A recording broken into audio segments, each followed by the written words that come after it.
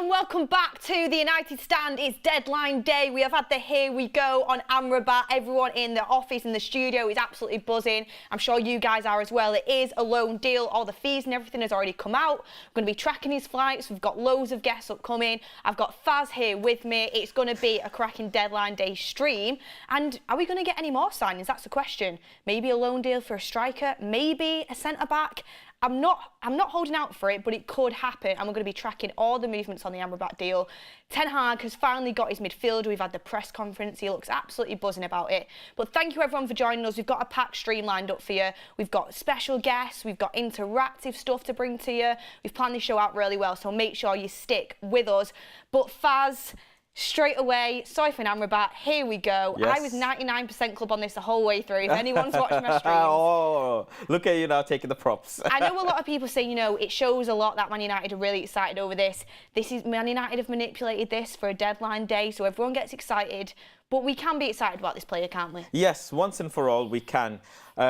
Look, I hate to put a downer on any mood. I really don't. But it's always a shame to get a good deal done on deadline day because we've not had one in such a long time. And also, it would have been nice if Sofyan Amrabat was here before we played the first few games in the Premier League. That would have been much, much better. God knows what would have happened with some of the results and also some of the performances. But anyways, you can't cry over spilled milk. He's here now, and we should welcome him with open arms, you know.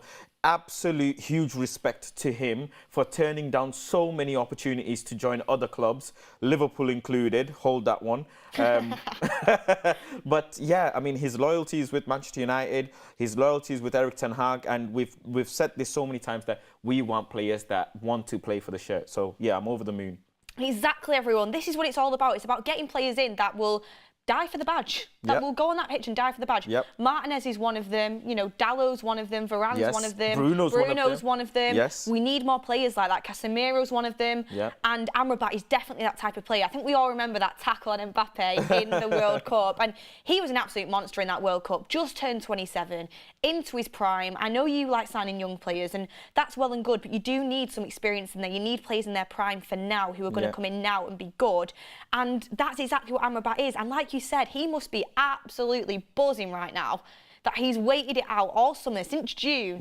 And we always said, you know, if he's not training with Fiorentina, he's making his feelings very clear, transfer requests. Everyone was saying, and when all the British press started to put out, if Man United wanted Amrabat, it would have been done by now. Everyone was thinking, surely he wouldn't be doing all of this if he wasn't sure he was going to get his move. So all that time, Ten Hag must have been telling him, wait for me, this is going to happen. And he's pulled through. And you could see the smile on Erik ten Hag's face. What was it? He was like, it's just transfer rumours, but it's really exciting, eh? He was like, we're looking all really happy. I bet he's absolutely buzzing that he's actually got a bit of midfield depth. Yeah, and not just that. I mean, I know I'm a huge critical person when it comes to this Reguilón deal, but from the manager's perspective, from an unbiased perspective, from the manager's perspective, he's happy that he has some depth. He's happy that he's got some players to play and he's not got to maybe look at an academy player and rescue him in the situation. Maybe look at Dalot to cover in a position where he doesn't want to. And on top of that, he's got a player now that he can rely on if and when Casemiro needs that help, you know, and that midfield issue that he keeps reiterating that it's not the issue, he can now address. So, yeah, from any manager who wants a player and gets their player, whether if you tell them, I'll give you your player when you want, but it's going to be on deadline day, they won't say no. They'll take it. So that's the same situation with Erik ten Hag. And most importantly, Erik ten Hag knows how tight the Glazers are. He knows the ownership he's working under.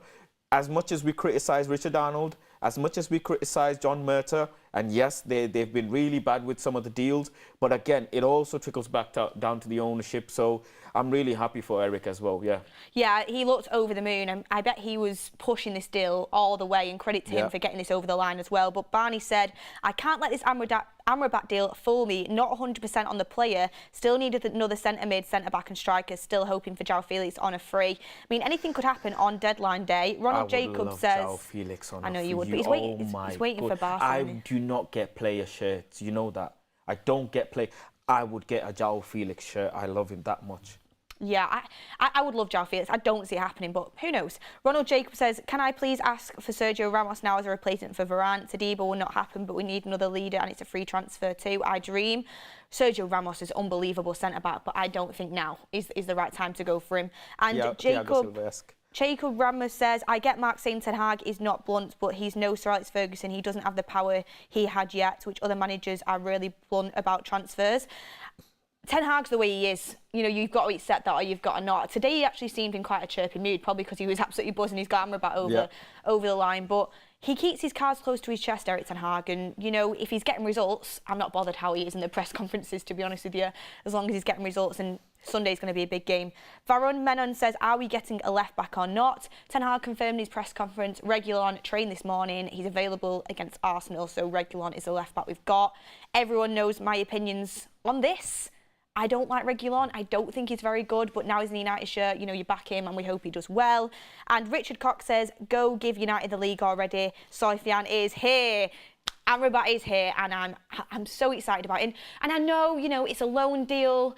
We've had to Klarna this deal. You know, Man United don't have they've put a bit of credit on it. We've paid a silly loan fee. We've got I think it's an option to buy at the end.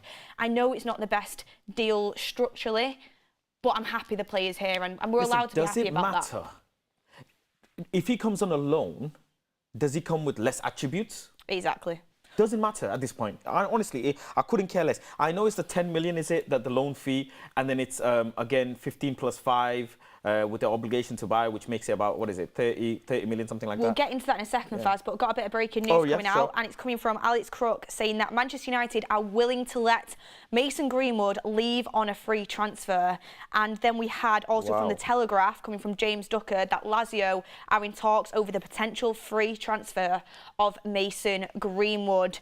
Get in the chat what you think about that. Faz, initial reaction? On a free is what's surprised me with the Mason Greenwood situation. I thought Manchester United would be willing to cash in, but again, the backlash from the fan base is totally understandable with all of this. So it is what it is. He needs to be moved on from the club, and good luck to him with his future. But yeah, nothing we can do. Well, of course, if you ask me, I would have liked some cash for Mason Greenwood, but yeah.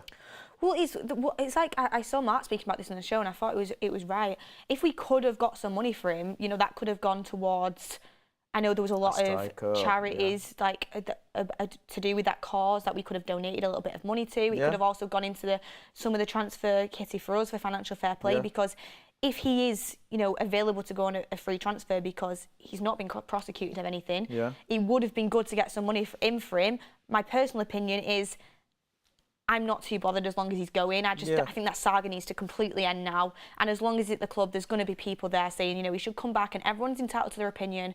But in my opinion, he should leave the football club. And yes, I would have liked to get some money for him, but if it's on a free, it is what it is at the end of the day. It's not something I'm going to get upset about. Yeah, I'm not bothered about it. I've got bigger fish to fry. Yeah, we're going to focus on Man United players that we have here, and that whole situation just needs to leave Manchester United as quick as possible. DK says 4 out of 10 transfer window was 2 out of 10, but Amrabat signing and Samuel Luckhurst holding that L locks it up to a 4 out of 10. Don't forget Glazers out. Keep pushing Glazers out. They're an absolute... You know, they are... Disgrace. A disgrace. They are an absolute disgrace. I was talking about this with my dad last night, and he was saying they're an absolute disgrace. The way that they go about things and the way that they run this football club is absolutely disgraceful. We can be happy about Amrabat, but keep pushing that message, everyone, for sure. Emery Owen says, imagine out of nowhere signing Ramos. I know his age, but look at Chelsea and Thiago Silva. Would be a brilliant backup. I suppose, but he's never fit. He's always injured, isn't he? And the wage nowadays. as well. Yeah, and the wage is just ridiculous. It's going to be ridiculous.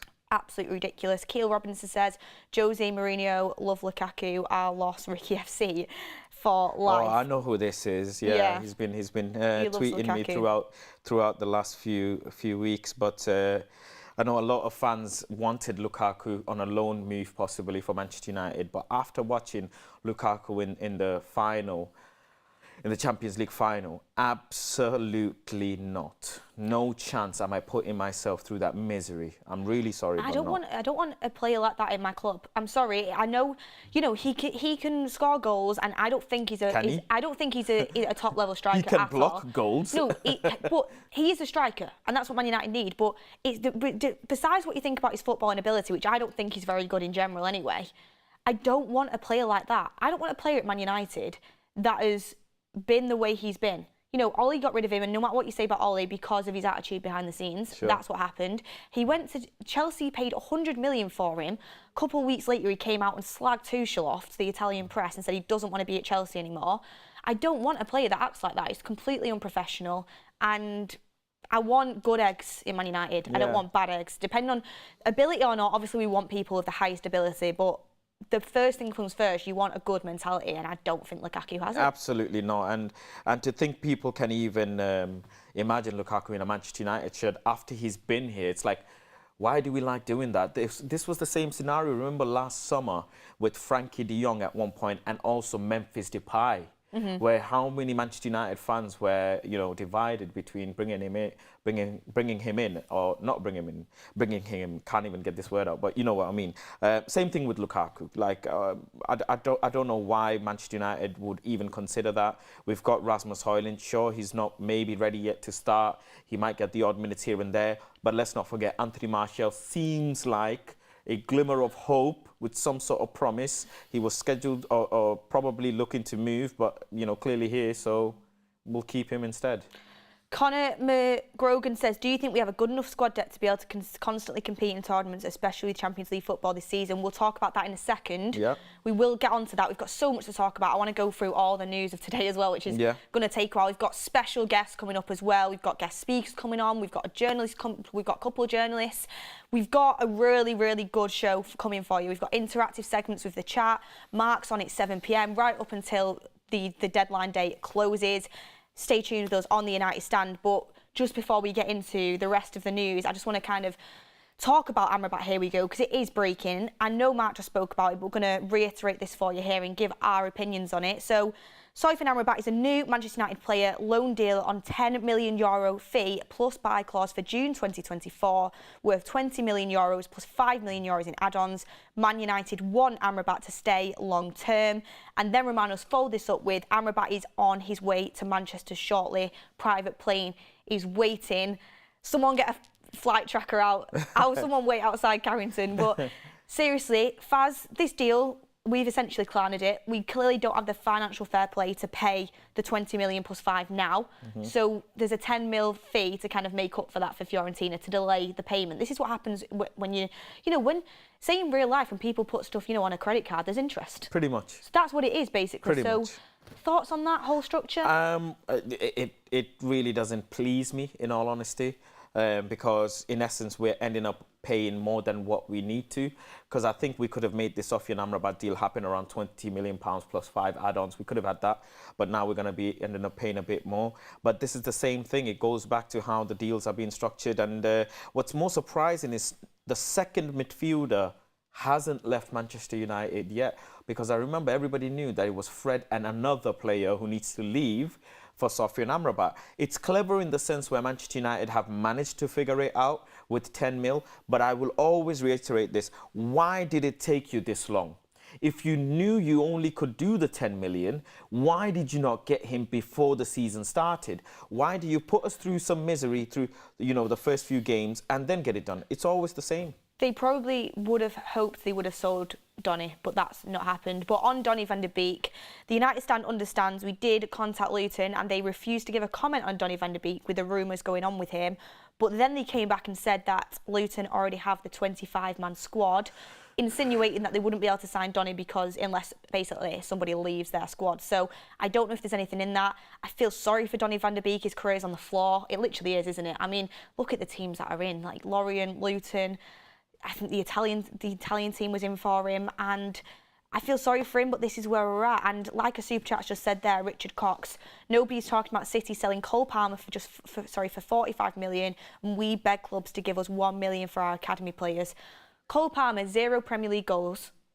Elanga, 15 mil, and he's played in the Premier League, he's scored Premier League goals. Like, I think Cole Palmer is a better player than Elanga, I have to say, just from watching him. And I think what Chelsea have done is bought him before he blows up. I do think there's a talent there. 45 million is ridiculous, isn't it? It is. There's something going on between Chelsea and Man City. I won't be surprised, because it almost seems like you scratch my back, I'll scratch yours. 45 million for Cole Palmer is very suspicious amount of money. I just don't know why. There's all these concerns around Chelsea and what's going on with their FFP and how can they spend this much money. Same situation with Man City and the charges they've had previously for their dodgy dealings. So yeah, I don't trust that deal at all. It is a very, very suspicious deal, I would say. But at the end of the day, maybe Chelsea just like to spend money, and maybe they really wanted another young player. They love the young players, don't they? And yeah, I mean, their average age of the squad. I think Cole Palmer wanted to play more football, but their average age of their squad is like 24, 23, something like that. I mean, just loads of you do need young players, but you need experience as well to win sure. things. But interesting, they just seem to be doing supermarket sweep again as well. Yeah. And interesting enough, no offence to our new goalkeeper, Bayern Dare is just signed for us, Turkish goalkeeper from Fenerbahce. Ten Hag says we followed him, scouted him very intensely, has the skills to fit in Manchester United and English football. It's really clear that we've signed him. We are confident he will make a lot of progress in the coming years, and he will have a huge contribution to our game. I mean, no offence to Bayern Dare. Really happy for him. First Turkish player to play for United. I actually think he looks like a good second keeper option. But no one really cares about this right now, do they? Let's be honest. Yeah, I've not watched him. I don't know how he is. And again, he's a second keeper. Long as he can play a couple of Carabao Cup games and do a decent job, then we might need to come in sure. for Onana if he goes to AFCON. But yeah, that's another one as well. I know Onana was retired from international duties, but obviously he's rekindled his relationship. And you know what? I'm actually happy for him. Manchester United fans need to understand one thing. As much as I support and I'm tribal with my club, I also support the players. And the players, they want to represent their country, just like when Rashford does for England and, whatever. I have to represent and be there for Andre Onana as well when he goes on international duty. And what a time for him, playing for Manchester United, representing his country. And if he does well, that's a Manchester United player doing well in international stage. So, yes. I'm going to be honest, I prefer him not to go to AFCON. Fair enough to Onana, if he wants to go and do that, he can do that. But my priority is my club. Sure. And I want Onana in goal for our club. The whole reason you buy a player is for them to play. And Bayern Dare, hopefully he could stand in if he's necessary. But Onana, I need him to play every game. If we drop points because he's at AFCON, for me, that is disappointing. But this is where we're at on that one. There's not really much we can do about it. I have to see what Erik ten Hag says about it. I've just missed a super chat there because the polls come up in the way. I've got one here. Yeah, go on, read it. Ronnie says, Amrabat coming, Højlund ready for Arsenal. Let's there you go. That's the one I missed.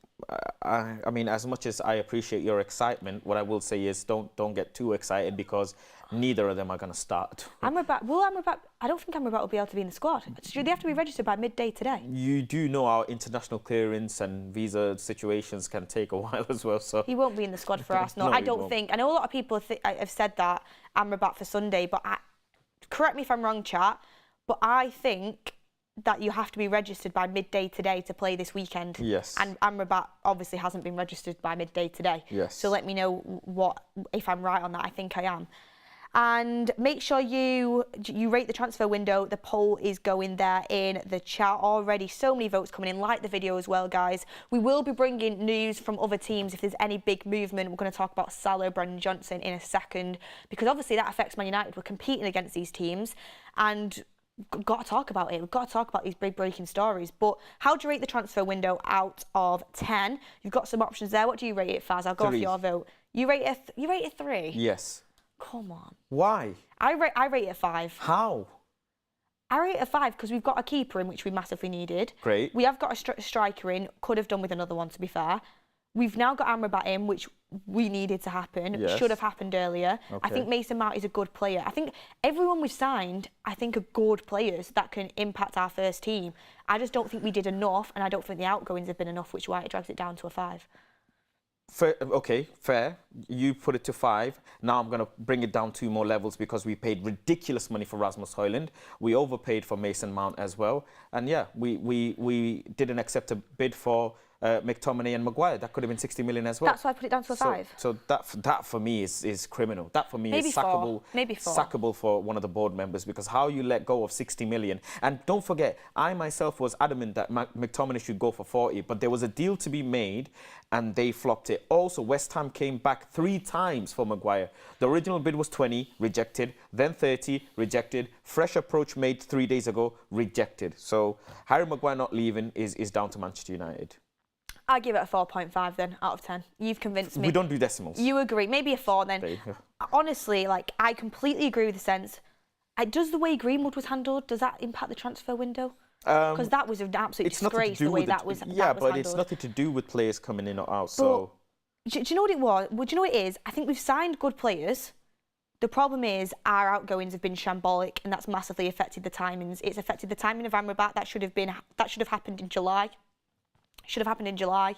Højlund we overpaid, and we should have got a more experienced striker to go with him. And McTominay and Maguire shouldn't be at the football club. We should have Todibo in. Listen, Mason Mount wasn't a quick deal. We were here on the forums. That's true. We were saying, we were trying to guess days, what day he's gonna come, what day he's gonna get signed. So that was a slow deal as well and took a while. So what I would say that we have signed first team players like Onana, first team player, Amrabat, arguable first team player, Mount, arguable first team player. He will be for Ten Hag, I think. I think Amrabat and Mount will switch in and out for different sort of games. Sure. I feel like. Then you've got Højlund, first team player. He has to be. So we have signed like players that are going to impact our starting 11. And I'm not, right, you know, I've been the first to say the way we have dealt with this transfer window, from an outside perspective, the way our transfer team has dealt with it and the Glazers has been embarrassing. This loan deal for Amrabat, even though I'm happy he's here, has been embarrassing. Like, he's been a total embarrassment. The fact that Fulham and Nottingham Forest were able to outbid us because we have dealt with financial fair play terribly because of the outgoings, that's embarrassing. The fact we've allowed Maguire to stay is embarrassing. We should have let this happen. The fact we can't sell players, and we've got an interesting segment coming up on this later, whether we've sold players for too little, too much, or basically just summing up our whole dealings. We have handled things wrong, but if I'm looking at the actual players we've brought in, yes, we've missed out on a few, and we're going to bring that into our biggest misses of the transfer window. But overall, the players we've got in are good quality players, I think. Yeah, I think some of the qualities are good. For example, Amrabat and Onana. But I'm not going to sit here and tell you Mason Mount has been a fantastic deal because we are yet to see anything. Well, yeah, you've got to give him time. He's played 2 games. Sure. And become injured. I know, but you know, players do get injured fast. Yeah, not at the start of the season. It's Look very at Timber. upsetting. Timber's out for the whole season for Arsenal. Yeah, but his injury is... The thing is, Timber got injured on the pitch. Mason Mount got injured off the pitch. What's actually gone on with Mason Mount? What's the actual injury? Does anybody know? I think it's something to do with a muscle injury. I don't think you can come in on a player for getting injured. No, I don't know. It just doesn't make sense to me. 55, 60 million pound player. If you would have sold, if you really wanted to sign Neymar, if Neymar signed and he got injured, you would not be sat here saying, why is Neymar getting injured? Well, Kudus was available, clearly. Well, we're going to talk about this. Kudus went to West Ham for how much? We've got this segment coming up. DK says, everybody happy and excited till we get stuffed with a midfield of Eriksen, Casemiro and Bruno against Arsenal. This team is not ready. It's sad for Eric. That's one point I do want to bring in. The fact we've not got Arsenal in for Sunday is a disgrace. Like, he should be in for that game. Yeah. It's a massive disgrace. He could be a make or break in that game with a midfield away from home. So that's something that's really frustrating. Rishi says, would you trade Mount and Højlund for Kane? 100% in a heartbeat. Yeah, I would as well, I think. In a heartbeat. Yeah, I would as well. Because Harry Kane's just insane. Zainu Madan says, hopefully the new DM performs, bringing a striker 5 out of 10. And yeah, that is where we're at right now. But Faz, we have got a special guest to bring in 5 minutes' time. But Salah, 150 mil bid rejected by Liverpool from Al Ittihad for Salah. If you're a Liverpool fan right now, how are you feeling about that? I don't know on how they are not letting a 30-odd-year-old leave for 150 million. What is he, 31, 30, something like that, if I'm not mistaken? Yeah. 31 years old. Yeah, 31 years old. Fantastic player, no doubt about it. But the way they could spend that money would increase their actual squad value and threat going forward. Also, don't forget, they could do with some more strengthening in the midfield. I know they just got Gravenberch, so they got really good deal there. Maybe in the defence. They could use that money very wisely. 150 million for Salah is beyond ridiculous at 31 years old. Yes, he's a fantastic player, you know, real quality for Liverpool. Probably going to get loads of goals and assists. But 150 million is diabolical to reject. And I kind of feel like something tells me there's something big brewing this transfer deadline day. I think I have a feeling, I don't know why, that they might, is it Al Ittihad, they might go and bid maybe upwards. There's rumours of 175 mil 180, 100, I've heard that as well, maybe around that. And Liverpool might just think, you know what, he's going to leave in a season anyways. Maybe next season he leaves. I don't think he's going to stay after that. So why not just make that money? And then they could go and spend that on so many wingers right now. I also, I don't think he's looked very happy at the start of the season as well. I don't think he has. He's an amazing player. And I understand the argument, you know, what are Liverpool supposed to do now? No one's going to let, you know, a really top quality player go with this many hours left of the transfer window. Yeah. If they would have offered this a week ago, even a couple of days ago, they probably would have took the money. Sure. But it's about getting a replacement in. They've kind of, you know, they've gone invested in the midfield. Like Romano said, Ryan Gravenberch is completing medical tests now. New Liverpool player then set to sign a 5-year deal. They've invested in the midfield. I still think it's ridiculous that they've not signed a top quality CDM. I think that's going to hurt them this season, but they've invested in the midfield. They did get embarrassed a little bit with Caicedo and Lavia deals, but they've managed to get Gravenberch in. They've got that Endo in, who I'm yet to see anything of, and obviously, you know, he's not proven it in the top teams yet, but it doesn't mean he's not going to be good for Liverpool. So they have invested. Losing Salah would be huge for them now, I get it, but 150 million, and I think, like you said, they're going to come back even higher. Rejecting for a 31-year-old is silly. Like someone said to me now, someone tweeted me and said, would you sell Rashford for 100 mil though, now on deadline day, plus add-ons? I wouldn't. But he's 25. I would. He's 25, 31, yes. Rashford for 100 million, I'd take it. No, I wouldn't. Not right now. Listen. Right now, on deadline day. No, you wouldn't. On deadline day. Oh, right, no. I thought you meant just in 100 million, but no, not on deadline day. That'd be a bit... I wouldn't take it for him anyway. That'd be a bit tough, yeah. I would... But if someone offered you 150, then... Well, yeah, then you think about it. But obviously, Rashford's not as good as Salah. Salah is a much better player and has been a Premier League great. It's sad to say because he's a Liverpool player. Yeah. And, you know, he has been an amazing player for Liverpool. Really top quality. But 31 years old, I think it's mental not saying yes to that. But... you know, let's wait and see how that one develops. Monkey Gamer says, why couldn't we sign Gravenberch? First we lose Gakpo to Liverpool and now Gravenberch. Now we are again signing players on loan and a questionable left back. Monkey Gamer, exactly, that is true. We should have signed Gravenberch and we probably should have signed Gakpo when Ten Hag wanted him. But don't get it twisted, guys. When it comes to these players, it's not as if we've lost out to Liverpool. I think both players would have gone to United over Liverpool if we would have been able to pay the money for them and gone in for them at the same wage and paid the same money. Gakpo, Man United outright refused to spend any money apart from loans in January, so Liverpool had a free run at him. And Gravenberch, his priority was to come to Manchester United, but we prioritised Amrabat over him. So we couldn't go in for Gravenberch. We don't have the money to pay. Yeah. That's where we're at with that, isn't it? Yeah, and I'm very upset. This is why the window is a 3 out of 10 for me, because, you know, people are signing Gravenberch and all of these players, and we're giving Johnny Evans a year contract. This is how... Well, Ronald just said you don't want Ramos, but hey, United is about to sign Evans as a backup. Ramos is better than Evans at his age.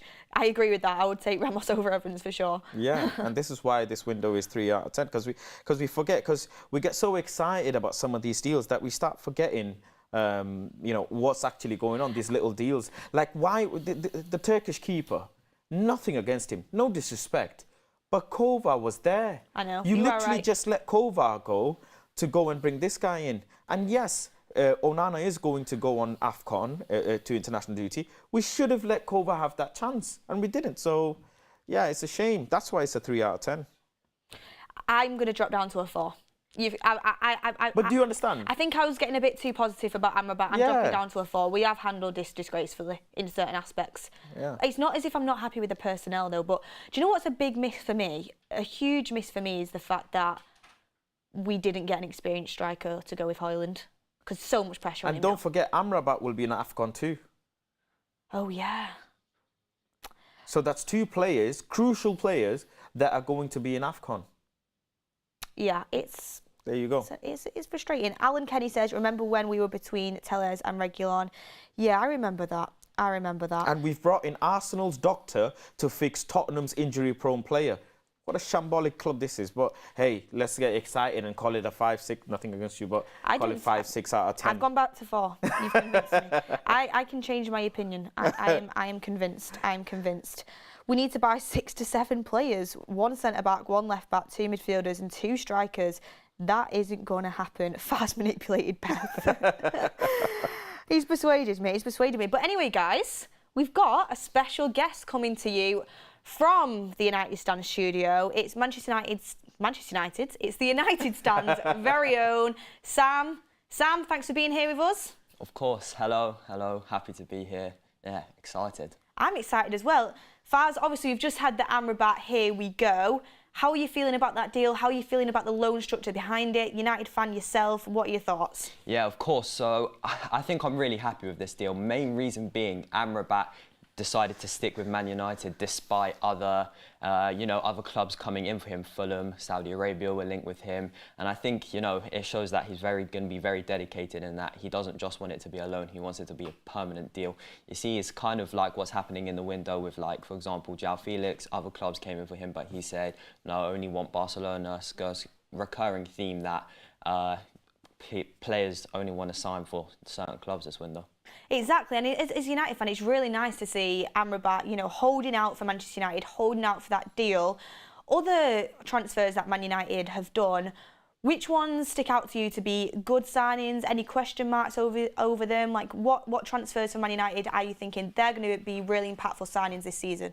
Yeah, so I was excited about the Mason Mount signing from Chelsea, but he hasn't really lived up to my expectations or, many fans' expectations yet. But it's early doors, he's injured now, so let's see if after the international break he can come back and, perform well, perform in his good Manchester United shirt and the way he should carry the number 7 shirt. Onana, very good. Excited to see him, ball-playing goalkeeper. Something you like, especially Beth, and yeah, excited to see where that goes as well. Backup keeper, seen Dean Henderson leave. Happy to see Dean go because, it's probably a bad egg in the dressing room, but yeah, my thoughts. Yeah, Sam, I'm going to let Faz ask you a couple of questions in a second, but we know you're very good along your news and your transfer news and everything like that. But have you heard anything surrounding Mo Salah? What are the rumours like on him maybe leaving Liverpool? Yeah, so Liverpool rejected an £150 million bid for Salah from Al Ittihad earlier today, but Sky were reporting just as I was walking on set now that they could go back in with an improved offer and that Saudi Arabia are quietly confident potentially of securing that Mo Salah deal, maybe for 200 million, maybe for 175, but yeah, let's see how that continues throughout the day. Yeah, we'll have to wait and see what happens there. There's definitely a big story to be made. Faz, you go. I think, as far as I know, is Salah's agent has just landed in Liverpool this morning, and apparently he isn't happy. That's all I know. But we will see. I feel like there's going to be a huge bombshell this transfer window. But Sam, I mean, we spoke off camera before. Do you think any more signings is possible to come in Manchester United? Do you feel like there'll be something going on? Have you heard anything? Any other loan moves coming into Manchester United? I haven't heard anything on incomings, but I do think we're still going to have some outgoings. We need to keep an eye on the futures of Mason Greenwood, Eric Bailly, Van der Beek. We need to see what's going to happen there.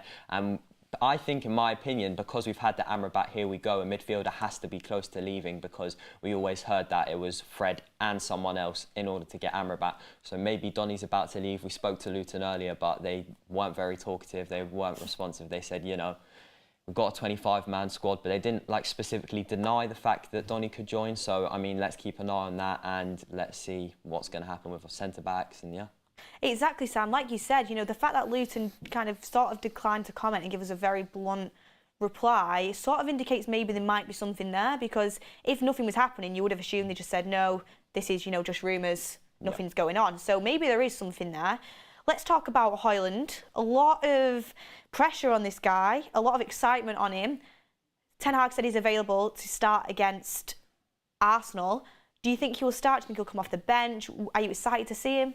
Yeah, I'm excited to see him. Finally excited to see him actually play some minutes, because obviously he was injured when he joined. I don't think he'll start. I think he'll feature maybe a few minutes at the end.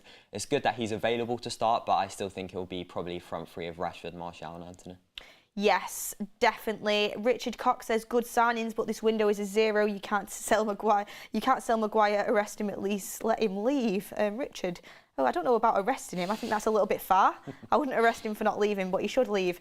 Daniel Duar says Amrabat deserves so much love from United fans for holding out for our incompetent transfer team. Speaking of Rabiot, Kim, Gravenberch, Gakpo, Timber. Yeah, exactly. Antony deserves some love as well. Yeah, for pushing the deal through. Yeah, so let's not forget that. Yeah, that's Antony's like kind of the similar Amrabat situation from this year. He was like going to Ajax saying, "Let me leave." Yeah, like, and he absolutely went crazy on that interview with Fabrizio, didn't he? Yeah.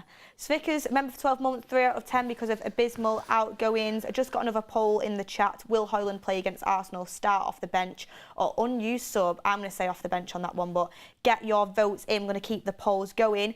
But Sam, just to kind of wrap up a little bit. One, give us your rating for the transfer window, because we've done it. The chat weren't happy about my 5. I moved it down to a 4. I got pressured.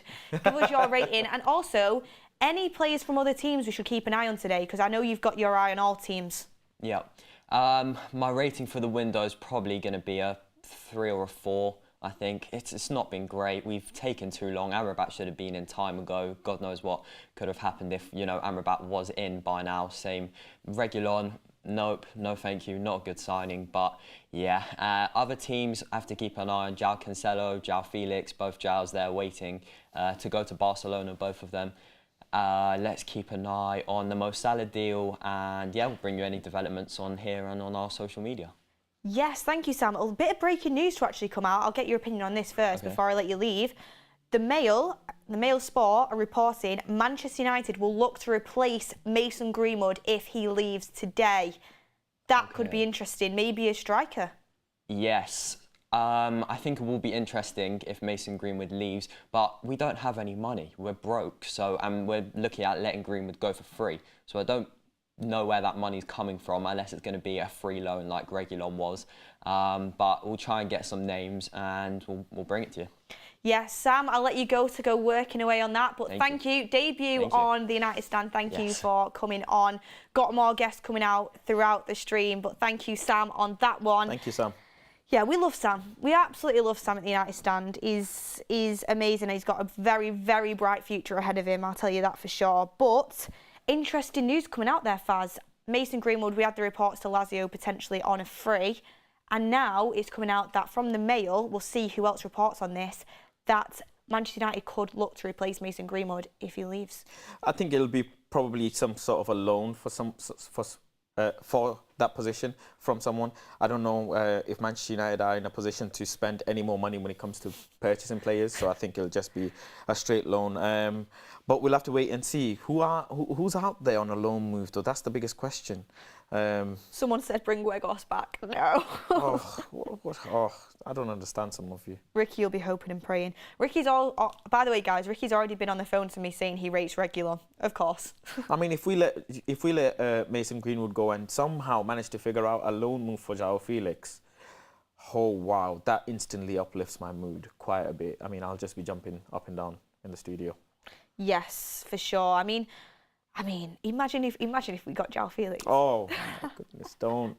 It's not going to happen. I get butterflies and I get tingling feelings. Do you know, if it was any other club, a City or an Arsenal or something like that, to be fair, I wouldn't expect it from City because they would get all their business done before deadline day, like a competent club. But if it's any other top team, I could think, you know what, maybe we will actually do that. But he's said all along he's holding out for Barca. But you never know. If Man United are looking, a lot of people mentioning Taremi. It was reported by Sky earlier that Porto now wants to keep hold of Taremi, which is why they rejected the Milan bid for him. Yeah. And if they did go, they wanted a sale, which we can't afford. I think it's around 15 million euros. We can't afford it. It would have to be someone on a loan. Can bring Cavani back. Monkey Gamer says, will Erik ten Hag use the youngsters this season like Mainu, or will keep with the squad as it is? Here's hoping that he does. Also, keep up the amazing work. Thank you, Monkey Gamer, for that. Faz? Kobbie Mainoo is still not ready to start featuring in first team minutes straight away. I'll just put it straight. Stop having this unrealistic expectation of Kobbie Mainoo. I've followed him so closely. Against the Arsenal game in pre-season, he had a really good game. But then don't forget last season where he played a little bit further up the pitch in one of the cup games and it didn't really go well. So he's got a lot to learn. He's got great colleagues around him, you know, Bruno as well. You see him commenting on his Instagram pictures, the great leader that he is. He needs to learn off his colleagues and he needs to be filtered in very, very carefully because, again, I hate to do this, but a certain fan base were absolutely going in on Alejandro Garnacho after he had a bad game. So it can affect the players quite a bit.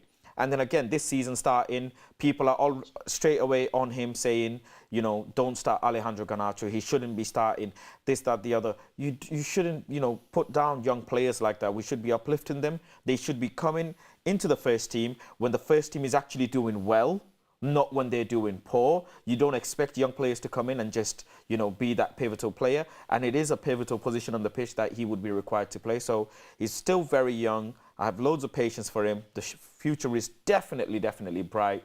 And I'm sure he's in safe hands with Erik ten Hag. And like I say, the odd cup games here and there, 30 minutes, you know, I'm happy with that. Exactly. I'm with you on that. I think Kobbie is going to be a part of the squad when he comes back from injury. I think he's going to be used. Don't think he'll be playing, you know, starting from the start in first team games, but you've got to start somewhere. Like you said, with Garnacho, that could be the way that Kobbie makes his way into the team. Cameos here and there and then building his way. I definitely think he'll be a first team United player in the future. I do think he has the potential. I have a quick question for you. Go on. Jesse Lingard is still available. No, don't even start. But anyway, everyone, don't even start. Everyone, if you want to have your say on our deadline day stream, thank you everyone for everyone tuning in. Make sure you hit a like on the video, super chats, however you interact. Thank you very much for that. But another way that we are getting you involved in this stream is using our hashtag on Twitter. All the news coming out, all the chats coming out, make sure you use our hashtag, and it is #TUSDeadlineDay on Twitter. Get it going. I'll search the hashtag. I'll read out all the comments from there. Faz is about to tweet on it as well, and we'll get interactive on that. I put my own tweet out a bit earlier. Amrabat penned in #TUSDeadlineDay, and you know it ended up happening. So maybe it's like a little bit of a lucky charm. So super chats in, and also #TUSDeadlineDay using the hashtag on Twitter. Get your opinions in. This is interactive. I might drop Jesse a message. I don't want him back at United. He's not good enough. You know what? Sound guy. What a lovely man. Sound guy, very sound guy, but not Man United quality. And fancy coming back. He's training at West Ham right now. We don't need that. I mean, Johnny Evans was supposed to only be training with us. Look what happened. Sorry, Ryan, if you're watching. Ronald, Jacob, someone start looking for strikers who are available for loan who have worked with Ten Hag in the past. It's Erik ten Hag, Alumni, FC at this point. He put, at this point now or Felix. And at the end, I don't know if something went wrong there with the grammar, but I feel like what you're trying to say is, basically, we need to research what strikers Erik ten Hag's worked with in the past and if they're available on a loan or on a free. And maybe we could potentially get Felix. I'm not holding out for Felix. I don't think it will happen, but if it did, what a surprise that would be. Football Guru says, Reguilón, girlfriend is beautiful. Players might play better. Oh, stop it. Stop it. She is a very beautiful lady, but that's not why we should be signing players. Yeah, but I don't understand this. Yeah. Anyways. You choose not to speak. Yeah, I prefer not to speak. I prefer not to speak. I prefer not to speak. The missus is watching. Brennan Smith. Brennan Smith. This Amrabat signing is perfect for Bruno because he can be more creative and aggressive. Thought on that? The Amrabat signing is perfect for Bruno. I think what's going to be interesting is to see, you know, how Erik ten Hag brought in Mason Mount as the priority signing, right? And he clearly, you know, likes him so much. I wonder how he's going to chop and change the lineup. I actually feel like Amrabat is going to be somewhat helping out Casemiro when Casemiro needs to be subbed off. Because I don't expect Bruno Fernandes to be subbed off at any time. He's never going to get subbed off, is he? I've said this before, no, why not? Ten Hag's favourite. So it's either going to be Mason Mount and Amrabat. The last game that, Mason Mount and Casemiro, the last game that Mason Mount played, the second game of the Premier League, you saw him a bit deeper in the pitch. And I think that's the kind of position Amrabat is expected to be taking up. But going forward, it's going to be what we really need. That kind of gap between the front line and the defensive back line is where he needs to be covering that space, that big, huge gap on the field. Faz, I've got some news that's going to upset you and the chat, and also upset me a little bit. Oh, and what is it? Romano's just tweeted out the timers and the colours of Barcelona regarding his João Felix statement. I'd love to play for Barca. Oh. Barcelona's always been my first choice, and I'd love to join Barca. It was always my dream since I was a kid. If it happens, it will be a dream come true for me. Romano basically insinuating that Felix to Barcelona deal is only a matter of time. So yeah, I think we can put a pin in that dream. But a lot of people saying Haller in the chat from Dortmund. He's staying at Dortmund. I don't think, well, you won't go for him, but it'll be an interesting one. But guys, we have another special guest waiting to join us right now. We are going to introduce to the live Ross Wilders, who has been on our space. Ross, thank you for joining us. Thanks so much for having me. I really appreciate it. Yes, we appreciate having you on here as well. First question, we've obviously had the Amrabat Here We Go. It feels like we've been waiting for it. We had a little bit of a back and forth with you and Faz on the Twitter space. Faz was saying he wanted Gravenberch. You were saying you wanted Amrabat. Are you happy that it is Amrabat we've gone for? I mean, listen, hearing that Liverpool have signed Gravenberch, and we've got Amrabat, it's kind of mixed feelings. At this point, I'm just really glad we're at least plugging that hole and sorting the squad depth issue that we really have. Really, I think Amrabat, he's an experienced player, and I think that's what Ten Hag's really looking for, is that experience. We all know that he's performed very, very well at the World Cup with Morocco, and he's a player that's got a very high ceiling, especially at his age. He's just turned 27, so I think he can give a lot to the team. But really, I would have preferred Gravenberch, as I think he has that kind of higher ceiling, and he's that type of profile player that I would have preferred. But really, I'm happy that we've at least, as I say, plugged that gap, and hopefully he can have an impact in the games to come. Exactly. Obviously, Erik ten Hag has said Højlund available for Sunday. Are you excited to see him? Very. I mean, special. I think he's played very well for Atalanta. I think that, we really needed that striker position filled with Anthony Martial's track record of, basing himself in the fitness room instead of the pitch.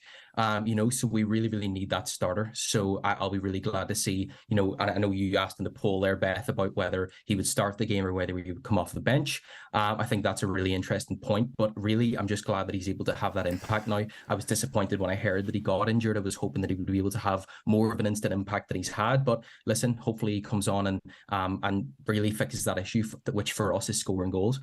So I'm really excited to see. Definitely. The poll right now is actually saying, will Højlund play against Arsenal? We've got 34% say start, 61% say off the bench, and 5% unused sub. Whoever's saying unused sub, stop being so negative, 5% of you. But Faz, do you want to ask Ross a few questions? Ross, I know that obviously we had a little bit disagreement between Gravenberch and... I'm on your spreadsheet. Yeah, you're on the spreadsheet, yes, my Ross. famous spreadsheet. My famous spreadsheet. But do you feel like Manchester United would benefit from bringing someone else in as well in the midfield or the back line? Because obviously we were linked with Todibo and Pavard. We haven't been able to let go of Harry Maguire, it seems. But looking at the Champions League draw from yesterday, do you feel like the transfer window is complete for us, that it's over and we should be okay to make it out the group stage and come top 4? I mean, to be fair, mate, I answered in the recent space that I thought we already were done. I didn't imagine that we were going to get Amrabat in the first place, so I was proven wrong there. But certainly, I would imagine that the more players that we can get in the merrier, really, because we've seen our issues with the likes of injuries, and I believe the figure still stands at 8 of our senior squad are currently injured at this point. So really, with the injury problems that we're facing, I think the more players that we can get in to build to that squad depth. And, listen, it's understandable we have so many injuries. We played one of the most games that any Premier League side played last season. We were in all the competitions we could be to a certain point. So really, it's understandable why our players are fatigued. But at the same time, we really need to be looking at those specific areas. Left back is an area that we've now covered with Reguilón, despite my negative feelings around the player. We are addressing some of those key areas, but at the same time, even if we're doing that, we still could benefit from a replacement for the likes of Mason Greenwood and more attacking threat to add to this side. Because really, looking at, we want to build on last season. We won the Carabao Cup and we got pretty far in the Europa League. We really need to be striving for more of that silverware, and in order to do that, we need more players in these key positions. And at this point, I still don't feel like we've got those exact players filled. So for me, we do need more. It's just whether we'll get it over the line now at this very late point. And what do you think?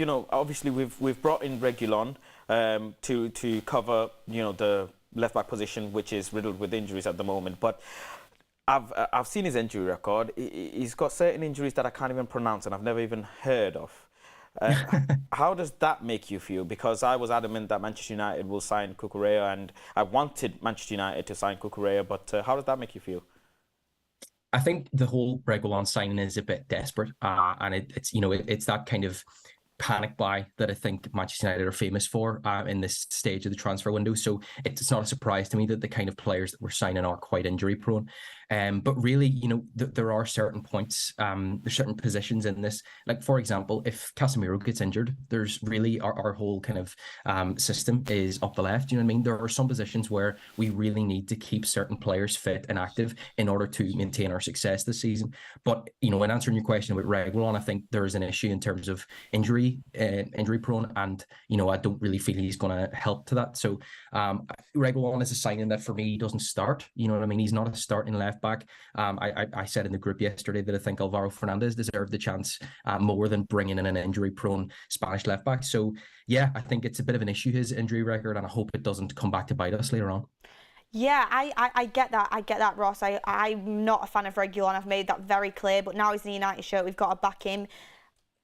I don't want him to play on Sunday. I think Dalot should retain his place. I think you're in agreement with me on that, aren't you, after what you've said there? But we actually want to bring in #TUS deadline day. Thank you, everyone, for getting your tweets. I keep seeing them coming in. But I thought this was an interesting one to ask you before we wrap it up. And it is, what about Giroud on loan? What do you think about that? Or is there any other striker that you think maybe we could bring in last minute? I just think it's really annoying that we have to have this kind of conversation whenever clubs that are other well-run clubs in the Premier League are able to just buy the kind of player that they want to buy, whereas we're thinking, what kind of players can we identify on loan? So I know obviously there's nothing I can do about that, but it's a bit annoying to kind of have that conversation. I mean, Giroud on loan I wouldn't say no to. I think he would be a much better asset than Anthony Martial is to us. I think Giroud, I think, has had his injury problems in the past, but I mean, he's shown that he's able to play at that very high level. So I think more so that experience in the dressing room we could really benefit from for our attackers. Our attack is quite young.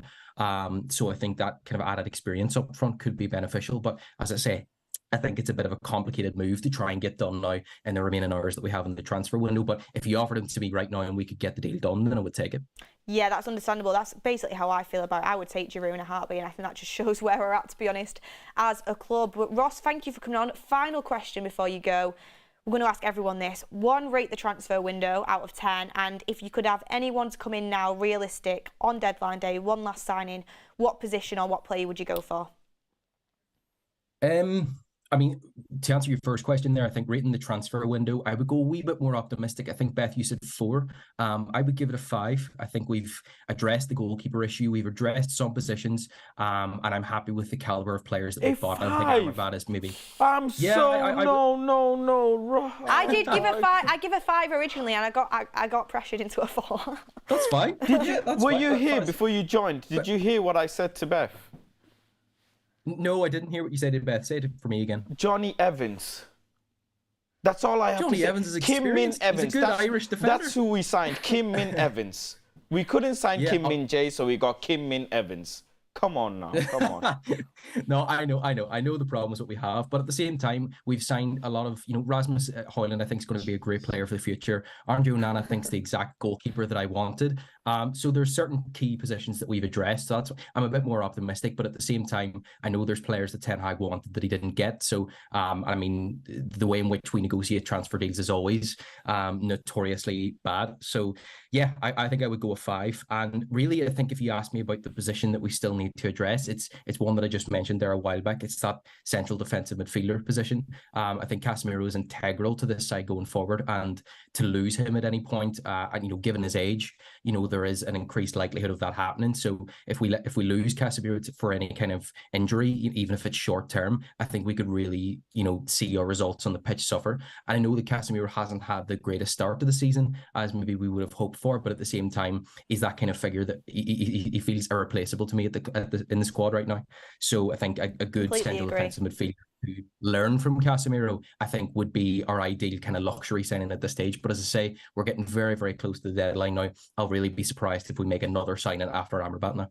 Yeah, I would be surprised on that too. You know what, Ross? Now you're making me want to go back up to a 5. Don't do that. 3 games have been played, right? We lost the game as well.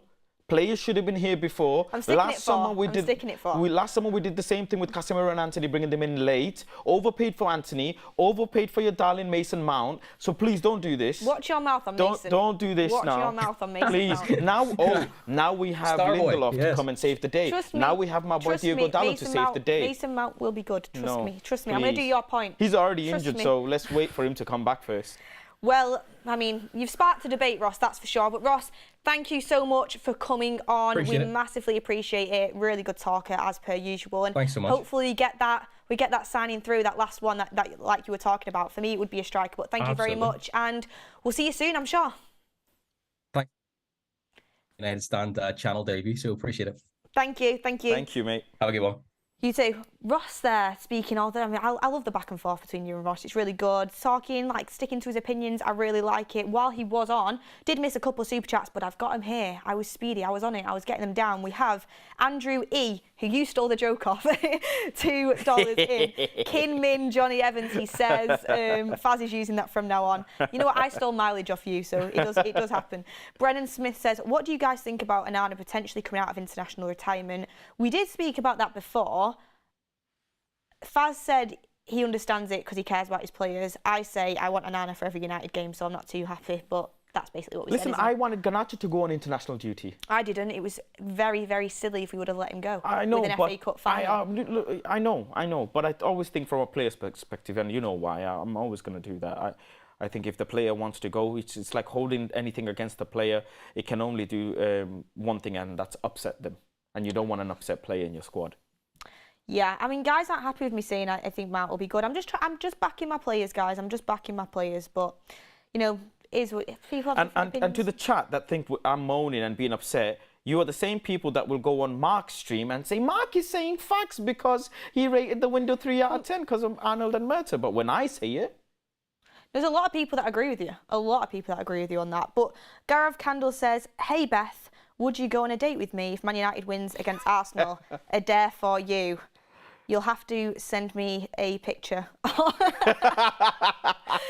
Only if I can come as well, and if it's Fernando's. If Faz can come.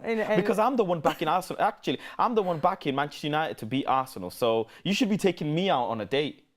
I don't know why I'm not getting asked to be taken out on. I want to go on a date if we beat Arsenal. So please. Yeah.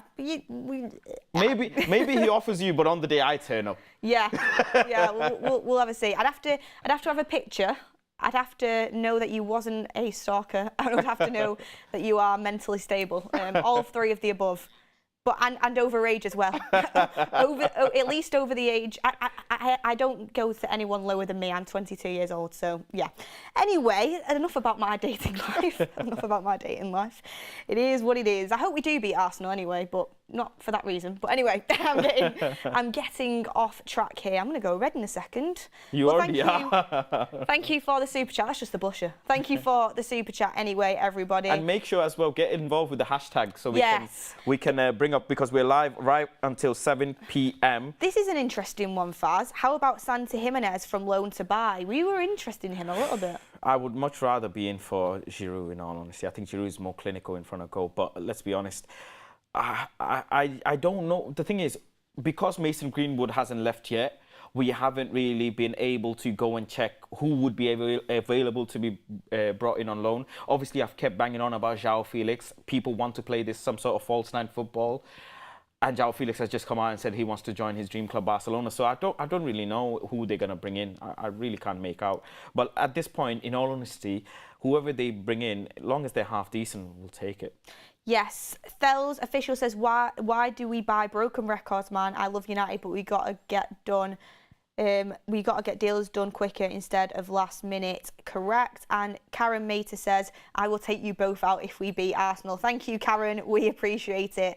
But now we've got a special little segment in the show for you to bring, which I'm really excited to do. And we'll be bringing this to you interactive. Make sure you join us in voting on this and getting down in the comments or polls, whatever the admin decides to do on this one. But we are going to play a little game that I made up and I thought it'd be fun to do on the Deadline Day stream with you guys at home and also with Faz as well, or wherever you are. You might be at work listening to us.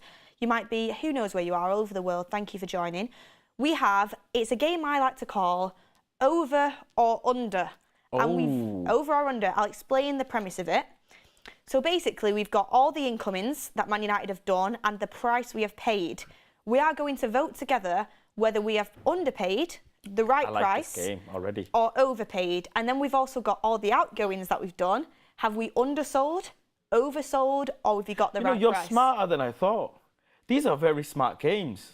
Thank you. I'm not just a blonde. I have brains behind Someone it. said Beth is hotter than the sun. Well, I must be cooler than the moon, to put it out there.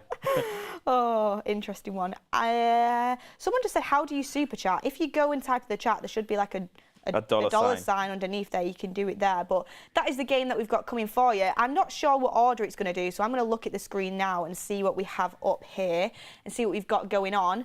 But let's start with the incomings for Manchester United. So, are we just doing this window?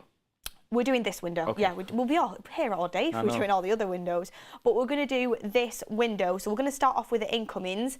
I'm assuming the first one we're going to do is our first signing, which was Mason Mount. Am I correct, admin? Yes, can you give me a little? Yeah, yeah, we're going to do Mason Mount. So for Mason Mount, as you can see there, 60 million British pounds for Mason Mount. Get your comments in, over, under, or the right price for the deal. You can go first on this one, Faz. Yeah, overpaid. Over. Way over. Way over? Yeah. 40 million would have been very fair.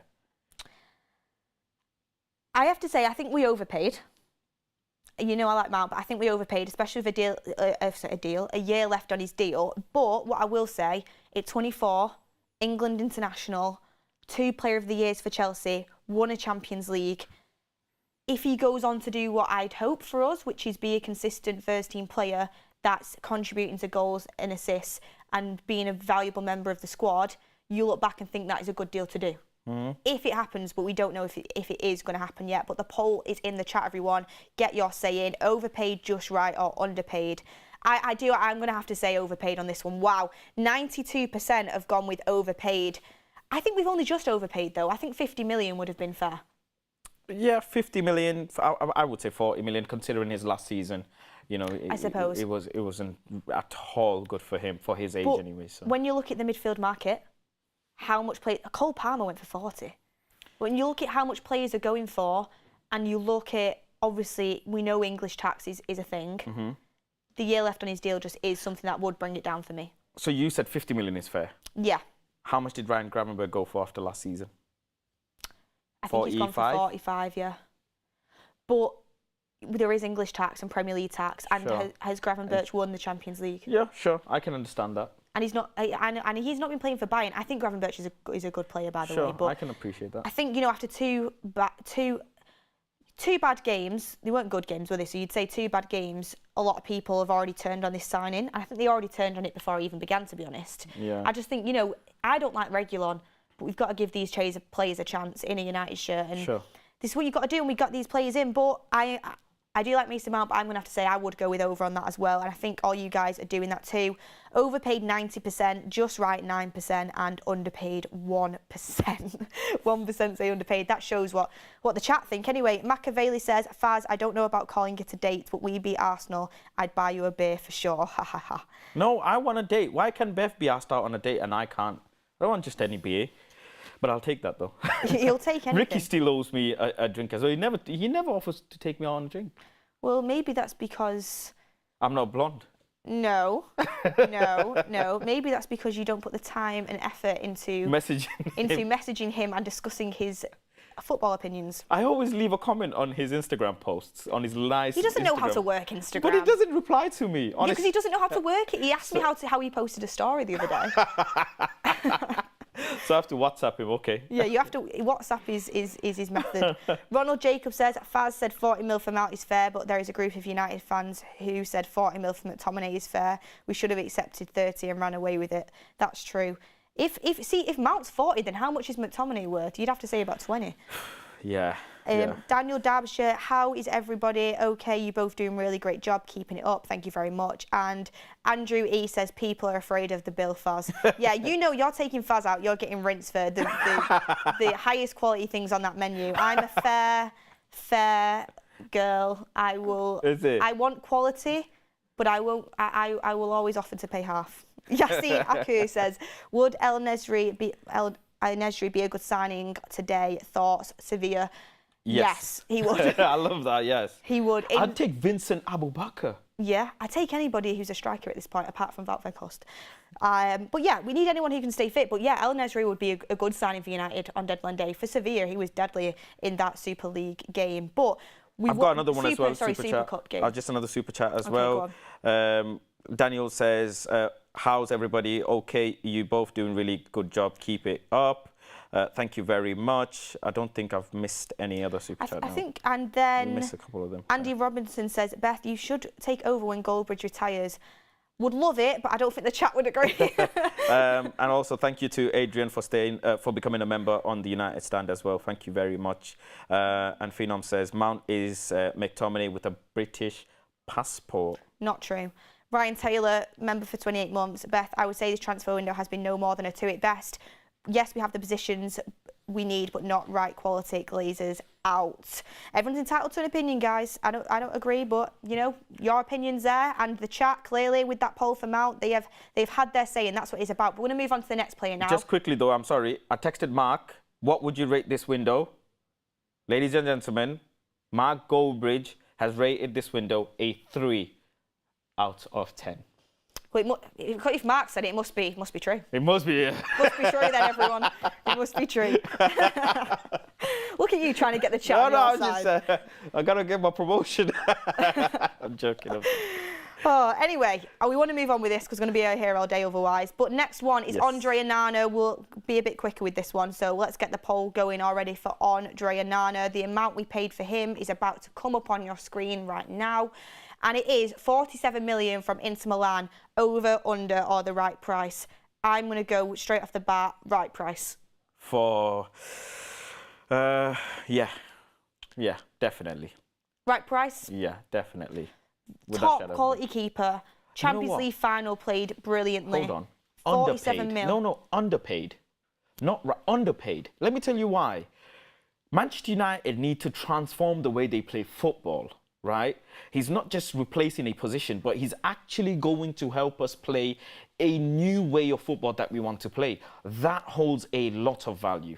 And also what he does is he lets us bring in players that are able, just by having a goalkeeper as such, helps us bring in players that are going to be able to receive the ball in the air, receive the ball on their feet, be more expressive going forward. The defensive backline don't have to worry about pass backs and whatever. So underpaid, especially after that performance in the Champions League final. So, yeah, thank you very much, Inter Milan. Underpaid. Yeah, I potentially could go with underpaid, especially look at what other keepers have gone for in previous years. But I'm actually going to go with just right. And the poll on this, everyone get your votes in quickly. I'm going to end the poll in a second. But what we've got on the poll is, so far, overpaid 17%. Just right 68% and underpaid 15%. So the majority of the community at home or wherever you are saying just right. I would go with just right, or maybe leaning towards the underpaid section. So we can agree on that one. And yeah, so we'll go with Andre Onana from you guys at home. Your votes was just right. And then a super chat in from Vlangan Pandy saying 2 more signings and I won't be stressed sweating throughout this season. If we get lucky, maybe a striker and a centre-back or another midfielder. Don't hold your breath, but it'd be nice. But yeah, we'll move on next to our next player. Who was next after Onana? Was it Højlund? I think so. It was Rasmus. It was Rasmus Højlund. So we'll move on. Or was it Johnny Evans who came in to trade. No, he's not signed yet. We'll move on to Rasmus Højlund, 72 million British pounds for 20 years old. Everyone likes to talk about the 9 goals for Atalanta, first senior season outplayed in one of the top 5 leagues in Europe. But he's more than just the tagline, only 9 goals. He's got the attributes. Ten Hag loves him. He's got pace, he's got physical ability. And what all scouts say about this player is he has potential. And he has the potential to be one of the top strikers. But, Faz? Yeah, I would be really surprised if anyone even thinks of voting at just right or underpaid. So we overpaid. Yeah, Let's be honest, everyone. We overpaid by a lot of money, and we overpaid by a potential another player. Because, you know, the amount of money I don't think we overpaid by 10, 20. I think we overpaid by at least 40 million. Like, it's that ridiculous. So, yeah, we could have got another player. We could have got Gravenberg if we paid the right amount of fee. But listen, his club, Atalanta, they looking at Rasmus's career in itself, he's gone from, I remember his childhood club, he had moved for, you know, a couple of 100,000, I think, or a couple of million. Then he's moved again for like 18 or 17 million. I think he had a real big jump to the move to Atalanta, and then Atalanta now to Manchester United. So a few different clubs have actually paid for his potential, don't forget. Originally, when he was very young, there were loads of scouts and managers who had concerns with Rasmus Højlund, but then he had this growth burst where he just started becoming a clinical striker, an absolute powerhouse, and Atalanta ended up getting him as well on a huge fee for them. So yeah, the jump in his figures has been astonishing. So maybe there is something there. Obviously, I've not seen him since he was an academy level player. But like I say, I have faith in Benny McCarthy. I have faith in Erik ten Hag, and hoping they do a good job with him. Yes, definitely. We've got Elton Nifoiden saying, speaking as a Cameroonian, Onana will not be part of the national team. Coach adding him in the list is a lie. Reason why Onana tweeted lies, bears flowers, not fruits, an African proverb. Thank you very much for that super chat. I think super chat of the afternoon so far because it gave us some good insight. Thank you for that. Maybe he won't be part of the AFCON then. Hopefully not, in my opinion, because I want to keep him at Man United. But I think the poll has spoken. Overpaid 86%, just right 12%, and underpaid 2%. So Rasmus Højlund will go down as overpaid, but hopefully in the future we can look at that and think, what a deal. But right now, overpaid. Next one we'll bring up is... Thank you to Mojo as well for the 10 gifted memberships, as always. Thank you very much. Next one we bring up will it be the new keeper that we bring up next? Yes, I think so. It will it'll be on a purchase anyways, yeah. We have Bayern there on the screen, 4.3 million. This can be a really quick one because, as I said, you know, it's only really a backup keeper option. To be honest, I would say just right on this for a second choice keeper, 4.3 mil. And I don't really know too much about him, so on this one, Kova gone for him, so yeah. It's I'd probably say price. Just right. I don't even think we really need a poll. Does anyone care? Does anyone care? With no disrespect. Enough for a poll. With no disrespect to him. With no disrespect to him. You know what? No. Admin, please do right by him. Give him the poll. No, it's not fair. It's not fair on the player. He's coming. You know, Fred told him some great things about our club. I don't want to do this to the player. It's not right. I feel bad. And do you know what? First Turkish player to play for United. And we're going playing Galatasaray, you know, Turkish player. I don't know, you know, if he ends up playing in any of those games, maybe against Copenhagen, he might get some minutes. I don't know. But, you know, I don't want to disrespect a Manchester United player like that. No. Okay, so we'll do a quick poll. Please. We'll do a very quick poll. Please. Very quick. I'm not that evil, am I? I mean, someone said admin's struggling. Admin's in the back like that. But no. Putting in 3 spaces today. Yeah, so the poll is up. Bayern overpaid or underpaid? You've not got a just right section. Yeah. What's going on? Admin, what is going on? He said he's only got 2 hands. And you've got 2 feet as well. Maybe start using your feet on the keyboard. Nick Cantor says, Beth, is your name Patrice? Because I'll keep you like ever. Keep you forever. Forever. Forever, I'll keep you forever. Okay, yeah. I get it. I'm so jealous of these nice comments that you get. Thank you very much. I never get any like, oh, Faz, you're looking good today. You must not have seen some of the bad ones then. Bayern, so I'm going to go with, I don't know. I mean, we've not got a just right section. I'm going with just right. Let's end the poll and move on. Let's end the poll and move on. Admin. But we'll move on. Bayındır, thank you. I think it's just right, and that's what we'll go with. But next, have we actually got an Amrabat one? Have we got an Amrabat picture? Do we know? He said, give him 1 second. He said he's struggling in the back. I think he's a. You know what? His partner's left him to go and sort out our special credit guest. to the producers, Ryan and Greg. They do a fantastic job, and it can get very warm. In no, there, it's Reguilón next. It's Reguilón next. Ah, yeah, because it was one day. It was yesterday, wasn't it? Yeah. Yeah, it's Reguilón next. I mean, I don't know about over or under. What was the loan fee for Reguilón? A couple of million. Was there a loan fee? There wasn't even. Chat, can you let us know if there was a loan fee? I can't recall ever looking at a loan fee for Reguilón. I mean, Daniel Levy letting a player go is suspicious in itself to Manchester United. So. Ed Woodward says, Faz, you're the king of Leng Drip FC. Do not worry. Thank you very much. And Reguilón isn't next because there's no fee, so we can say we don't really care. And is there no Amrabat? And there's no Amrabat yet. Understandable. We've just had the here we go. It's a very busy day, but we can rate Amrabat without the picture, can't we? We can rate Amrabat without the picture. So it is a €10 million loan fee with a €20 million option to buy plus €5 million add-ons.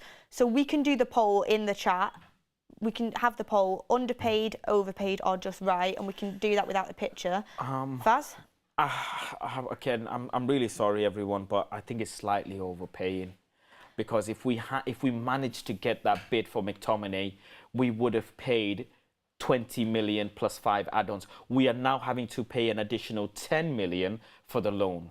So yeah, I'm sorry, love him, just about overpaid. The admin says, tell the producer I have sent an Amrabat picture.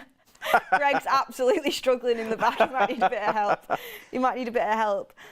Ryan's gone off on a tea duty. The Killer Man Gang says, Faz, your eyes are sparkling like stars today. Oh, thank you very much, sweetheart. Look at him begging for the comments. Thank you. Don't act like you don't love it when you get these nice. Of course I do. I really do like You screenshot them and you probably save them on your phone saying, I don't do that, but I do like him. I do like him.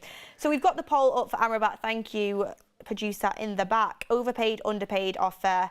I'm going to say fair. He's a good quality player, but I suppose he only has a year left on his deal. Yeah. I think I'm going to say overpaid for the fact we've had to pay this loan fee because we've had to Klarna it. I'm probably going to say overpaid for that reason.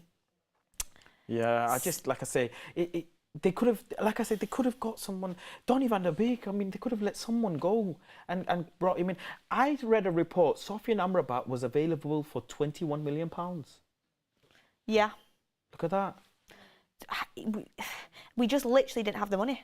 The max we could do is obviously €10 million, and that's what we've done for the loan fee, to basically say to Fiorentina, sorry, we can't pay you now, but here's a little bit of compensation. Yeah. That's what it is. That's why I'm going to say overpaid for that reason, but it's nothing against the player, great player. But Man United have screwed up this deal, so we're going to have to say overpaid. Yeah. Simajaya Red Devil, Faz, I loved you call out Murto's Muppet burner account on X. Bayındır is overpriced. Park was only around 5 mil when United bought him. And we've got the votes coming in. Ooh, an interesting one. Overpaid 47%, Ooh. Just right 47%, and underpaid 6%.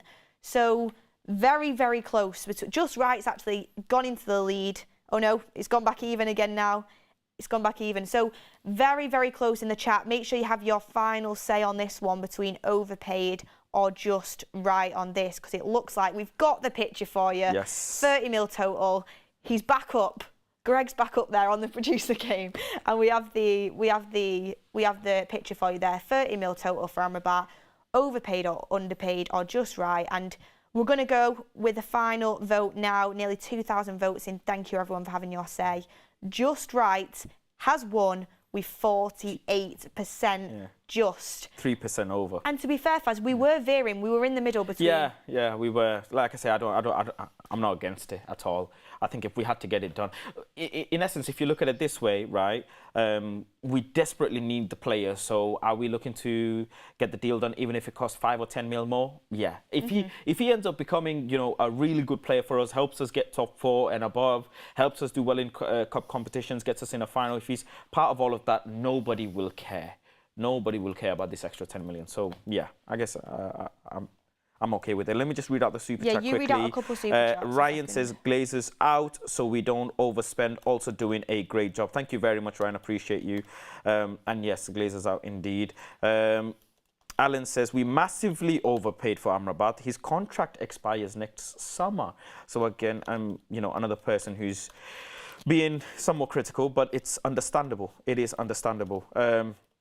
I just look at it like this way, like I said before, if he's a crucial part of the team that's helping us achieve things, then what's 10 million, right? What is 10 million? And that's the same thing that will go for Rasmus Højlund and Mason Mount as well. If these players end up becoming, what we hope of them, then nobody will complain. That's why so many people are on Anthony's back and they constantly are having a go at Anthony because of the amount of money that we pay. And, in hindsight, if you're overpaying for a player, it also creates an unnecessary pressure on them as well. And prime example is Anthony Santos. So I hope any other player doesn't fall under this criticism. It's a shame Mason Mount is falling under such criticism after 2 games. But there's, like I said, plenty of games, and he's still very young. Yeah, so when we come to that game, the first half of the game was the incomings. We're going to do the outgoings in a second. I don't think we said we underpaid for anybody apart from Onana. Yeah, apart from And even Onana. that was, I think the chat voted just right.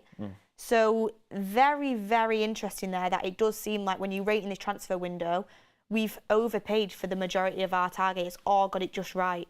We'd love to have a few where it would be underpaid. That's in an ideal scenario. It never seems to happen with Man United. We're going to compare previous windows towards later on in the stream, and that's going to be very interesting. But when you look at City getting Mateus Nunes in, you'd have to say underpaid for that, and that they're creating good deals. Then Doku underpaid, but then you'd look at Gvardiol and say probably over. So, I mean, he is one of the most up-and-coming best centre-backs in Europe. Sure. Young, so... I think the best deal that Manchester United have possibly done, or any club actually has possibly done, is buying Lisandro Martinez. It's the most undervalued signing.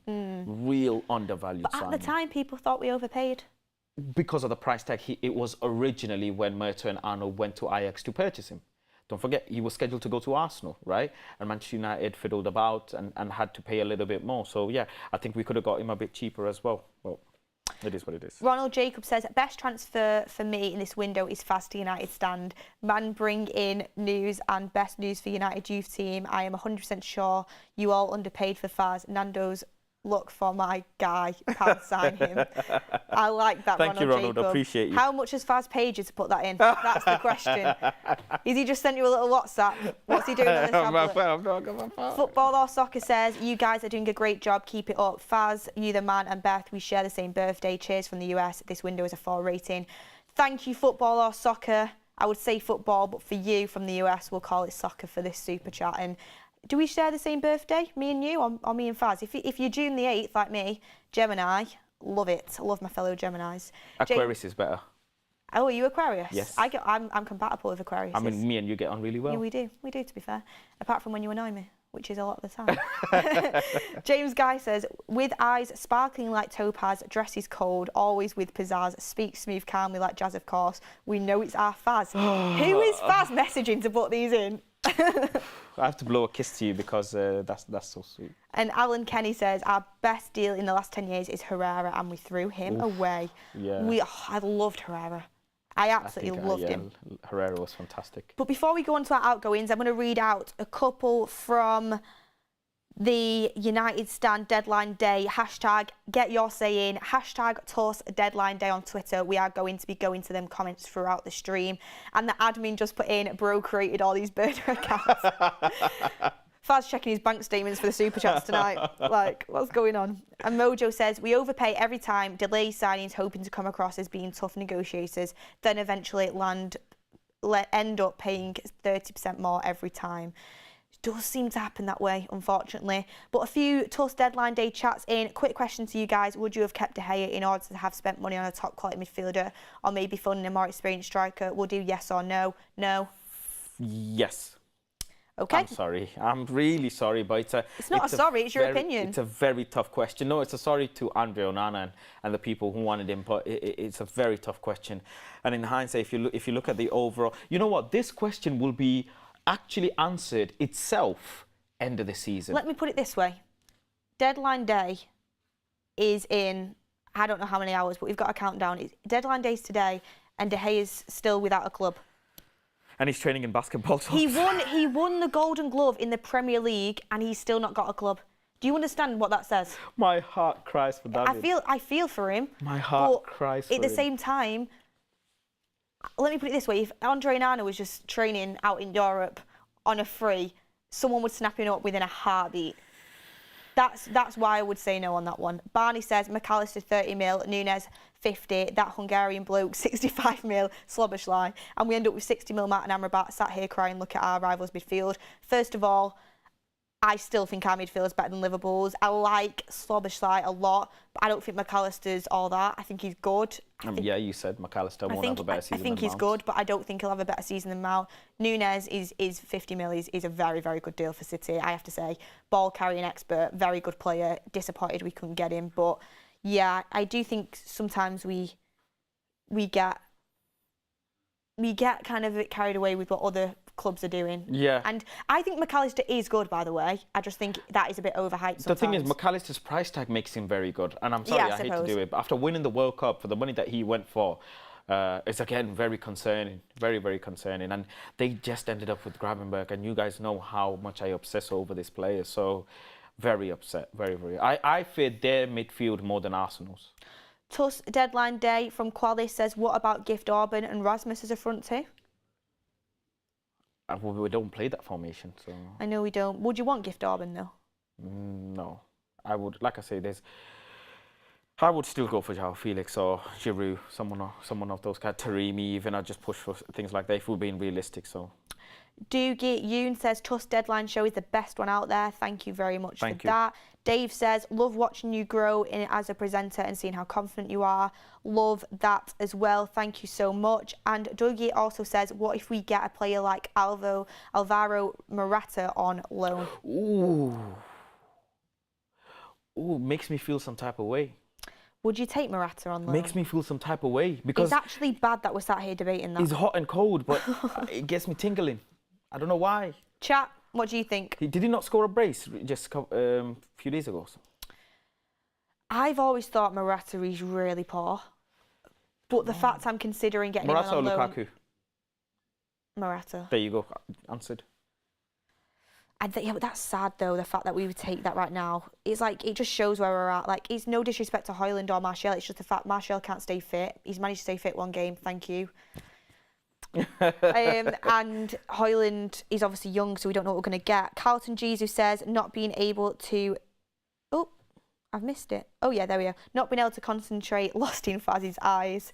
And then Akesh S. Aya says, Mac and Amrabat, both 1 year left. Mac went for 50 mil. I didn't know this Mac, AI. Who's Mac? McAllister. He didn't go for 50 mil. I know he went for 30. He went for 30. Sorry, Morata on loan, Paul, in the chat, yes or no? I'm going to say, yeah, sadly. Sadly, yes, because of how much we're lacking. And Michael Sadie, member for 13 months, we're spending 200 million this summer, clip me up, keep the receipts, Mark Goldbridge. I mean, he was, I guess he was right. Did we spend 200 mil? Just shy of now, probably. Yeah. Just shy. What is it? We spent 170 so far, or 180 now with the keeper and everything as well. 180 something maybe. So yeah. I think the chat is saying sadly we need a striker. So yeah, we would take Morata someone on loan. Said play Hugo, but I'm really sorry, but Hugo is not ready at all for anywhere near first team minutes. No, he's not. He's not. Physically, he needs to develop a lot more, let alone on the ball. So. Exactly. We do have Jamie Jackson on the show in just a few minutes in the studio, which we are excited to bring to you. So what we are going to do is we will pause this game of over or under. We've done the incomings and we established we have basically overpaid for the majority of them. Got it just right on a couple, but overpaid for the majority of them. And then we're going to do the players we've sold, so the outgoings, after we've spoke to Jamie for his sort of insight into this transfer window. Been very good over a couple of things, and also was talking this morning about how Manchester United view this transfer window as being a well executed one. So that's going to be interesting to sort of bring up in this conversation, isn't it? Yeah. I'm excited to speak to Jamie and get his thoughts on some of the deals, and there's maybe even any surprises on this deadline day. definitely. Massacre Promotions official Mark said not to hype this deal. They intentionally stalled this deal to sway us Glazers out. Do you think they intentionally stalled this deal to sway us? Well, I remember last season with the Liverpool game, and after the Liverpool, you know, all the protests and stuff, and then Casemiro coming in as well, and being unveiled, and you know, I would not be surprised. And funny enough, it's not even I wouldn't be surprised. I believe Manchester United and the Glazers, not Manchester United, but the Glazers are so sneaky that they would try to do this. Yes, they would, because they saw the sit-in protests as well in the last game. They know the pressure's on them to sell the club. So, yeah, now, and you know, funny enough, it works.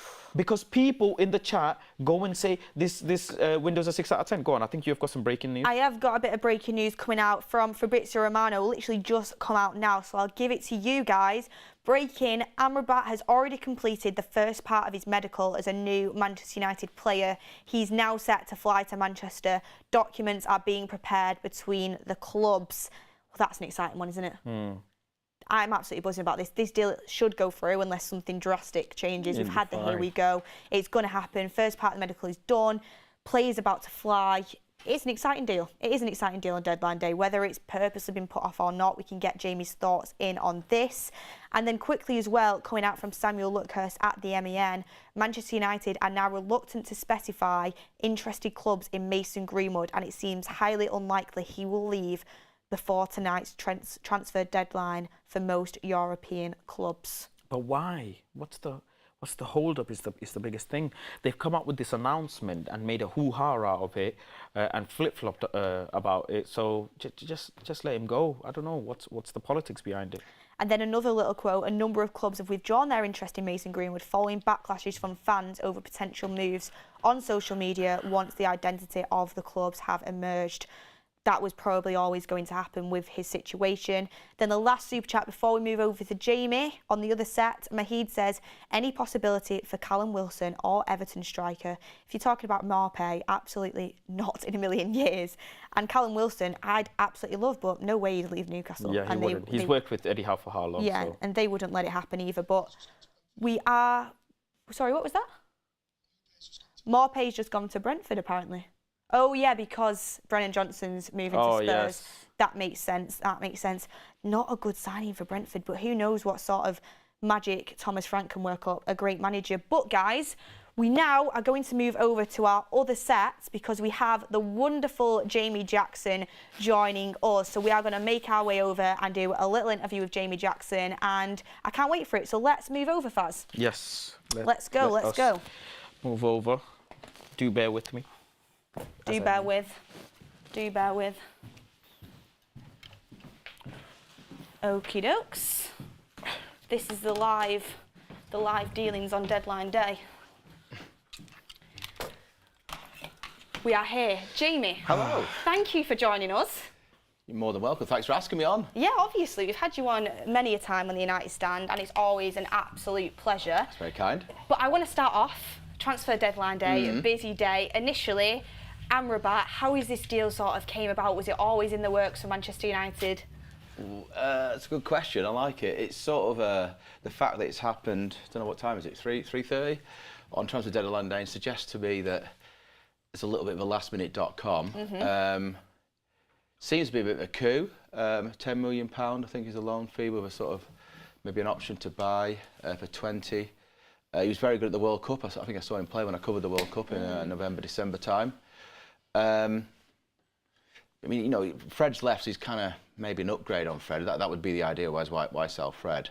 So what I'm trying to say is I don't think he's necessarily just a defensive midfielder. He can obviously play there, but I think, you know, Fred was a bit of that as well. You know, he could create, or supposedly he's able to create. But I don't know, I'm looking at the transfer window generally, and I'm thinking, you know, let's make no mistake about this. United / Ten Hag entered the summer with Harry Kane as the #1 target, right? There's no doubt about that. They didn't get him for whatever reason, and you know, with regard to the elite sort of #9, they've got this young kid, Rasmus Højlund, who, again, they accepted the club at his potential. obviously a very good player, and I hope he works. You know, I'm not a United fan, but obviously I want the clubs that I cover to do well. My son is a United fan, actually. He's excited about him. But what I'm trying to say is it still feels a little bit of a gamble with him. You know, 72 million. He probably will feature at Arsenal on Sunday. We'll get a first good look at him. He is exciting, don't get me wrong, you know what I mean? But what I'm trying to say is a few unknowns. The one that stands out for me, which I'm still puzzled by, is Mason Mount. I don't know why that money. Not because...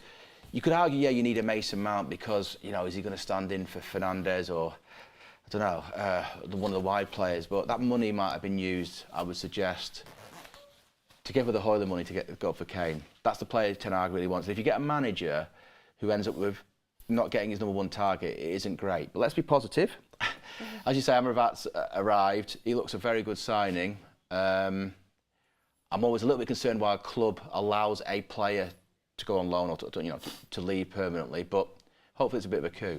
Yeah, we hope so. Demar Stewart says, hi Beth, Faz, how I do make cracking show, guys, thank you for that. And Masseray Promotion says, regardless of what you think... Oh, no, I'm not reading that one out. Thank you very much.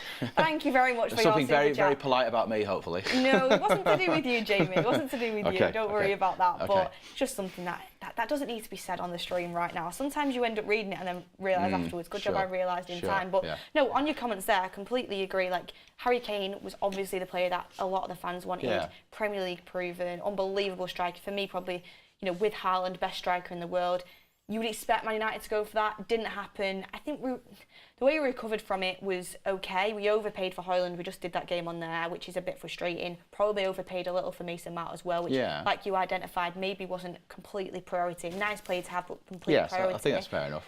But this is where we're at now. Yeah, exactly, yeah. You did speak, though, a little bit this morning. I'll let Faz come in a second on this. But you did say this morning, I saw coming out from you, that Man United believe they have executed this transfer window well. Yes. So, explain. So the reasons for that, the understanding the reasons for that is they would say that they were operating with a limited budget due to FFP. But one thing I would flag up there, I didn't realise this myself until recently, FFP has a particular ceiling in terms of how much you can spend depending on how much the owners put in.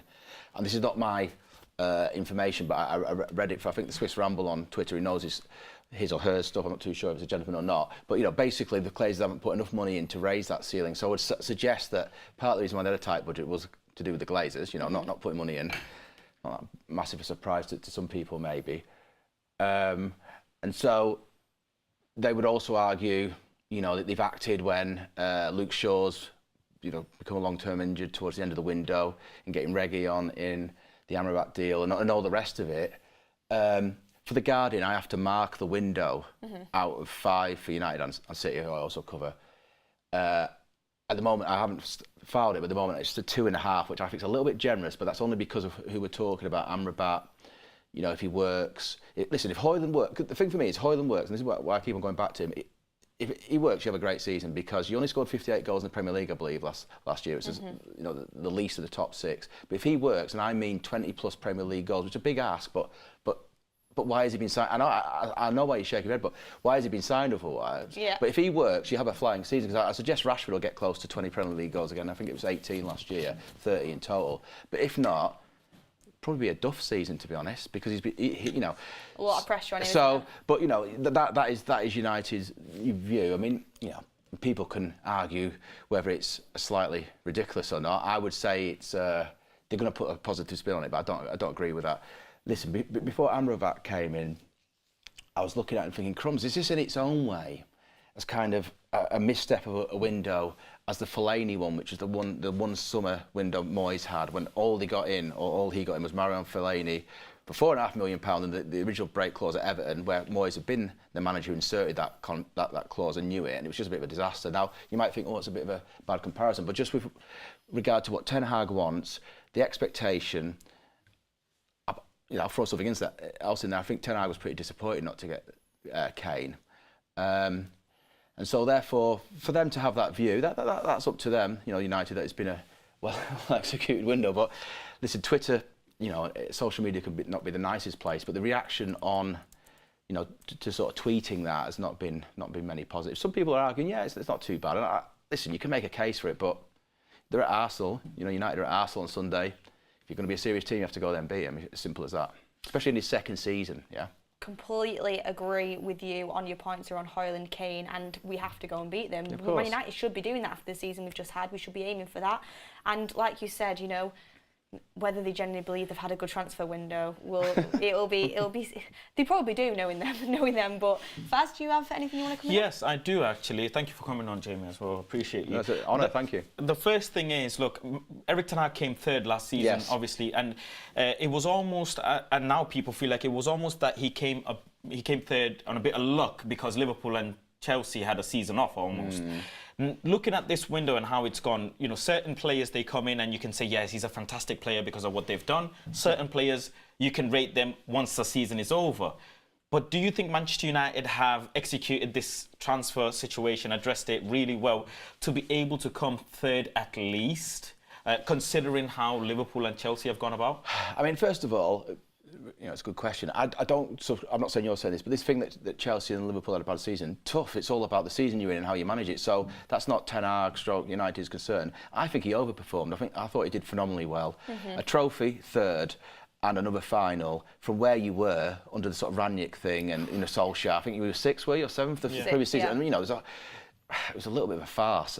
And being very polite, because I know you support the club, United's been a bit of a farce since the 10, 11 years since Ferguson's left, right? Yeah. But even last season, the season before Ten Hag. So what I'm saying is, for him to, how does he improve on that? I mean, you know, this year, which is kind of the ask, isn't it? You want to see improvement. Now, it's not always about trophies and position. You can sort of say, well, you know, but I would suggest the only way he can improve this season without winning, say, 2 trophies, which are not the Premier League, is you're in a title fight until the end. You might not win it, but, you know, you get into May and like, wow, you know, we're neck and neck with City or whoever it is. You know, if you're a United fan, thinking that, I'm not sure that's realistic. So, and I think this is where Ten Hag, I always say, any manager of United at the moment is managing upwards as well. He's managing the whole Glazer sort of, kind of mess really. You know, the anti sort of Glazer feeling. You know, this summer's sort of transfer market that we're talking about. I'm pretty sure, even though he will have done his research and he's a smart cookie, Ten Hag, I don't think he quite realised the challenges, let's say, until he got into the club. You know what I mean? I don't think many managers do. Exactly. Really. You can't imagine it. Yeah. Make sure everyone as well, if you want to ask Jamie any questions, use the hashtag TUS deadline day, and we will try and bring up some of the questions and ask Jamie as well. I have another one for you, Jamie, as well, if you don't mind. So Mason Greenwood's announcement took quite a while, right? And Mason Greenwood's announcement, you had the article as well. Yeah. The club, I feel like, clearly knew what they were going to do with him because even before the announcement came out, there were reports that certain other clubs in Europe were interested in him. Come now deadline day, there is actually nothing seems to be going on with Mason Greenwood, whether on a free or whatever as such. Is there anything that we can be expecting? Because if he's not leaving and the announcement has come out, what is actually going on with him? Well, I think they still hope that he can leave. I mean, there's some stuff around that he may go to Lazio. So it may still happen. You know, when I talked to a couple of people at the club this morning, they were kind of thinking it might happen, him leaving. Now, what's interesting about this is, if you look at, say, the statements that you refer to, especially, obviously, Richard Arnold's, when it was announced he would leave, there's a line in it, or a sentence, where he said, we'll help Mason find a new deal, or something like that, you know, a new club. So that says to me that it's a very sort of friendly relationship still. But you have to ask the question, what happens if he doesn't go anywhere? You kind of almost, not exactly the same, but you're almost back in that situation you were before there was this decision about his future, where he's still a United player, he's still contracted. Doesn't seem like he's sort of like, you know, there's been a massive falling out between him and the club. So what do they do with him? Where does he train? You know, it is a little bit, you know, it is a little bit of a mess. And so I think everyone is hoping at the club, you know, that he does leave. I mean, my major criticism of United's handling of the whole situation, right? I think when the charge was dropped in February against him, obviously, you know, he'd always said he was not guilty, but the charge was dropped by the CPS. At that point, I think people had sympathy or empathy for United. It's a difficult situation. So I don't think, you know, this has been, but the way in which they took so much time, 6 or 7 months, they kind of almost turned that around. And you're thinking, why have you taken so long? You know, I don't know. I'm not an expert in these things, but 2 things. Take maybe a month, 2 months tops, right? You're still in sort of like April by then. It's done and dusted. But also get someone from outside the club to do your investigation, an independent. So that way, you're sort of saying, look, it's good. Even if that usually happens, doesn't it? Other companies, they bring in an independent investigator. Mishandled. And when I did a story on the Friday, I think about 3 weeks ago, when the United England players were still at the World Cup in the semi-final, about to play semi-final, and this story sort of said that United had delayed their announcements, and not the decision, it'd already been made, as you're inferring, but the decision, because they wanted to sort of talk to major stakeholders, which would be, the club, which would be like commercial sponsors, big commercial sponsors, staff, and also those of their women players that are still at the World Cup. They delayed the decision so they could talk to all those people, and because, those players were still at the World Cup, that delayed the decision. Now, from what I understand, that story, which, I put to the club like you do all major stories, they had no issue with it, that story kind of may have caused a rethink about how, Greenwood's future. Now, there's two things there. First of all, did they not see there was a Women's World Cup going down the road at some point? And this goes back to the time frame thing. Yeah. But second of all, it makes you, because of the outcry about that sort of story, it makes you wonder what the thinking was, if they had not already kind of explored that. And the other thing about it is it kind of got rehashed wrongly on Twitter, my story, basically saying that my story was, two things about it was wrong, basically saying that it was all about the England women players at the World Cup in terms of delaying the decision, which it wasn't. They were part of it, but it's also sponsors. It's a factor. Yeah, but also it wasn't about listening to them or the sponsors. Them will make a decision. It was just about, we've made this decision. So remember, this is sort of early August, right? And we just want to tell them what the decision is. Now, again, the club saw that sort of pile on me and moved to clarify that actually that wasn't the case with my story by sort of briefing other journalists. But what was also a little bit of a shame about that story is, and how it's rehashed on Twitter, was I was sort of accused of causing a pile on these England women players, but which I didn't, because the story didn't say that. And I would actually suggest that those who rehash my story that way actually caused a bit of the pile on in a little way. And, I'm not really someone who consults lawyers, but I was looking at it thinking, this is interesting. You know what I mean? It's sort of like, because I'm thinking this is a little bit sort of defamatory about me. And I've held my peace until now, but, this is part of what's going on here is it's such a sort of sensitive issue, obviously, and it goes back again. United took too much time because, I'm obviously not going to go into where I got my information for that story, but if they resolve the issue within 2 months, there isn't people don't start to sort of like get cheesed off or want to talk to me because maybe they're disgruntled. You know what I mean? There becomes a vacuum where what is going on. So, and to be fair to United, because I want to be, is again I've heard that lessons have been learned. Now you might say it's a little bit late for that, but maybe moving forward, if there's not a similar situation, because you wouldn't want that, but they might sort of learn, be a little bit quicker. But this is Man United every time. There's always such a long process involved with everything, and then there's claim that lessons have been learned. I know it's a completely different situation to like transfers or ownerships or anything. It's a very sensitive topic and it's completely different, but it just feels like it's always one thing after another with Manchester United and the way they go about It's a soap opera, isn't it? Yeah, a soap opera often lurching into sort of farce. You know what I mean? It's like a bit of a sort of unfortunate kind of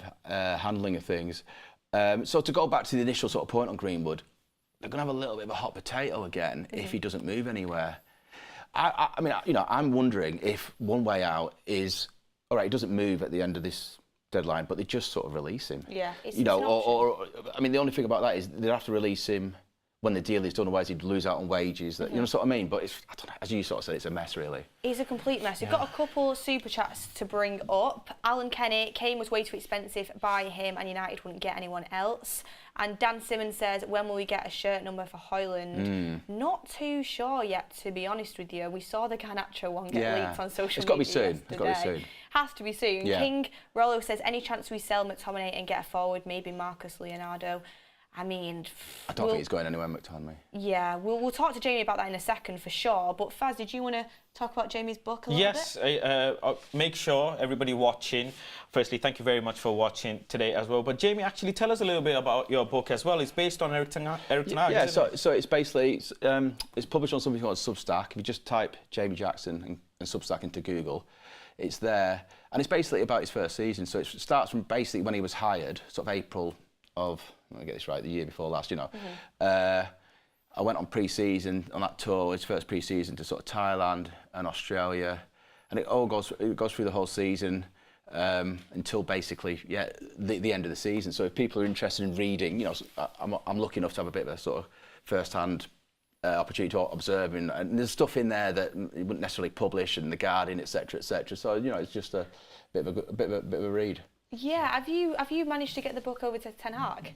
You know It'd be what? great for him to kind of watch it. You know, it's funny. I'm gonna go and. You know, I did ask if he would do like a little forward and introduction, and I was politely told he's probably a bit too busy. But yeah, I mean the title of it, and I'm not going to swear on air, but it's a quote of his. After you remember when you lost to yes, I know. Brentford, and we know we can play effing football. Yeah, so because you can play effing good football, so that's the title. But you know, we talk about the soap opera element of United. It is great to report and write about, I have to say, as a club, because it's never dull and often quite funny. We know that on here. We know that on here. But obviously, all about Ten Hag's first season, and from the way you are as a person and the way you are as a journalist, I can probably guarantee it's entertaining.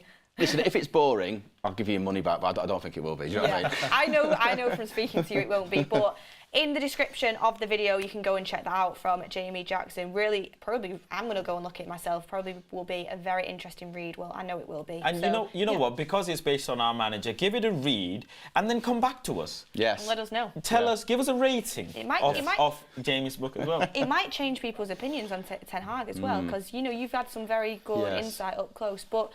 Glenny Boy says, surely all the club has to do is agree a mutual termination of his contract, then he is free to get another club outside the window, like CR7 did. Greenwood might not want to do that for the wages. Yeah, that's the kind. I think it's a really good point. It's kind of the point I'm making. But yeah, just this wages thing, because he's contracted, I think, to 2026, I believe. Yeah, I mean, you know, you talk about Ten Hag there, or you mentioned Ten Hag there, or we do. I do think he's a very good manager in a very, very difficult sort of situation, but hopefully from sort of United fans' point of view, and you know, anyone who wants him to do well, like myself, he's gradually, you know, he's getting a lot of the sort of deadwood players out.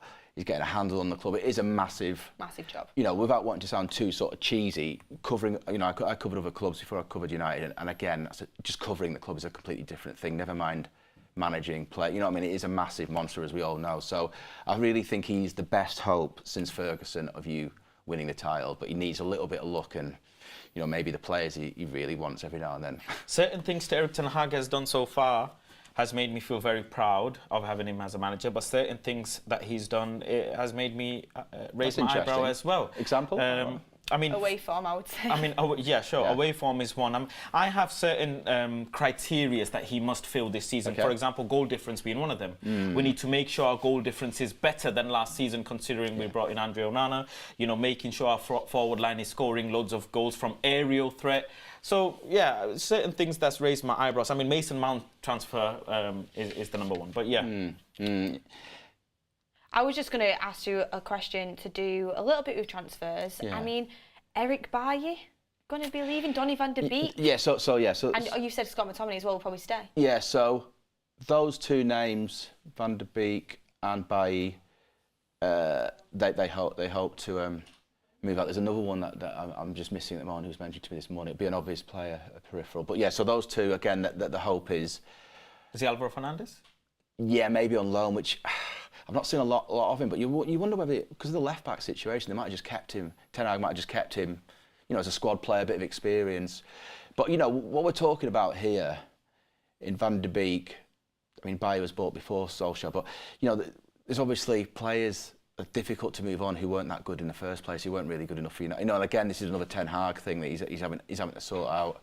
You know, oh yeah, the one I wanted to mention actually, who isn't going to go, I don't think now, is Maguire. This is really interesting for me because this is a gentleman who's cost £80 million, a world record player, and you know, as long ago as November, they were planning to sell him this summer, but knowing they couldn't really get any money for him. And if you actually step back from it, you can make a case that when it came to it, no one really wanted him. You know, and that's not Maguire's fault, but it's just really is a big emblem of the problems at United. Or you know, seriously, certainly previous problems of recruitment. I mean, think about that. He's in the England squad again.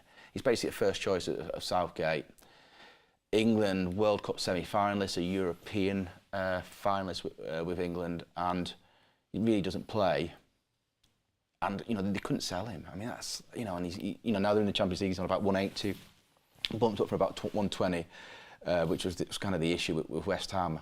And I did a piece on him, and I looked back at Solskjaer's quotes when they signed him, when he signed him, and he sort of said, he basically mentioned how good he was at the back under pressure, which, I'll be honest, at the time people did think it was a bit of a coup because Guardiola wanted him and all the rest of it, but how wrong can you be, sort of thing, with regard to like not being very good at the back, under pressure and sort of giving up goals. And you'd like to think that under Ten Hag, there won't be any similar mistakes. But this Mason Mount thing, I know it's pre-season, but obviously I saw all his games over there, and I know he's, I think he's got injured, hasn't he, recently? Yeah. But until then, I've seen him. I'm just thinking, I don't understand why he's been bought. Again, it's not Mount's fault. I'm not trying to be personal about this. I'm just a football thing. So, to go to your point about there's some things you don't like about Ten Hag, I think it's good that you can still be sort of like critical, because that's, that's kind of what we should be doing. And so it is the proof of the pudding is his signings. This is why, I know I've mentioned it already, but this is why Hoyland thing's really interesting. He's almost going to live or die a little bit by this season, I'd suggest. There's a couple of signings like that for Ten Hag. Anthony's another one. Yes. £90 million. I think Anthony has more potential than what Maguire did. Maguire was obviously a lot older when we bought him, but it is kind of that signing that you die on that hill. Like, Ollie always had 80 million Maguire over his head. Ten Hag's going to have 90 million Anthony over his head. He backed him, he was his player, and I do think there's more potential in him. He's 22. We've got to get behind him. He has shown glimpses. Yeah. But, and like you said, the Hoyland one, the Mount one, these are signings where a lot of the fan base have, like you said, raised their eyebrows, because I love Ten Hag. But there is certain things, like you said, he does, like playing Bruno on the right wing. I'm like, Eric, your best why are we doing this, Eric? But I still love him. But these are signings that, he will be held accountable for. The Anthony one, I agree with you. I think maybe his best asset is that he seems to have a fierce personality. He's determined. So all the things we're talking about, maybe the sort of criticism is, he's only got one foot and it's left, and he hasn't really got much pace, but he doesn't seem to give a what's it. But interestingly enough, before they signed him for that amount, the information came back from United earlier in that summer that we value him at 60 and that's it. 65 and that's it. And then they go and pay that bumped up fee, basically, I think, because panic's the right word, but they were just sort of like, we need to get someone in. Yeah, I mean, again, I have to do team sheets, predicted lineups for the Guardian, and again, I put Anthony in because he seems to absolutely love him, doesn't he, Ten Hag? But it's not rocket science in a way if you're a football manager at any level. Good signings, and those signings have to do what they should do in those positions. So Anthony has to score more goals, apart from anything else.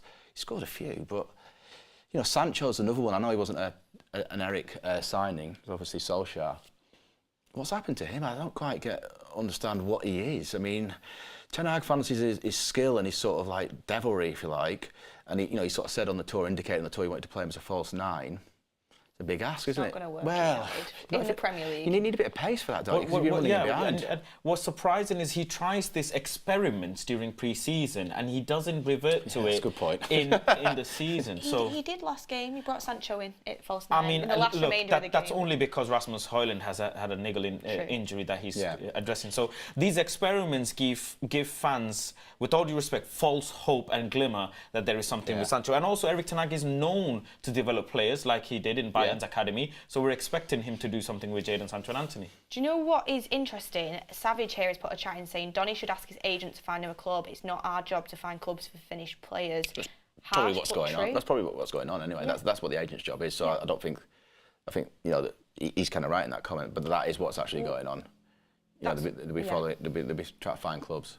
That's what Conte did. I remember he turned around to, like, Reguilón was one of them, a few players last season, and said, "You're not part of my plans, find a club." And managers will do that sometimes, and I think that is what has happened. Basically, Ten Hag's done that with Van der Beek, leaving him out of the last two matchday squads. Says it all, really. Whether he'll get that move, do you think he will move before the end of the deadline? I think he'll go somewhere. I think he has to, really. Again, another pudding signing. Solskjaer, this is on him, signs him and doesn't really play him.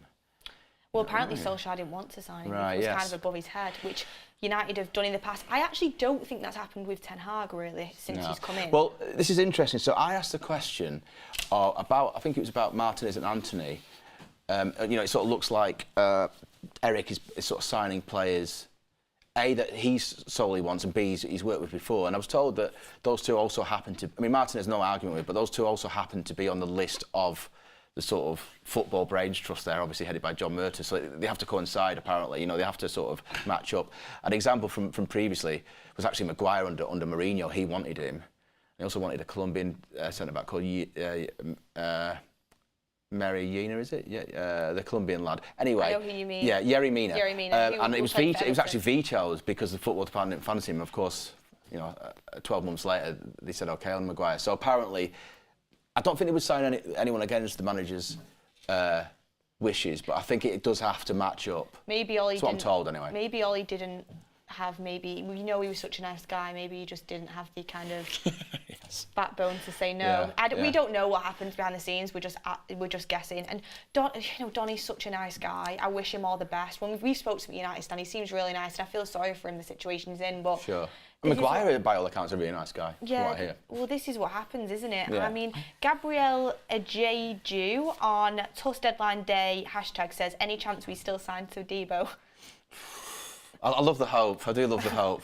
I think that'd be a coup if that happened. I really, you know, somehow they'd have to, sell Maguire for serious pounds, and then, you know, that's the only way. That was very interesting how Manchester United had an offer for 20 million rejected, and the reports had said at the time that West Ham aren't going to come back. They come back for 30 million, rejected, and then a fresh new approach literally 2 or 3 days ago. And yet again, Manchester United rejected a fresh approach in a dire moment where they're struggling for money. Yeah, so I think the reason it fell down when it was going to be the initial time, up to 30, was because this payoff that he wanted, 6 or 7 million, which I don't really... I mean, listen, it's a lot of money to turn down. People can say, where's your ambition? You only get one career and you're 30, you're at your peak, so, you know, just swallow it. And I get that, but I can also see why... You know, he's got a family and all the rest of it, but that's kind of why that fell down, because United wouldn't pay that, or they couldn't come to an agreement. By the time it came to this sort of second approach early this week, which was going to be a loan, by then there were concerns about Varane, basically, you know, being injured, and what were they going to do? So I think that's why that, you know, so that, going back to the Tadibo one, unless they're offered an amazing amount, then it can replace the player. But, you know, again, Maguire, you think they've been planning for this since November. You know, it was just before the World Cup. You know, I happened to report that story. And you know, you get all the way to sort of the summer when you want to execute the plan to sort of sell him, and you can't do it. Something's not right, is it? Do you know what I mean? Well, this is what I mean. When we say, you know, the excuse started coming out that Man United don't have enough time with financial fair play to get someone of that quality. We've known since November that Ten Hag's wanted to sell him, so it just doesn't add up, Jamie, like you've just said. But we do have a bit of breaking news. Manchester United have just officially announced Sergio Reguilón as a Man United player on a season-long loan with the option to terminate the deal in January. I mean, Jamie, super interesting that we backed out of Cucurella because then we couldn't terminate in January. That's how much of a struggle Man United are at with financial fair play right now. Wages. I was talking to someone today, you know, I was sort of saying, is it time for a piece in which you sort of pose the question, is this the sort of, not the end game of the sort of the Glazer kind of dysfunctional owning of the club, but you're almost seeing what's happening here because of what you're saying, that they really are almost sort of metaphorically diving down the back of a sofa looking for looking for a fiver. You know, to go back to the Maguire thing, 7 million really is chump change to an elite club, right? If that solves a problem, you know, getting rid of him and, you know, frees up wages and all the rest of it, just pay him, you know. City would do it with Cancelo. Yeah, and out of pack. And listen, I know it's not a City channel, and I get all that, but if you look at how they do their business, you know, 4 players in, no one, you know, it just happens, and part of that is because they're so, you know, they win lots of things, but that's because it's managed properly up here. So yeah, Reguilón. I mean, if my memory serves you right, weren't you in for him 2 or 3 years? Yeah. So, and you know, you'd like to think there's the Cucurella one. I was half excited. So was I. Because I thought, wait a minute, right? I know he's sort of bombed at Chelsea, but there might be a player in there. Guardiola wanted him, so often a good benchmark. I know he also wanted Maguire, but you know, blah blah blah. And I just felt like he might be. And now Reguilón, it almost seems, you know, a bit of a usual patch-up job. Obviously, it's not their fault that Shaw's injured. I get all that, but And Daniel Levy is not the type of person to let a player go to Manchester United, so that's very surprising in itself. For me, Reguilón's a really bad signing. I just don't think he's very good. That's just my honest opinion. He's not been in Spurs' team, has he? No, he's not featured in this season. He played, obviously, I think it was under Mourinho, where he played, and for me, every time I watched him, I thought, not very Bit good. iffy, And I was like, I was kind of glad United didn't sign him. Tellers didn't turn out to be any good either. So it's not as if we got a good, we avoided a bad deal and went for a good one. Like they both were poor deals. But now he's in a United shirt at least until January. You've got to back the player and hope he does well. Course. Yeah, I mean, he has played at some clubs of stature in the past. You know, Atletico Madrid. Is it Sevilla he's played for as well? Like he's barely even played any minutes for Atletico Madrid. Let's be honest. Yeah, I know he did get that injury, but. You know, I'm trying to make, of course you for are, me, a bad deal seem okay. Yeah. The facts is United only went for him because he had the option to terminate it in January. They clearly don't think very highly of him. Well, yeah, I mean, you know, sort of talking off air before, but you know, I do wonder what a good season is for United with all this stuff. You know, what's a realistic sort of finish? You know, at the end, I would say top 4 would be a result. You know what I mean? To qualify for the Champions League, and I know you want to win the title, and who knows, the magic of sport, it might happen. I mean, again, I wrote a piece last January. There was a moment last January before you went to Crystal Palace and Arsenal, where you were sort of, with the games in hand, if you'd won both those games, you would have closed about 2 points of Arsenal, who were then leaders. And so you needed to strengthen. Ronaldo had left, and the gentleman who went to Liverpool from, what's his name? Yeah, was available for 35 million. And he wasn't backed. You got Weghorst. You know, no disrespect to him, but you know, a lone player who couldn't do it at Burnley, and you know that was a moment. Then seize that moment, at least go for it, show your intent. No. And we all know Ten Hag wanted Gakpo, and then when he couldn't get Gakpo, he wanted João Felix. Yeah. And then when he couldn't get him, he had to end up. So this is what I'm saying about the eye-opening thing. You know, as a manager going in there, until you're sort of in there, you know, I don't think he quite realised. And I think Man United fans, they didn't accept it, because we never accept that, but what we kind of put it on the back burner because we assumed the club was getting sold, and obviously that's still up in the air. Oh, yeah, we're not even talking about that. But we thought that was going to happen before the summer transfer window, so we kind of give like a little bit of a layoff on that one. But quickly before you go on to the next point, Mario Franco says, "Can we get Hayes' fax machine for the Reguilón deal?" It's already gone through, but good chat there. Good chat there. No, like that one. I do actually. So I was just going to say the ownership thing, right? Like reporting on it, and you know, as you all do here as well. It's like a Groundhog Day where every time I sort of speak to the two camps, the Sir Jim and Ratcliffe and the Sheikh's camps, it's the same old thing. So you know. I'm sure there is activity going on that I'm not told about, and you know, people like all of us aren't told about because, you know, for whatever reason. But it's like, what is it now? 9 months since November, is it? 9 coming up 10, and you know, you speak to them, and it's like we don't actually know if they really want to sell. You know, that's basically the main message. You know, we're still not too sure. So you know, when you were saying United fans accepted that because, you know, or were sort of slightly more open to that January thing because it looked like they were leaving, I get it. And there will come a day, I promise, when you no longer have those owners. I don't know when it'll be, Please, but you know, you promised me now. You know, so you know that is something to look forward to. But do you think they'll still sell within like the next year? Don't know. You don't know. If you'd think if they were gonna sell, the answer is yes. But who knows? You know, if they're actually gonna sell. I mean, if you want to be optimistic, it shows the size of United that you've still won trophies in this sort of decade since Ferguson left, 11 years, despite what we're talking about here, this sort of like absent ownership. You know, Spurs would kill to have. I know it's not, you know, it's FA Cup and, you know, the Carabao Cup, but it shows the size of United, but it's not great, you know. But Jamie, we shouldn't be looking at Spurs. I know you shouldn't. I know you shouldn't. But I'm just sort of saying, I know, you know, I'm trying to be optimistic because this is what I say to my son, who I mentioned, who supports United. He's 12 and he's like, what is going on? Glass half full. He's not seen any of the good stuff then at 12, has he? No, no. Sadly, the first game I ever took him to when he was a very tiny 4-year-old was the Brentford one where it was a bomb scare. Do you remember that? You know, sort of under. Was that Marina? That wasn't the first great one to send him to. No, I had to, because he was only young. I had to say there was some sort of problem with the structure. I didn't want to tell him that. But anyway, so he, you know, he's got a lot of sort of Liverpool and City supporting friends who tease him. But I said one day, you know, I'm actually a Forest fan, but when Father Christmas brought him a Forest kit when he was 2, he refused to wear it. Only United for him. Big up to Jackson Jr.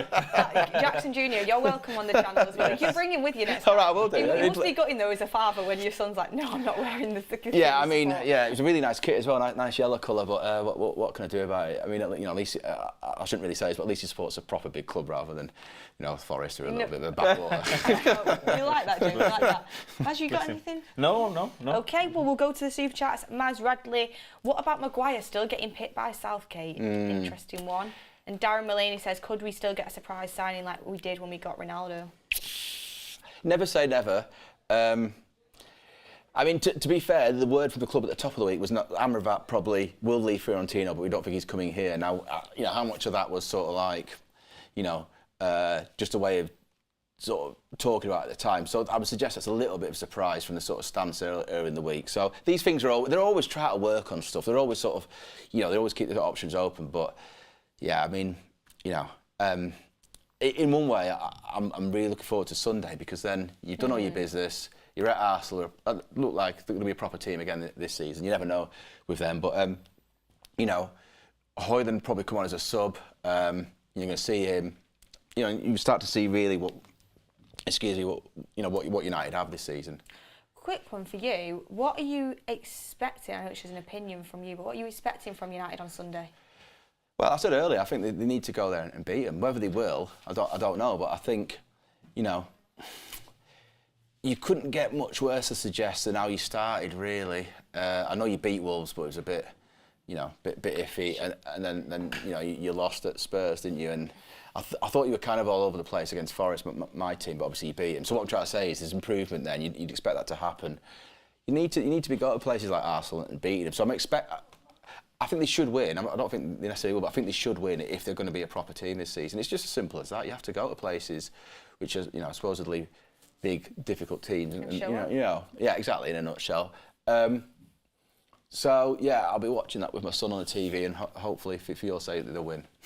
Just a quick one. So far this transfer window, Jamie, which transfer has shocked you or surprised you the most? Generally? Yeah. All right, I can't tell you what it is. It's quite easy for me. Cole Palmer for 45 million at Chelsea. I told you. Because I've seen him play a few times, and listen, again, it's not a personal thing, but I don't quite see how he's an elite player. I know he's only young and all the rest of it, I get that, but he doesn't seem to have loads of pace. Yeah, he scored a couple of important goals. The Super Cup final, which was that, and the Community Shield as well. So I was just like staggered, especially Chelsea. They never sort of stopped buying. Where are they getting all this money from? And actually, in the scheme of things, I know they've got injuries and all the rest of it, and they've got rid of some sort of youth players themselves, but I was just thinking, is he actually going to play? Yes, they have sold well. But that, I was like, wow, I bet City are, I saw today that Lilo's standing in for Guardiola because he's had this back surgery. He said that it's difficult when a player wants to leave. So Palmer wanted to leave. Well, Guardiola also said that directly after the press conference in Athens after the Super Cup final, basically said that because he scored a goal, so it was a topic of sort of conversation. But I'm not so sure. He always says, Guardiola, that any player wants to leave, they don't stand in the way. But I'd suggest if it was Haaland, they'd stand in his way. So what I'm trying to say is... We've stood in the way of Bernardo Silva a few times. Yeah, exactly, yeah. That was the one that shocked me because the club he's gone to, supposedly going to be challenging, and the price... I thought it was like a £15 million signing to maybe, Brentford or something. You know what I mean? So yeah. Yeah, it's a very interesting one. I mean, I actually think Cole Palmer looks like he has a good bit of potential and a good future ahead of him. You don't play for Pet City as a substitute to be half decent, but it just elite. I'm not sure. But what it shows though is the difference between United and City. Like United are never selling someone who's just coming through for that amount of money. Yeah. But not then at the again, moment, no. Chelsea are a bit on a supermarket sweep, like you said. Got a couple of questions from our hashtag Tuss deadline day. So this is an interesting one. Which club has done the best business this transfer window? Premier League club for you? I hate to say it, City. Yeah. Those four players, Doku, Kovacic... Just after, on the back of a treble Nunes, as well. Yeah. They're I mean, not stopping. the only thing I'd say is they've lost Gundogan, who's really proper player, and Mahrez is pretty decent as well. So let's see how good they are. But yeah, that I would suggest, is pretty good business from City, yeah. Yeah, I would say the same on that one. And then we've got also Robster Scott 08. Love Jamie, such a cracking guy and top journalist. I thought I'd bring you that one. And then another question from CN United. Jackson, 6 months ago with the expected sale of the club, did you see a different transfer coming than the one that we have had? I did. I expected an 8 or 9 out of 10, but got a 3 instead. Yeah, I mean, the only thing I'd say about that is they have been quite clear at the club that even if, say, it had been the Sheikh and he'd taken over and obviously comes supposedly with loads and loads of money, that because of FFP you can't just suddenly have a sort of, but you know, and maybe, but then you look at the Chelsea model, they seem to have done it. Yeah. So under this ownership, well, in a different ownership, I think it probably would have been slightly better. You'd like to think so, but they would still inherit the problems that are, you know, created sort of by the Glazers and the kind of current model. But yeah, I mean, you know, nothing really surprises me about United. I just hope for Ten Hag's sake that they get off to a good start, because I don't want this, but whether you like it or not, you're on, you know, being the United centre forward or goalkeeper is probably the most difficult position in the world because of the scrutiny. I think being the manager is even harder. So what I'm saying is he's a very good manager. You know, he needs time. He also needs results. So this window, you know, 2.5 out of 5, as I say, is my rating, and I think I'm being sort of generous just because of the Kane thing, which I can't really get past, because that's who you know. There was no doubt about it. We're going to this window. You know, we're not necessarily saying we're going to get him, but we are going to go for it. And he sort of dropped out very, very early, really. Yes, exactly. And then just to kind of round things up, where do you expect Man United to kind of be finishing at the end of the Premier League season? And also, as well, another quick one from me is, if miraculously United did make one last signing, what position do you think they would be the most important one? Centre forward, and. Can they get Kane out of Bayern? But no, centre forward. But it'd have to be who would it have to be? I mean, it'd have to be someone on loan. Yeah, but you know, it'd have to be someone who's prolific. I still think that is the position, really. João Felix. Yeah. João Felix. I know you love Barcelona, but if you're watching this, please. my answer to the first one is, I think City will win it, and I think they've got a chance. I know it's going to sound a bit ridiculous after everything I just said, but if you look at Liverpool maybe losing Salah, I think it'd be a toss-up. Arsenal probably second. I think they might get third again. Listen, he's got to get top 4. I don't know whether they do it this time because it might be a new ownership thing, but they always sack managers, the Glazers, if they're not in the top 4 because of the Champions League thing, unless there's some sort of exception where, you know. But Van Gaal went. Mourinho won the Europa League that year when he finished 6th, I think it was. So he got in that way. So. I think it's got to be top 4. You know, it's going to be difficult, but that's kind of his job in a way. We could talk about all these problems, but at the same time, he's paid a lot of money to sort of have a bit of magic, and I think he does have a bit of magic. I think he does have an X factor as a manager. I think he could, you know, with the right backing and structure, he has a chance of joining Guardiola and Klopp, who I think are, you know, obviously very good managers. I am in complete agreement with you there, Jamie. Last but not least, thank you for coming on the United Stand. And everyone who wants to go and have a look at Jamie's book, do it. Make sure you do it. It's in the description. All about Ten Hag's first season. Really interesting, really exciting, entertaining. Some stuff in there that you wouldn't have seen before. So make sure you go and check it out in the description to Jamie's book. And what's the name? What's the name of it again, Jamie? Because you could play effing good football. And Jamie might just be the most stylish journalist out there as well, because I really like his glasses, so I have to give him that as well. Thank you very much. Yeah. Thank you. Thank you, Thanks for Jamie, having me on. very Thank much. you. But thank you for that. Well, everyone, I'll be heading back over to the sitting set. Faz is going off to just have a little 15-minute break, maybe use the toilet or something like that. We're here all day. But I'll be going back to the sitting set, so make sure you get your questions in, and we're going to keep getting on to deadline day. So I will make my way across right now. Thank you, Jamie, for that one. Make my way across back to my seat here with you guys. Here we go. We are back on, everyone. Thank you for that. Really interesting insight from Jamie Jackson, as per usual, on the United Stand. Really good journalist and some really good opinions there on deadline day. But let's get your chats in and keep the conversation going, keep the interaction going. We've got Tom Riggett here saying best ever United deadline day signing and best ever overall. Wow. That is an interesting one. I might wait to answer that until Faz is back and we can kind of both do it together. But thinking about deadline day signings, I don't know if I could answer the best ever overall, but deadline day, Amrabat's quite a good deadline day signing. I don't know if it's the best ever thinking back in the history, but it's a very good one. Really important member of, I think, the squad to bring in Amrabat. I thought Cavani was a good one at the time, something that we needed, to be honest, on deadline day. But get in the chat, remind me of our deadline day signings of the past, and I'll have a little think about it. Off the top of my head right now, it's a tough one to think about, but I think Amrabat is a great one. So we've got Alan Kenny, Glazers kick the can down the road, done it with a takeover and do it with transfers. But the road is running out. Berbatov, unbelievable signing, unbelievable signing. You know, Berbatov was absolutely ridiculous. Eleanor saying, Beth telling 11k people that Faz is going to drop the kids off. Needs must, everyone. I didn't want you all thinking Faz was just ditching the stream. He will be back ASAP. Let's have a look at what you guys are saying here. So Why You Recording says, Beth, do you think our summer is all tied up? To be honest with you, yes, but hopefully I'm thinking maybe one last shout at a forward player. I think if we get anyone in, it'll be a striker on loan or a really minimal fee striker. It'll be a striker on loan if we get anybody in right now. We know Erik ten Hag wanted another striker. He was trying to push for one with Mason Greenwood not being available now because obviously that decision was to not keep him. In my opinion, obviously the right decision, but we know Ten Hag wanted another striker. We know that. So maybe that could happen. I'm just struggling to think who it could be. Rooney and Berbatov. Do you know what, guys? They were both amazing players. I think I would have to go with Rooney, though. Rooney's like my best ever Man United player of all time. I think Rooney is my favourite Man United player of all time. I've said it over and over again. I think it's because of my age as well. Obviously, when I was growing up, Rooney was the man for Man United. He was the man. I watched him and he would generally take my breath away. I loved the way he was on the pitch. I loved his passion. I loved his aggression. I loved that he would do anything for the team. He just gave me so many good moments. I absolutely loved Wayne Rooney. And let's have a little look at what's going on. Cristiano Ronaldo by a mile.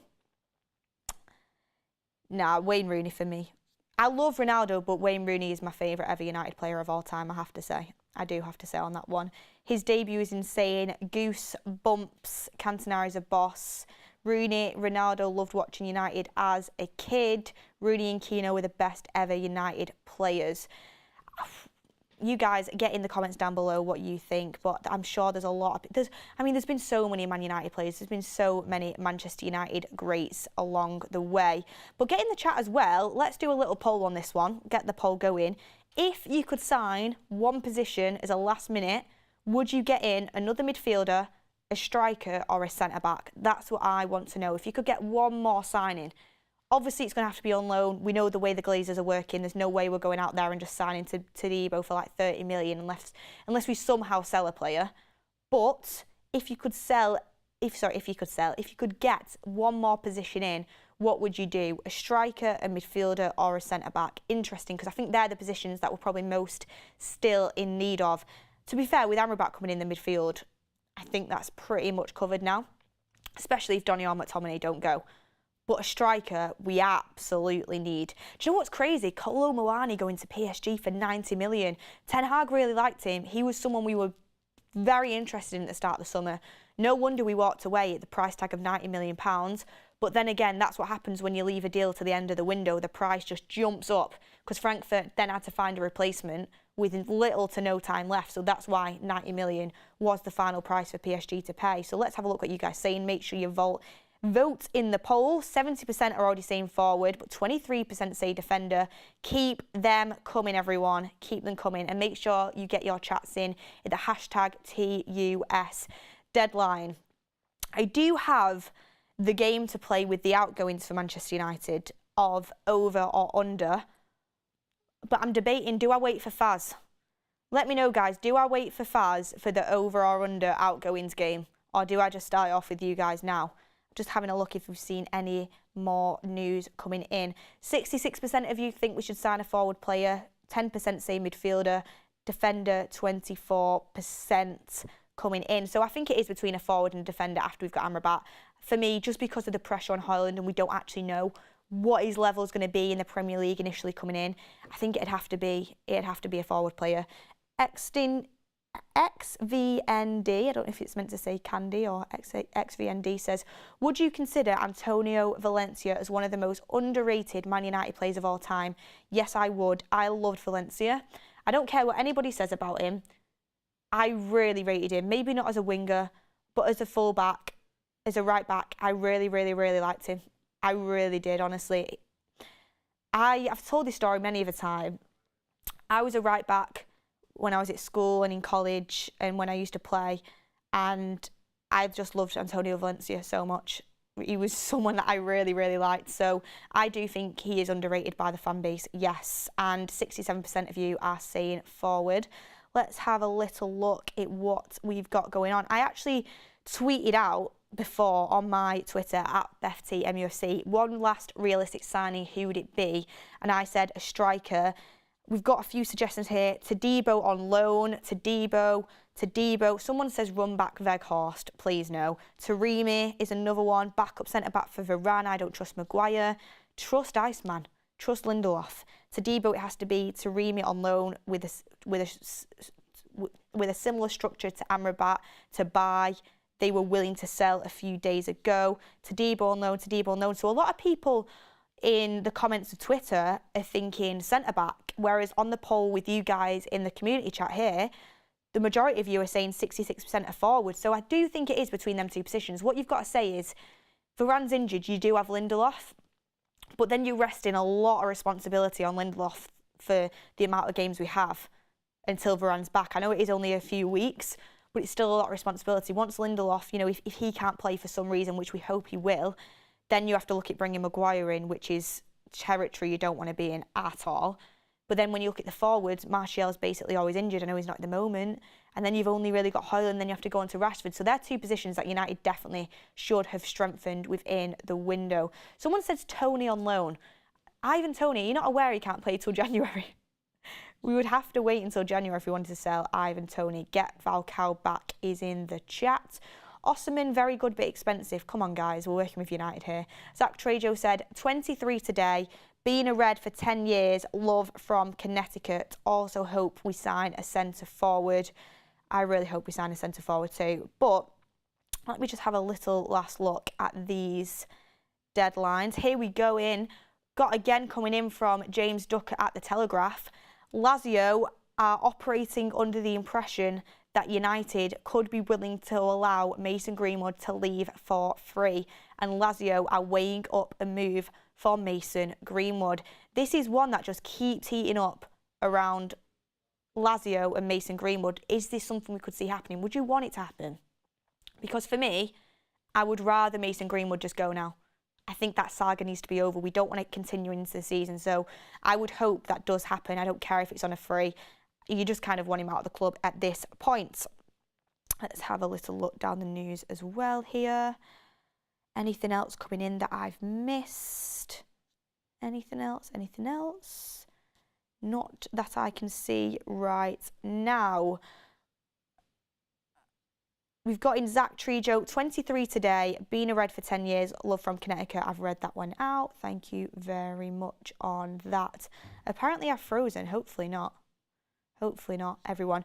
Look, everyone, I'm going to start the game because I think, you know what, we might as well get on with it. Faz is taking his sweet time. I'm joking, he has been allocated a 15-minute break. He's not just been on the toilet for this whole time. Maybe he has been, I don't know, he's not in the studio. But I'm going to start the game on the outgoings. Under or over? We're going to start this game out. Producer, are you ready for me? He's ready. I'm going to start with, who was our first outgoing? Was it Elanga? We'll start with Elanga on this. Apparently the YouTube keeps dropping. Hopefully not. Hopefully we are staying put. Maybe the Wi-Fi is having a couple of issues. Hopefully we're all right. But we'll start with... We're okay. We'll start with Anthony Elanga. Under or over? We'll start with that one and see where we're at on that. We've got it there. 15 million. Anthony Elanga to Nottingham Forest. Did we get more than the money that we thought we would have got for him? Was it just right, or did we sell him for under what we could have got? That is the question. Do you think we sold Elanga for the right price? Did we get more money than what you would have expected, or should we have sold him for more? For me personally, I think 15 million is a fair fee for Anthony Elanga. At the end of the day, we've all seen him, despite what Ricky says. If anyone's seen the clip, by the way, from the forum, stop driving me mad. Feel sorry for Double A. But Ricky got very, very, very irate about Elanga. He's a big fan. He's just started Forest. He's been on the bench at the start of the season. I do think he'll work his way into the first team, especially with Brennan Johnson going to Tottenham now. I do think he's got skill, and I think he's a good player, and I think he will be a good player for Forest. Very pacey, can beat a man, gets it to the byline and crosses it in. he's what a winger should do. He's very pacey and he can beat players. But I think quality level, he wasn't at the level of United, and I think Forest is his level. So for that, I think 15 million is just right. I'm happy with that for Anthony Elanga. So we've got it there just right. I'm going to go with, and that's interesting from you guys. We've got 43% could have gone for more. We've got 43% say just right, and 16% say great deal. So I've gone with just right on that one with 43%, but I think a lot of you guys are comparing to Cole Palmer.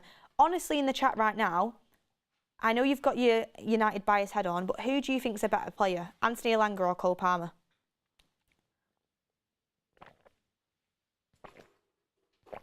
I'll wait, just need a sip of water. I'm absolutely gasping.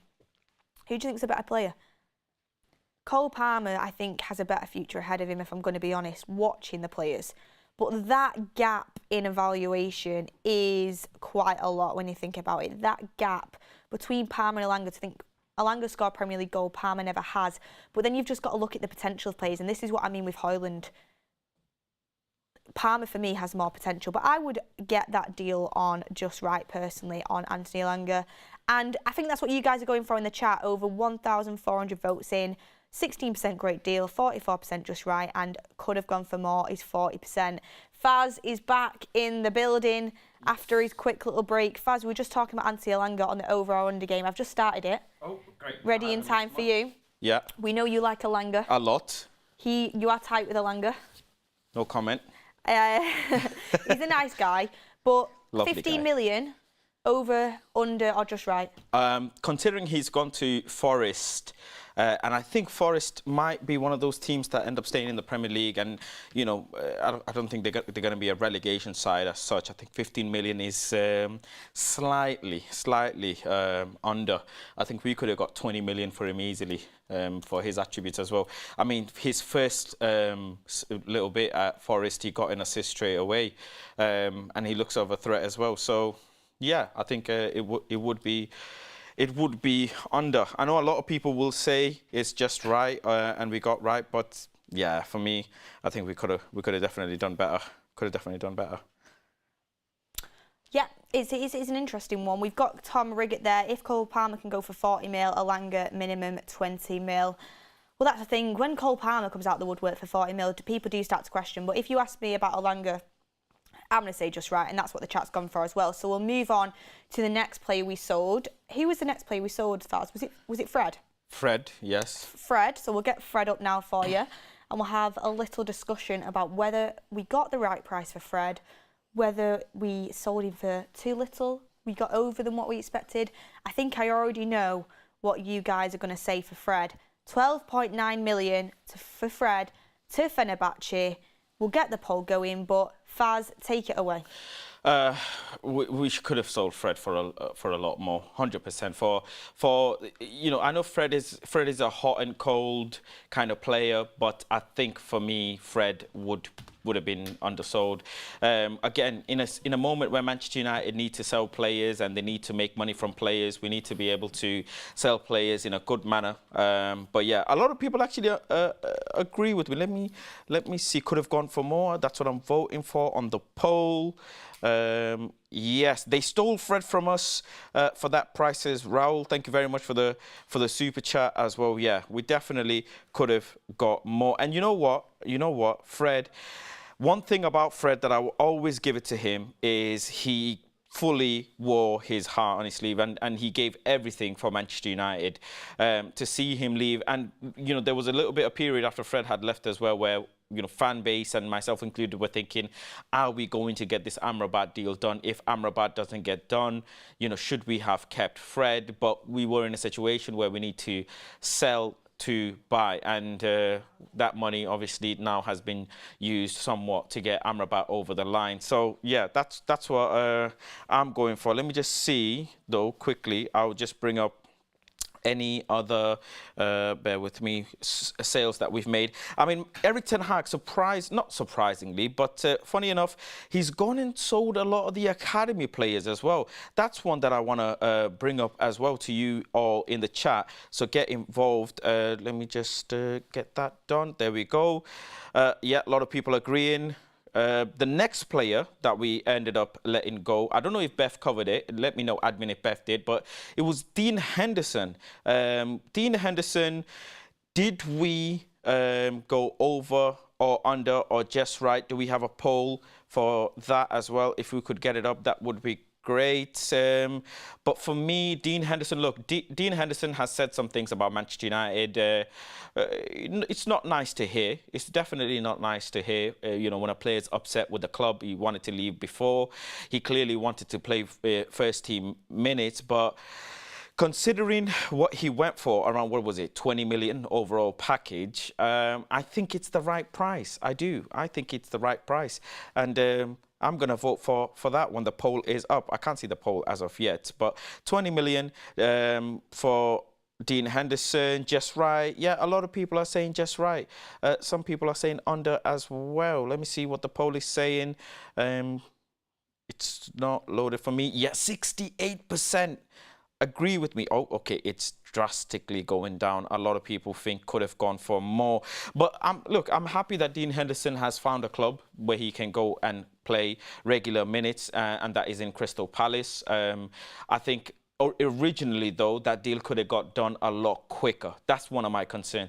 Dean Henderson was wanted by numerous clubs early on, right? And we didn't make that deal happen as quickly as I thought. And those funds could have been used to bring in the players that we want. And yeah, some people would think Dean Henderson could have gone for more.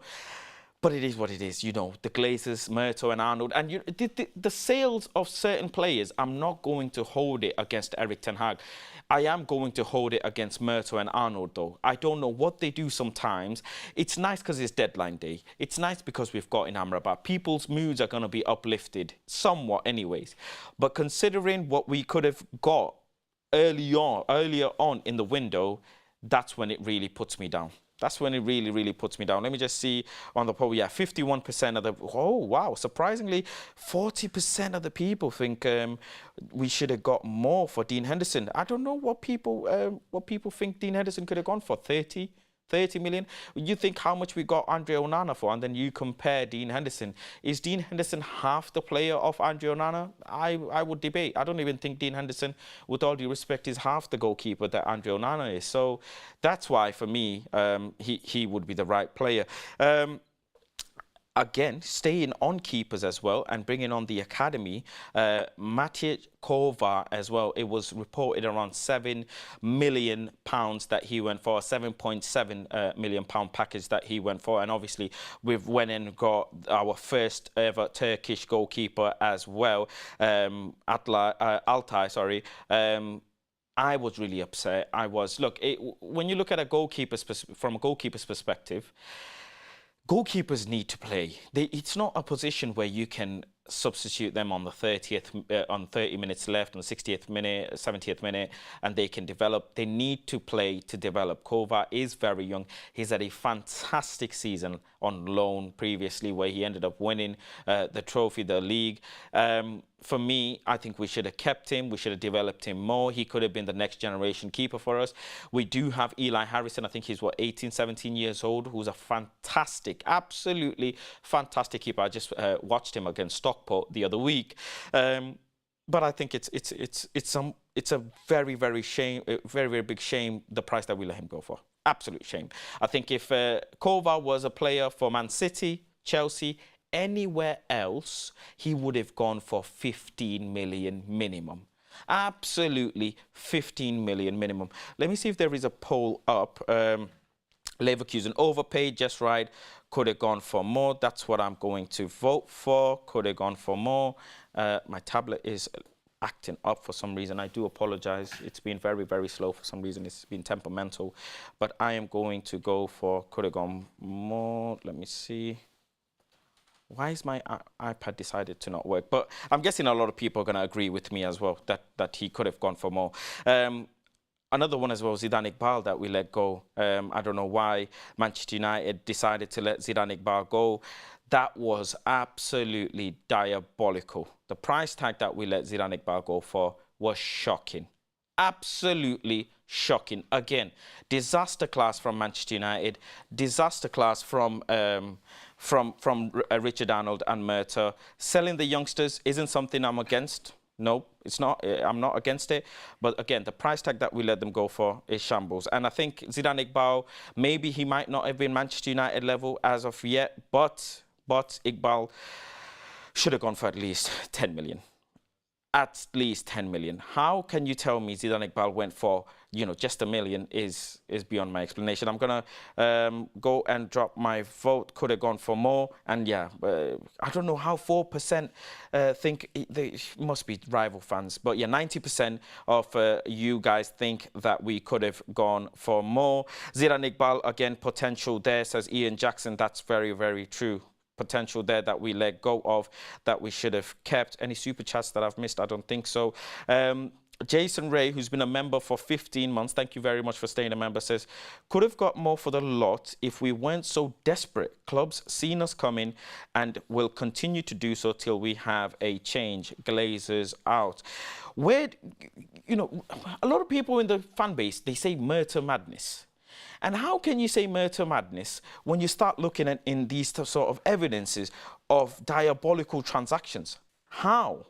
I know Beth gave it 5 and then she lowered it to a 4. Ross, who was on the show earlier on, called in, gave it a 5. But how can you give it a 5 when we are selling youngsters with great potential for such poor valuation? And what a shame it would be if any of those youngsters start performing really, really well, right, in the club that in the respectful club that they've been to, and then we sit here and say, wow, look at this. And a lot of people came at me when I said Jamie Garner went for lower as well. I know it was a while ago, but that's another player that we let go who got promotion with his club, came into Manchester United, and I was hoping him to get some minutes, and Manchester United ended up selling Jimmy Garner, and people told me he doesn't get into Everton's side, but that doesn't say he's a poor player. So yeah, could have gone for more for me there, and I'm glad a lot of people agree with me on that as well. The next player I'm going to bring up, bear with, I mean, there's some of them that have left, though they were on loan.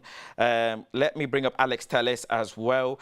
Alex Telles left for, I think it was 5 or 6 million, if I'm not mistaken, somewhere along those lines. He moved to Al Nassr, again, had a loan spell away from Manchester United. We should have got rid of Telles last summer. We really should have, but we didn't.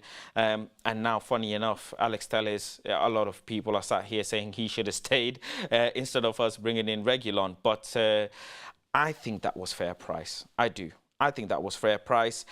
We should have taken the deal early, got the deal done early. But I am going to go for just right. Let me see how many people agree.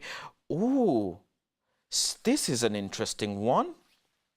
64%, over 60% of you think we could have got more for Alex Telles.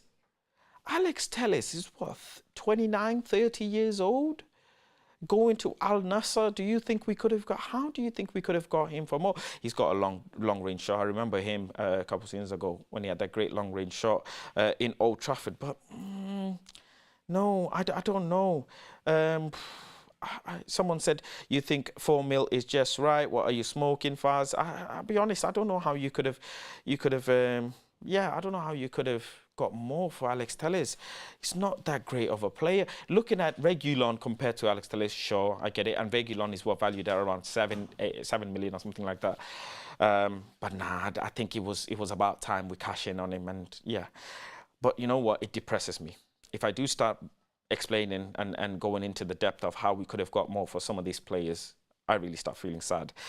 Philip, thank you for staying a member for 4 months, says, we should be rating players who should have gone but didn't. New board, new owners, hashtag Glazers out. Thank you very much. You know what, it's really lovely. So many people are coming in with the chats with the Glazer out, and obviously on this channel, we are constantly reiterating the same thing as well. We want the Glazers gone. Let me see. I think that is pretty much it. Teden Mengi is another one who has left on a permanent deal. Unfortunately, I do not have a figure for how much Mengi went for as well. Mark Jurado is another one who has left on a permanent deal. Or it's not fully official yet, but I think Fabrizio put it out there that he's going to Espanyol. Again, a figure is not out there. So it'll be interesting to see what figures we get for Teden Mengi and Mark Jurado as well. A couple of loans who have left, you know, for example, Brandon Williams, Alvaro Fernandez. I'm hearing that he's going to go on loan. That's one that absolutely upsets me. But we do know Alvaro Fernandez wants first team minutes, and if that means he's going to go and develop himself elsewhere, then so be it. Long as he can stay our player. I think he has a future in Manchester United. I really do. I think Alvaro Fernandez, Kobe Mino, they do have futures in Manchester United. I obviously reported out a couple of Planet Faz exclusives, just to put it out there, shameless. But Charlie McNeil, who's gone to Stevenage on loan. I think Shola Shoretire is actively seeking a loan as well. So we'll see what happens with that. But yeah, good luck to Charlie McNeil, who's gone to Stevenage on a season-long loan. Numerous clubs actually came in for him, believe it or not. Some Premier League clubs who couldn't offer him first team minutes, but elsewhere. And also some clubs from Europe came in for him as well. But I think for me, the most shameful one of it all is we couldn't sell Scott McTominay. I'm not going to drill into Harry Maguire because we all know how we feel. But a lot of people, there is a slight amount of fan base who think that we should keep Scott McTominay. That Scott McTominay may play a part in this season. Injuries could be a thing where Scott McTominay come in. Suspensions could be a thing where Scott McTominay can come in. But there is a lot of people who believe Scott McTominay has a place in Manchester United. And I hate it, but I disagree. I really do disagree. I was in the front line saying 40 million, no less. But now I'm here thinking 30 million, we should have taken him. Charles says Scott McTominay should go. Maguire to the reserves. I don't think Maguire is going to go off to the reserves. What's very interesting is Maguire got dropped from the squad and then ended up coming back. And you know what funny thing is as well? In the last home game against Forest, Harry Maguire started signing shirts, taking pictures. And what that made me feel is that he's going to leave. But he didn't end up leaving. I don't know why Manchester United would reject a 30 million bid for Harry Maguire. Obviously, the 6-7 million or whatever it was that he wanted to pay out, I think Manchester United should have paid it. They should have got the 30 million, paid him whatever he wanted, and then we could have moved on. But we didn't. And what a shame it is. Certain players are going to certain clubs that should be coming to Manchester United. And I know the graphics are going to come up later on the show. I am going to reveal who it is, but there is a particular player that I am beyond heartbroken. There's actually two players that I'm beyond heartbroken that have gone to one rival club and one, not somewhat rival club as well. But yeah, listen, transfer deadline day it is. I want to firstly thank each and every one of you for staying with us. It's been so good so far. We've got many more hours to go. Got my fingers crossed that we end up getting some sort of loan for a striker or even some sort of forward. We will see what happens with this Mason Greenwood situation as well, if he is sent somewhere. If he is, then that means Erik ten Hag will be getting another player because he's been adamant.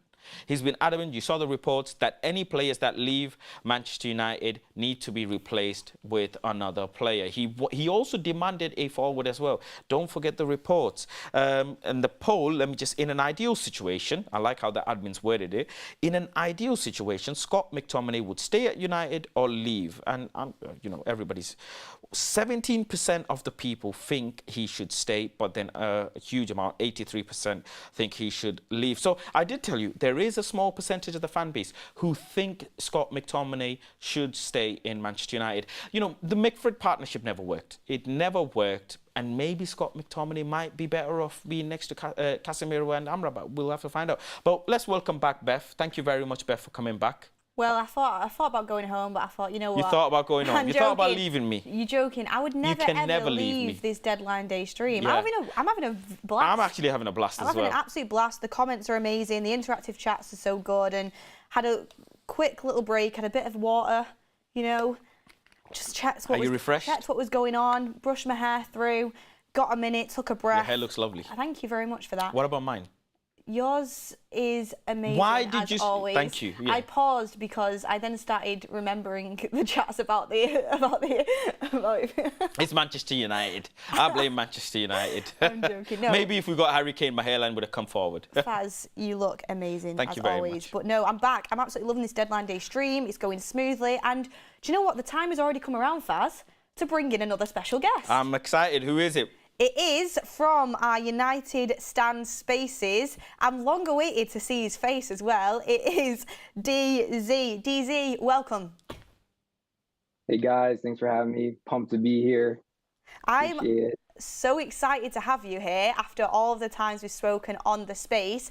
But DZ, I think from the start you were one of the biggest advocates of getting Amrabat in. How happy are you that he's now signing for Manchester United? All right, so until he's holding the jersey and the paperwork's gone through, I'm going to reserve my excitement. But as a, super fan, as of, since January, I am beyond pumped. This is the best move we've made in years. It is just a years. Years. I actually think this is probably the smartest, signing we've made since Bruno. Because if you remember that team, in the first half of the season, we weren't able to create much. And then Bruno comes in and it was just upward trending. I feel like if you put Amrabat in midfield with Casemiro and Bruno, it's just a recipe for success. And I'm not saying we're going to go win the league and rah, rah, rah. I'm just saying, he just has a lot of attributes that our other midfielders don't. And it's a no-brainer. I'm pumped. I love that. I love the optimism from you, DZ. I mean, we're all very happy about this signing, I think. I think a few people have thought, what is he going to offer, because they've not really seen much of him. I think a lot of us really saw him for a large amount of time in the World Cup, because Morocco had such a good World Cup and Amrabat was brilliant in that. He really shone and started to come on people's peripherals and on the horizon. Then at Liverpool were interested in him last summer. I know that before the World Cup started. They didn't get him, which is good for us because now we've got him. But I'll let Faz come in with a question in a second. But DZ, we have been rating our transfer windows, and I'm going to ask you to do that in a second. But what I have been asking people is, if you could get one last position in place, what would you go for? I know like the logical answer is to get in a striker, but we're one center back injury away from having to play Maguire or just see Maguire. And so I would probably, I know there's like rumors and murmurings of potentially getting to Debo on loan. So I feel like if you could potentially bring in one more player, I would opt for a defender. Technically up top, I don't love Rashford at the number 9, but you do have Martial, Højlund, Rashford, Sancho, false 9. And so I just don't want to see anything with Maguire. That guy is just a massive bottler, and I'm just sick of it. So I would opt for getting a defender in. Very interesting. It's interesting because when I was on before, I did like a little tweet to my Twitter followers what would they want, and the majority was all like defender. But when we spoke about in the chat before, I think the majority was a striker, so it is definitely split between them positions. Faz, do you want to come in with a question? Yeah, firstly, DZ, I really like the frames that you have behind you. They're absolutely beautiful. Which players are they, if you just let all of us know? On the stream they can't see them. Oh, I can see them though, but yeah, they're very... So I met Wayne Rooney this is Wayne Rooney right here. I met okay. Wayne Rooney at the chat airport, can't see it, but yeah. When he signed for DC United, I tapped him on the arm. I was like fangirling hard. But yeah, he signed my jersey. I'm in the Washington Post. So, and then I met some of the legends at the mall when they were on tour in DC. Amazing. Well, listen, firstly, thank you for joining us as well. I know you're so pumped about Amrabat. Obviously, you said it's the best signing in years. And I know I had a disagreement with you and Ross as well, because I wanted Gravenberch, and obviously Gravenberch isn't here. But speak to me a little bit about Reguilón. And, in one side, it's so much hype about Amrabat, so much excitement. But let's not forget, Amrabat is coming in a position where we're not injury struck, where there are players there to cover. We have the midfield trio of Eriksen, Bruno and Casemiro to hold it down. But Reguilón has come in where I think it seems like anyways he's going to start instantly as soon as he's available. He's had some injuries that I can't even pronounce and spell. What do you think of that signing? I wanted Cucurella so bad. How are you feeling? I think it's a horrible signing. I mean, all things considered, right? When you take it like with the context of our current situation, getting in a left back is better than not getting in a left back, especially if we're trying to compete on 4 major fronts. But in terms of like quality and ability, I don't rate him at all. I was joking on Twitter that I'm going to close my eyes every time he's on the screen. I'm just going to not acknowledge his signing. But I will say, you know, if anyone is going to benefit from this Reguilón transfer over, it's Reguilón, because nobody wants him, nobody rates him, and this is his opportunity to show to the world on the biggest stage at the biggest club in England, and you know, whatever, 3rd biggest club in the world, however you want to look at it, that he is a player, can play, can do a job, so he can sort himself out for next summer at his next club, because it damn well sure is not this club. And it should not, and I'll be honest with you, God willing, you know, Luke Shaw comes back fit at the right time with our new doctor, right? And Malacia, whatever his issue with his knee, comes back at the right time with our new doctor, and Reguilón can go to greener pastures in January. Yeah. I mean, I would still start Delo this weekend. And our new doctor can also look at Reguilón and mend him if there is any issues. But I definitely do share the concerns with you. And I think you are very right that Reguilón's agent has probably told him, you know, use Manchester United, use this opportunity to maybe, you know, kickstart your career back up again and maybe get another move. But the only thing I look forward to is that we can send him back in January, hoping Luke Shaw comes back fully fit by then, and that Malacia will be back soon. He won't be out until Christmas. I'm hoping he's back in another 2 or 3 weeks, whatever it is, and then Malacia can start competing, because competition is so important for that any position, matter of fact. But I want to ask you as well, another question, is what have you thought of Andre Onana so far? Because you've said Amrabat is the best signing. You've said he's been the best signing in years, but Andre Onana is here to transform the way we play football. So I'm surprised why you didn't mention him. Yeah, I mean, look, I think the Onana signing is a no-brainer considering the type of football Ten Hag wants to play and the amount of mistakes De Gea makes when he plays against Spanish teams or in big games. I think a player of Amrabat's ability helps Onana and the team play that football, because he's very comfortable on the ball with his, you know, receiving the ball, facing the goal, turning, shielding off defenders, where none of our players really do that. So I rate Onana. I wouldn't rate him. I mean, I would probably put him like 3rd or 4th best goalkeeper in the league right now, probably 3rd behind Alisson and Ederson. But you know, good signing. But for me, I'm telling you right now, if you had said it's Onana and Mount and no Amrabat, or De Gea and Amrabat, I probably would have been of the mindset saying we need steel in midfield. Genuinely, how many times were we unable to dominate possession while winning, dominate possession at home, dominate possession away from games? So it's like the midfield just seems so weak to me outside of Casemiro's ability, Bruno's ability, Eriksen's ability. You need a specific type of player in that role to help both of them. So to me, Amrabat's the #1 signing, and it honestly should have been the first signing. And to your point, I know you've been big on Gravenberg. I like Gravenberg.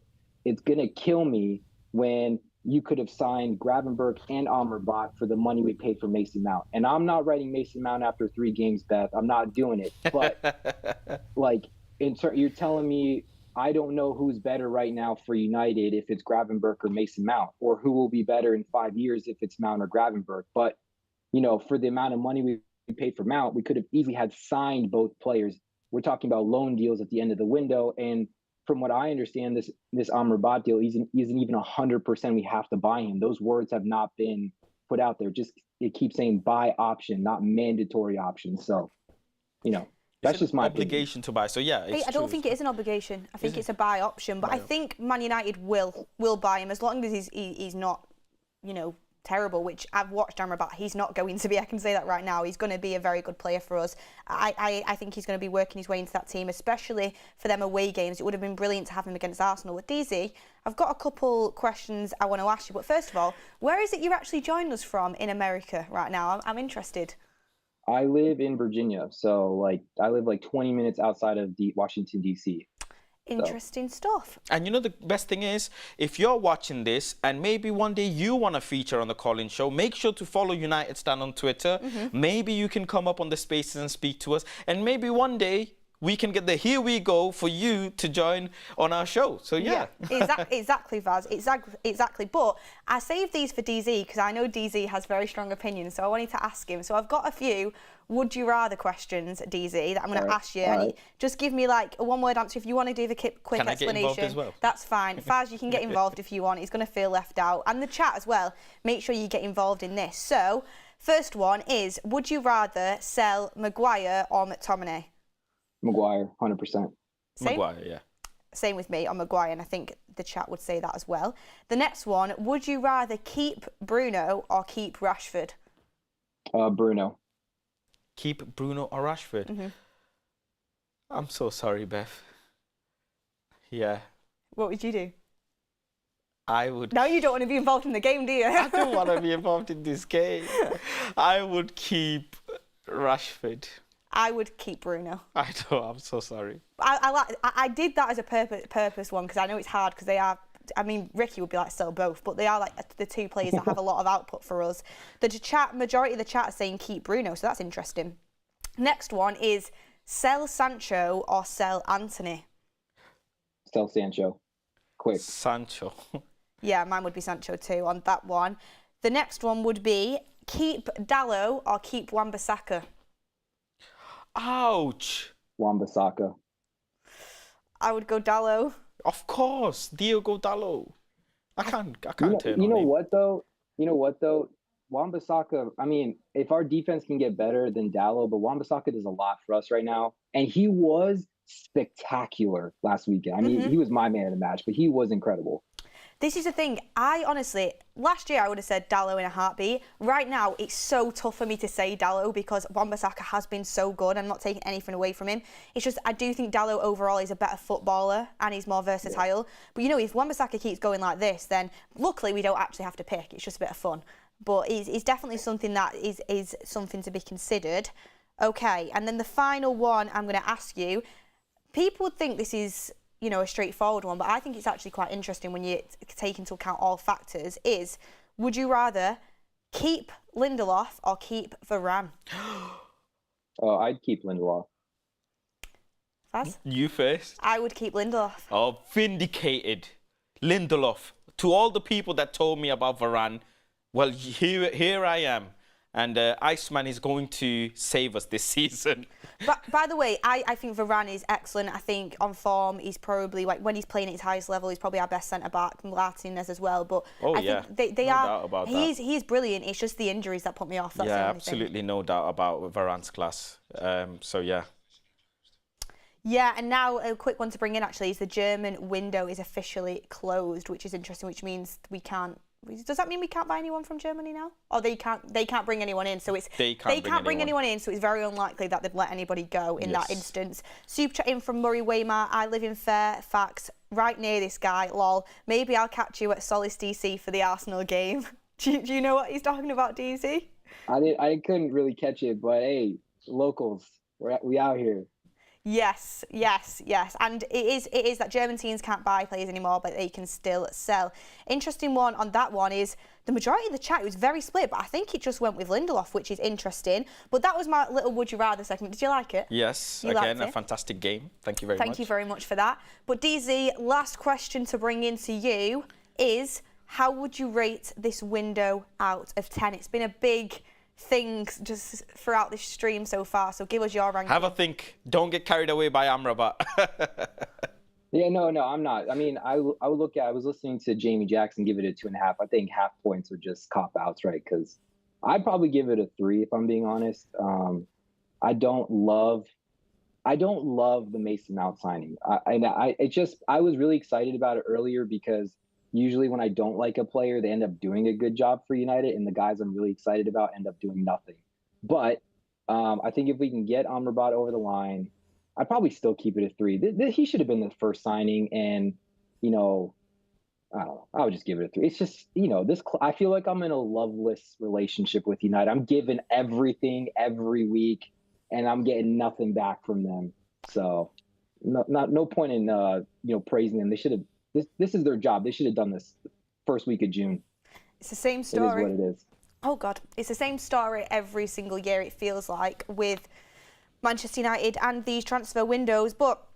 It's an interesting one. Faz gave it a 3, I give it a 5, then changed to a 4. You've given it a 3. I think we had Ross on who gave it a 5. So it's within that vicinity anyway with a lot of people, and a lot of people in the chat saying, I think the majority in the chat was saying 3, 4 and 5s as well. So that's really where we're at.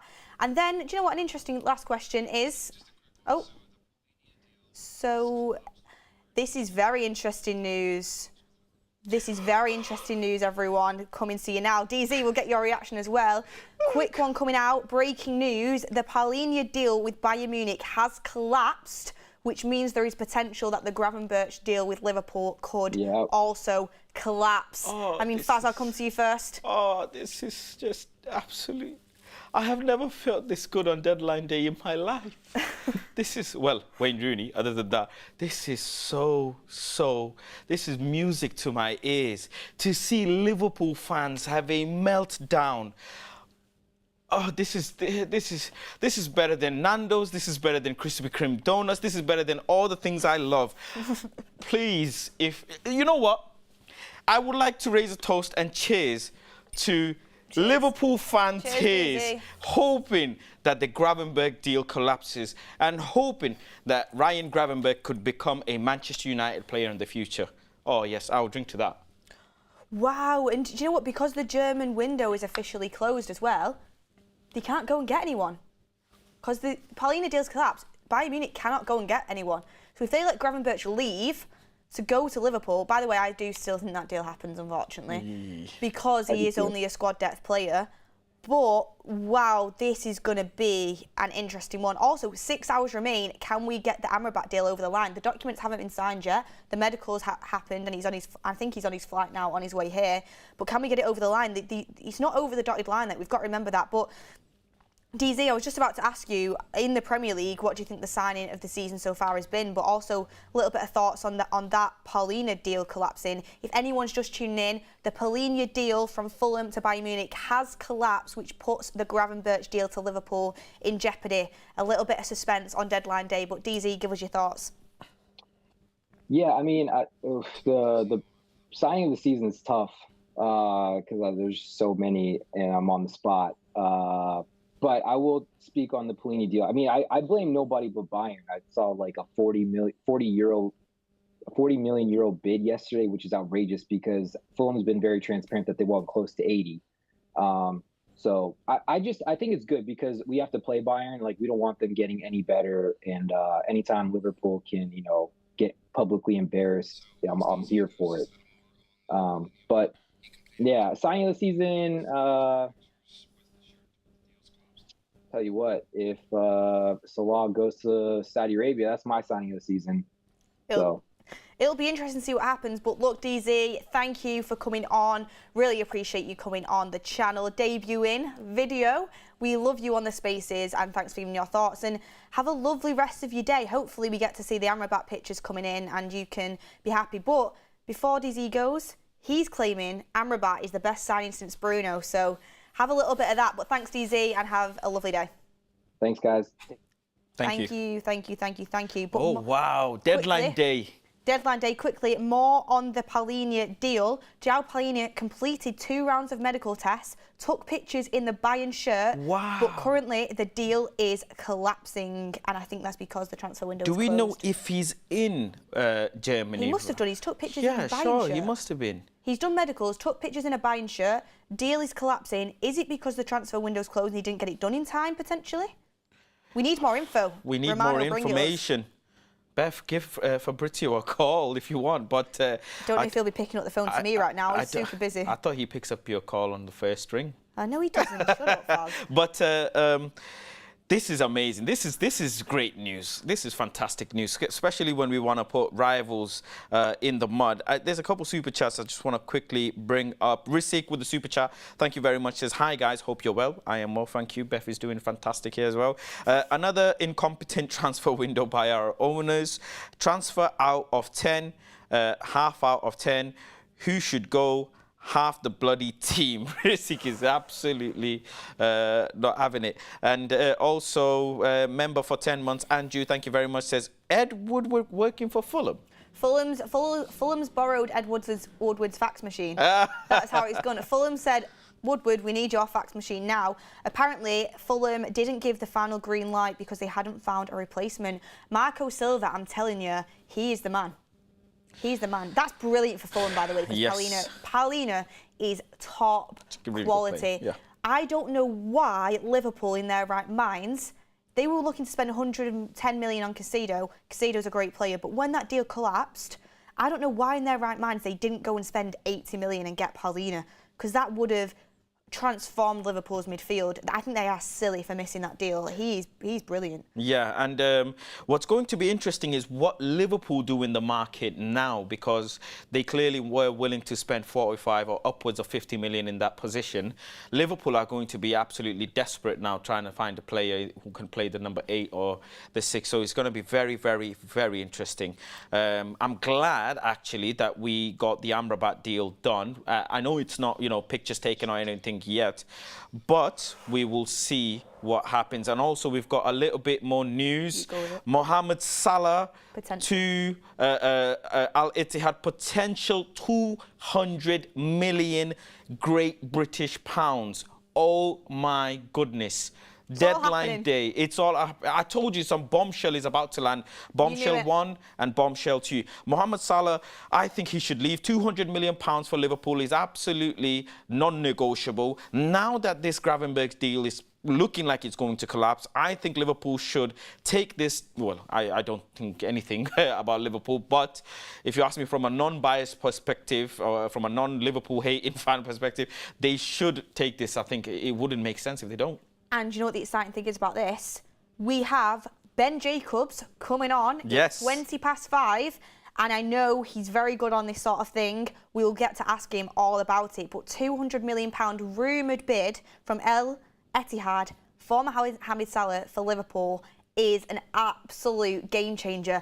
I don't think Liverpool can say no to that. And I think if they do, it is mental, because Salah, Premier League great, amazing player, but he's 31 years of age. The reinvestment they can do and that money they can spend, 200 million, even if it's in January. If it was a team that didn't have some good attackers, they've got some good attackers that can cover, like Jota, Luis Diaz. I think Nunes is actually a good player and will develop. Gakpo. They've got some good players there. So I think £200 million bid, they have to. They have to go. And it's now being backed up by Sky that they could put a £200 million bid in. Have they put it in, or are they going to put it in? Preparing a £200 million bid. Well, I told you, fast sources, that Salah's agent did land in Liverpool this morning. Of course he does. He's getting a huge payout. He's thinking, yes, Mohamed, please, this is going to be the payout of my life. Yeah, as far as I know, Salah's agent has been working even before this transfer window with Al Ittihad to prepare this bid. This is just from what I know, but 200 million. Beth, I wanted to ask you, every deadline day they have this one figure that's been spent over the course of the 24 hours. What do you think that today's overall expenditure could end up being? I honestly, I have no idea, Faz. Everyone knows my mathematics. They're not the strongest. It's going to be a big fair. I know this is the highest spending transfer window ever. Yeah. And it was back 2019. This has been the highest spending transfer window ever. No wonder with Saudi Arabia entering the transfer market. Yeah. But I mean, is this 200 million? Salah bid lands, it's going to be ridiculous, isn't it, in one day? Mental stuff. The football world is just in a league of its own. EG says, for a non-biased opinion, Salah needs to stay. And Mojo says, could that mean Liverpool now target Osimhen in January? I mean, you would target a right winger to replace Salah, 100%. Not necessarily a striker. And Leo J says, let's give Fulham Maguire, buy-in Scott for Palhinha, and guys, is the Chalobah deal to buy in over as well? Leo, interestingly enough, Fulham did want Bailly, so that is not a bad shout. Imagine if that could happen. I wish it could happen. I don't think it will. But Chalobah to Bayern, I'm pretty sure that deal has collapsed. I will get confirmation soon for you. Yep, Chalobah to Bayern Munich has collapsed. Last I saw, Nottingham Forest were interested in trying to sign Chalobah, but I don't think Chalobah wanted to go. I'll get some more information for you on that soon, but that is where we're at with Chalobah. The deal to Bayern Munich collapsed, and I mean a lot of deals collapsing for Bayern Munich, and I think Forest were interested in signing, but we'll get an update on that shortly. Can't wait for Ben Jacobs to come on the show now. I know. Oh. Yes, so the update on that is that Chalobah did reject Nottingham Forest 2 weeks ago. Whether there is some movement today, we'll have to wait and see. I think it'd be a good move for Chalobah to go and get first team football. Yeah. You know, at Chelsea, he was playing in the first team. It seems like he's kind of, you know, moved towards the subs bench, and I don't think he's really even been in the squad the last couple of weeks under Pochettino. So I think to get some Premier League football under his belt would be a good move, but we'll have to see how that develops. Surinivazan Sriha, I'm so sorry for my pronunciation of your name there. Member for 41 months. If Salah goes, Liverpool may go for Palhinha. That would make them better than with Gravenberch. Brilliant insight. That is exactly what Liverpool should do, by the way. But I don't think Fulham will let him go because they've not got a replacement. Hello, Scott McTominay's here waiting for you. Yeah, listen, deadline day, anything could happen. And if we can manage to... I know that Jamie said before that Scott McTominay is looking like he's going to stay. A lot of reports are saying Scott McTominay is looking to stay, but that's the beauty of deadline day. You never know whose phone is ringing where. And Fulham, if you want to do some magic for us, please come and take Scott McTominay. £30 million is there for you. Exactly. Akash says 200 million is a no-brainer. Liverpool can get Palhinha and anyone in the world. Faz, is the problem for Liverpool the amount of time that's left? Pretty much. I think they spent a lot of time trying to secure Moises Caicedo, and 110 million that they bid, it almost seemed like they were bluffing, and I would have liked Chelsea to play them at their bluff and see if they ended up, you know, going through with that deal. But that tells me one thing is clearly Liverpool were willing to pay 110 million, which means they do have the money to spend. But now on deadline day, it's gonna be absolutely crazy for them to go and get anyone, because no team in the right mind is looking to let go of any of their star or main players. And Ryan Gravenberch would have been the one. I mean, the whole footballing fan base was you know, kind of shocked that Ryan Gravenberch going to Liverpool strengthens their midfield so much. But it would be very interesting to see how this whole situation works out. If Gravenberch, you know, doesn't work out as well, will they be hesitant to let Salah go? Because I know they might get 200 million if they accept it, but how will they end up spending it is the question. And don't forget, Liverpool will be desperate to win the Europa League. I mean, for Liverpool standards, they wouldn't want to be knocked out, you know, at all. They would want to win the Europa League and also come top four. And if Liverpool don't end up coming top four, is Klopp's job on the line? That's a big question as well. A lot of Liverpool fans, you know, they were Klopp out, Klopp in, you know, flip-flopping last season.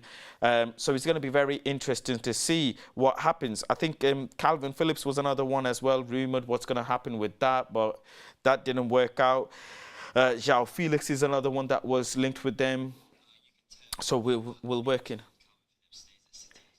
So yes. As it stands, just been told that Calvin Phillips is going to stay in Manchester City. Nothing has been coming out about him moving anywhere. So that's that gone out the window for Liverpool. And it's just falling apart for them, absolutely falling apart. And I will be here for it, and I love it. It's making me feel very warm inside, and yeah. I don't get why Calvin Phillips would just want to sit on the bench at City. I can't get my head around it. I mean, I don't know, maybe something could occur. He's probably thinking City's got the best opportunity if an injury occurs and I play some minutes, and I could end up winning the league with Man City. So I get the thing that, you know, City are winning everything, but who wants to sit on the bench and not play a minute of football and watch a team continuously win? You would just feel so not part of it. Maybe he likes going to Jack Grealish's parties too much. I don't know about that. I'm joking. But what I will say, though, to all the people who are just tuning in is that Palhinha deal to Bayern Munich is collapsing.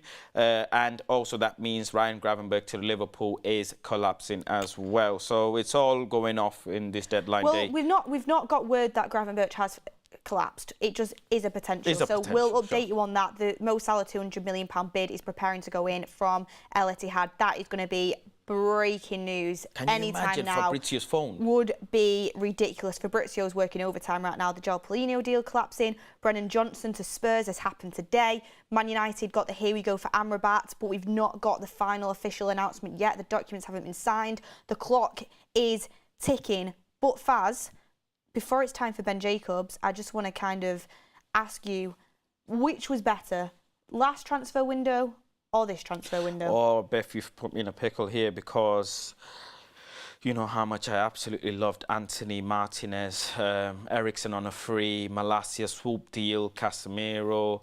I think last transfer window was better, I would say, because Casemiro was so class for us, and I know Anthony hasn't been the level that people expect for the money, but I think he's shown his potential. He scored against Arsenal, he scored against City, he scores in big games, he scored against Charlton as well, with a fantastic goal from outside the box, and I think he'll come right. And Lisandro Martinez has just been a game changer, absolute game changer for the Premier League, let alone Manchester United.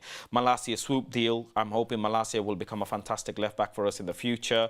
He's shown some signs of promise, and it's a great, fantastic price as well that we played. Eriksen on a free. You know, I know it took such a long time to get that deal done, but it was really good, really, really good. Eriksen on a free, and that midfield trio of Bruno, Eriksen, and Casemiro has done wonders for us. So I would actually say last summer, yeah. Get in the chat what you guys think as well. Smelts Herring says, loving the vibe, guys. Faz just needs a yellow tie. A yellow tie? I don't know why. Maybe is he thinking to match the background? I don't know. I'm liking your vibe, Faz. Don't worry. Thank but you. I like that chat, Smelts. Thank you very much for giving us that super chat and having your say. Stephen Edge says Phillips has the same mentality as Maguire. Unfortunately, yes. Shaheen Kouini says, imagine Bayern actually go for McTominay and we get Gravenberch. I don't think they can. The transfer window's closed in Germany. They can't bring anybody in now. The transfer window has closed. What was it the admin had said? They can't sell, they can bring in? No, they can't bring in, but they can sell. Okay. So right. Basically, they could sell Gravenberch still to Liverpool, but they can't get a replacement because João Paulinho's collapsed. Bayern can't go for McTominay because the transfer window for them, incomings, is closed. I mean, if you think of it this way, Ryan Gravenberch isn't Jim really... White, yellow tie. That's what it was. Oh, right. Ryan Gravenberch isn't really a crucial player for their project, really. I mean, right, if you look at Bayern Munich's average age in the midfield, 28 years old throughout, right? The three players that play in their midfield. Ryan Gravenberch, 21 years old. You'd think they are part of he's now part of their long-term project, but it seems like they don't play him as much, and he's clearly upset he doesn't get enough minutes. You don't want an upset player in your squad, and they should let him go, in all honesty. But obviously, I don't want him to go to Liverpool at all. I'd rather him stay at Bayern Munich, get that experience, and come to Manchester United.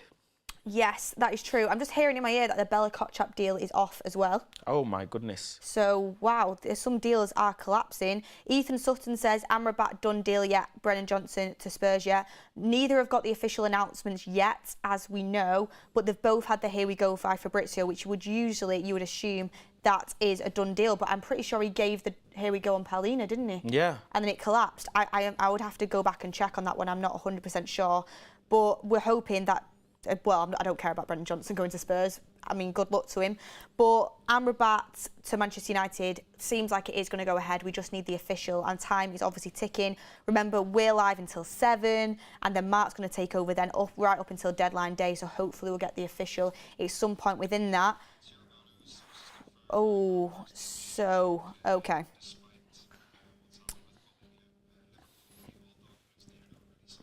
Okay, so just coming in now, Faz, be prepared to be upset again, and maybe the chat as well. Fabrizio Romano has just come out and said that sources confirm that the Ryan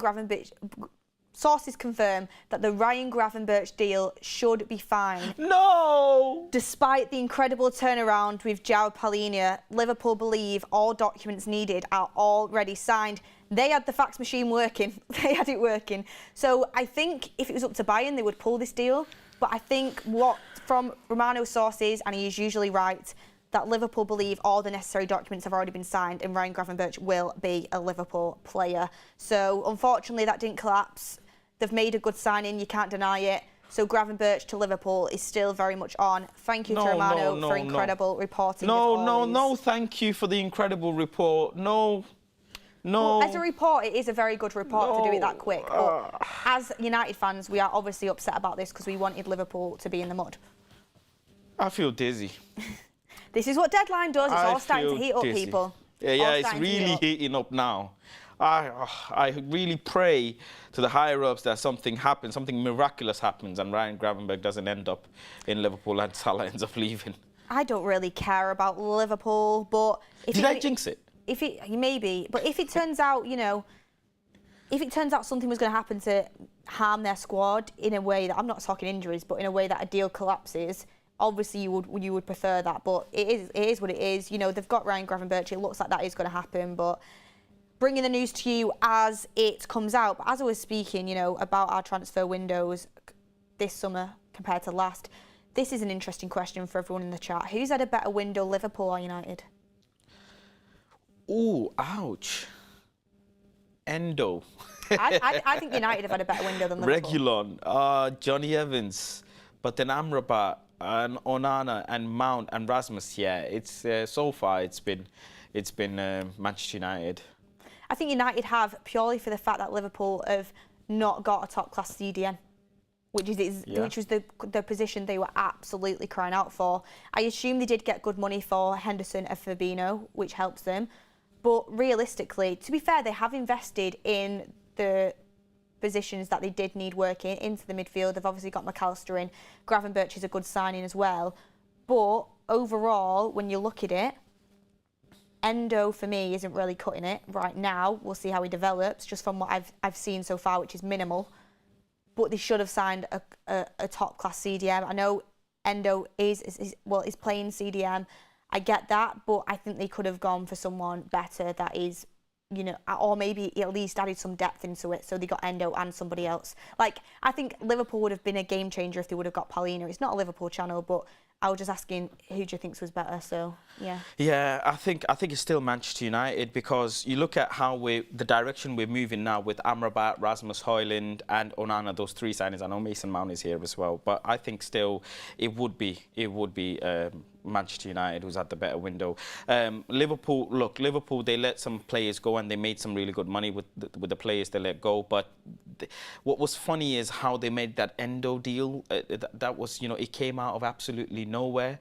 After they obviously got rejected by Caicedo numerous times, they got rejected by Amrabat as well.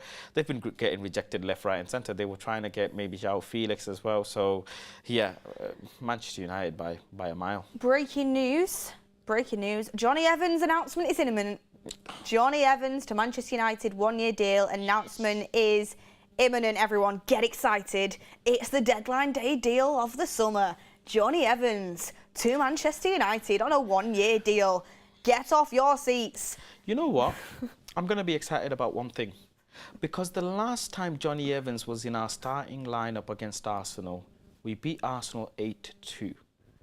And Johnny Evans has just signed. No, you want me to be excited, so let me give you a fun fact. Please. A fun fact. Last time, how many years ago Johnny was this? Evans, donkey years ago. I was probably still, like running around as a little kid at that point. But super chatting from Ollie Crowford. Those chairs look comfortable. Where did they come from? I'm looking forward to Amrabat. Think it's been stung out, but I like Paulina to come into United. Don't think that's going to happen. And I don't know where the chairs are from, but they are very comfortable. Maybe we'll let you know in a second. But we have got the one and only Ben Jacobs joining us live on United Stand deadline day. Ben, tell us where your location is. I know you're always on the move, and thank you very much for joining us. Yeah, great to be here. I'm actually in enemy territory. I'm at Stamford Bridge. I've been covering some of Chelsea's outgoings, but all across Manchester United's business as well. And it's been a successful window, I think, all in all for Manchester United. Well, Ben, funnily enough you say that, because a lot of our community isn't very happy with this window, and when you call it successful. Let me ask you a question here. When you say successful, how would you think Man United's window has been successful? Because in the eyes of some it is, in the eyes of some it isn't. What would you say on that topic? Well, I think first of all, we have to consider the financial constraints. So under financial fair play, the feeling was that Manchester United's budget might only be about 120 million. They've obviously spent more than that, but it hasn't been easy to balance every deal. There's been ownership uncertainty. When we were first talking about the window, we didn't even know who would be spending the money. It turns out that the Glazers are still there. So I think if you look at the positions that Erik ten Hag wanted to strengthen, it can be seen as a successful window. Perhaps the pivot from Cucurella to Reguilón was not ideal if we're only talking in football terms, but that's just cover for Luke Shaw. There's a January break clause. I don't see how people can complain about that. Amrabat is obviously the kind of positional signing that Manchester United wanted, and presuming everything goes according to plan, they get that one over the line. And then going back to Rasmus Højlund, he has such a high ceiling, it's very hard not to get excited about that. I think that Mason Mount could be an inspired signing for Manchester United, and because of the De Gea situation, they had to get a goalkeeper, and who better really last season than Onana? I think he was one of the top 5 goalkeepers in European football. So if you spell it all out, there's a bit of uncertainty as to whether players will live up to their potential, but given those financial constraints, the volume that have come in is strong. I think they'll actually be happier with the incomings than the outgoings because they haven't resolved the Harry Maguire situation. Scott McTominay has been up in the air over the course of the entire window. They obviously haven't yet, but it may change, got any solution for Mason Greenwood. But I think that Erik ten Hag will be relatively content with the incomings. What I wanted to ask you, Ben, we'll speak about... I'll ask you about the Amrabat deal first, and then I'll ask you about outgoings. But on this Amrabat deal, throughout the whole transfer window, he was linked to Manchester United. There was very big question marks coming into the final days of the window, whether Man United was actually going to go for him. How was this deal pushed through, to your knowledge? Is it Amrabat's persistence? Was it Ten Hag's persistence? Was it the fact that Man United were very struggling in the terms of financial fair play and they managed to get something over the line? Is this a deal that was always planned for the last days of the window? I don't think it was planned for the last days of the window. That's the most disappointing thing, that after Rasmus Højlund signed, there was a feeling, maybe it was over-exaggerated by certain sources and even the media. We're always to blame that it would go Højlund and then almost immediately Amrabat. And that was never the case to my knowledge. Manchester United were not as decided on Amrabat as Amrabat was on Manchester United. Now there's consensus. I think the movement at the end of the window is normal because you have to make your mind up. And that's ultimately why it's happened in the final hours. But Manchester United wanted to take their time. I think some of that was a financial consideration because Fiorentina's preference throughout the course of the summer was to try and get a fee, and they knew that there were other suitors. So the reason I think it's happened this late is actually not Manchester United so much as Fiorentina, because they've been happy to wait and delay and assess and see who might come in, and then knowing Manchester United was the player's preference, be able to use that as some leverage. But now, because it's the last hours of the window, it turns a little bit more in Manchester United's favour. So tactically, it's actually quite smart to come in this late because Fiorentina don't have the ability to say, we only want a permanent fee and we want it now. And I think had they done so, Manchester United might have been priced out of the market. So this is a solution where Manchester United can buy the player, but ultimately the first stage of any purchase is only a loan, which means that Manchester United have very much got the structure of the deal on terms that, financially speaking, are doable. Yeah, exactly. That's some really good insight into the deal. Just a little bit of breaking news here for everyone who's watching. It is official that Johnny Evans has re-signed with Manchester United on a 1-year deal. A little bit of sarcasm before of me getting so excited about that. But this ultimately, Ben, the reason why this has happened, and no disrespect to Johnny Evans, he's been a great player for us in the past and has been a very good centre-back, but this isn't the type of signing United fans really want to see. This is ultimately a knock-on effect of probably not selling Maguire. And on that, I wanted to ask, why did Man United not take the money for Scott McTominay and Maguire, considering the financial fair play restraints?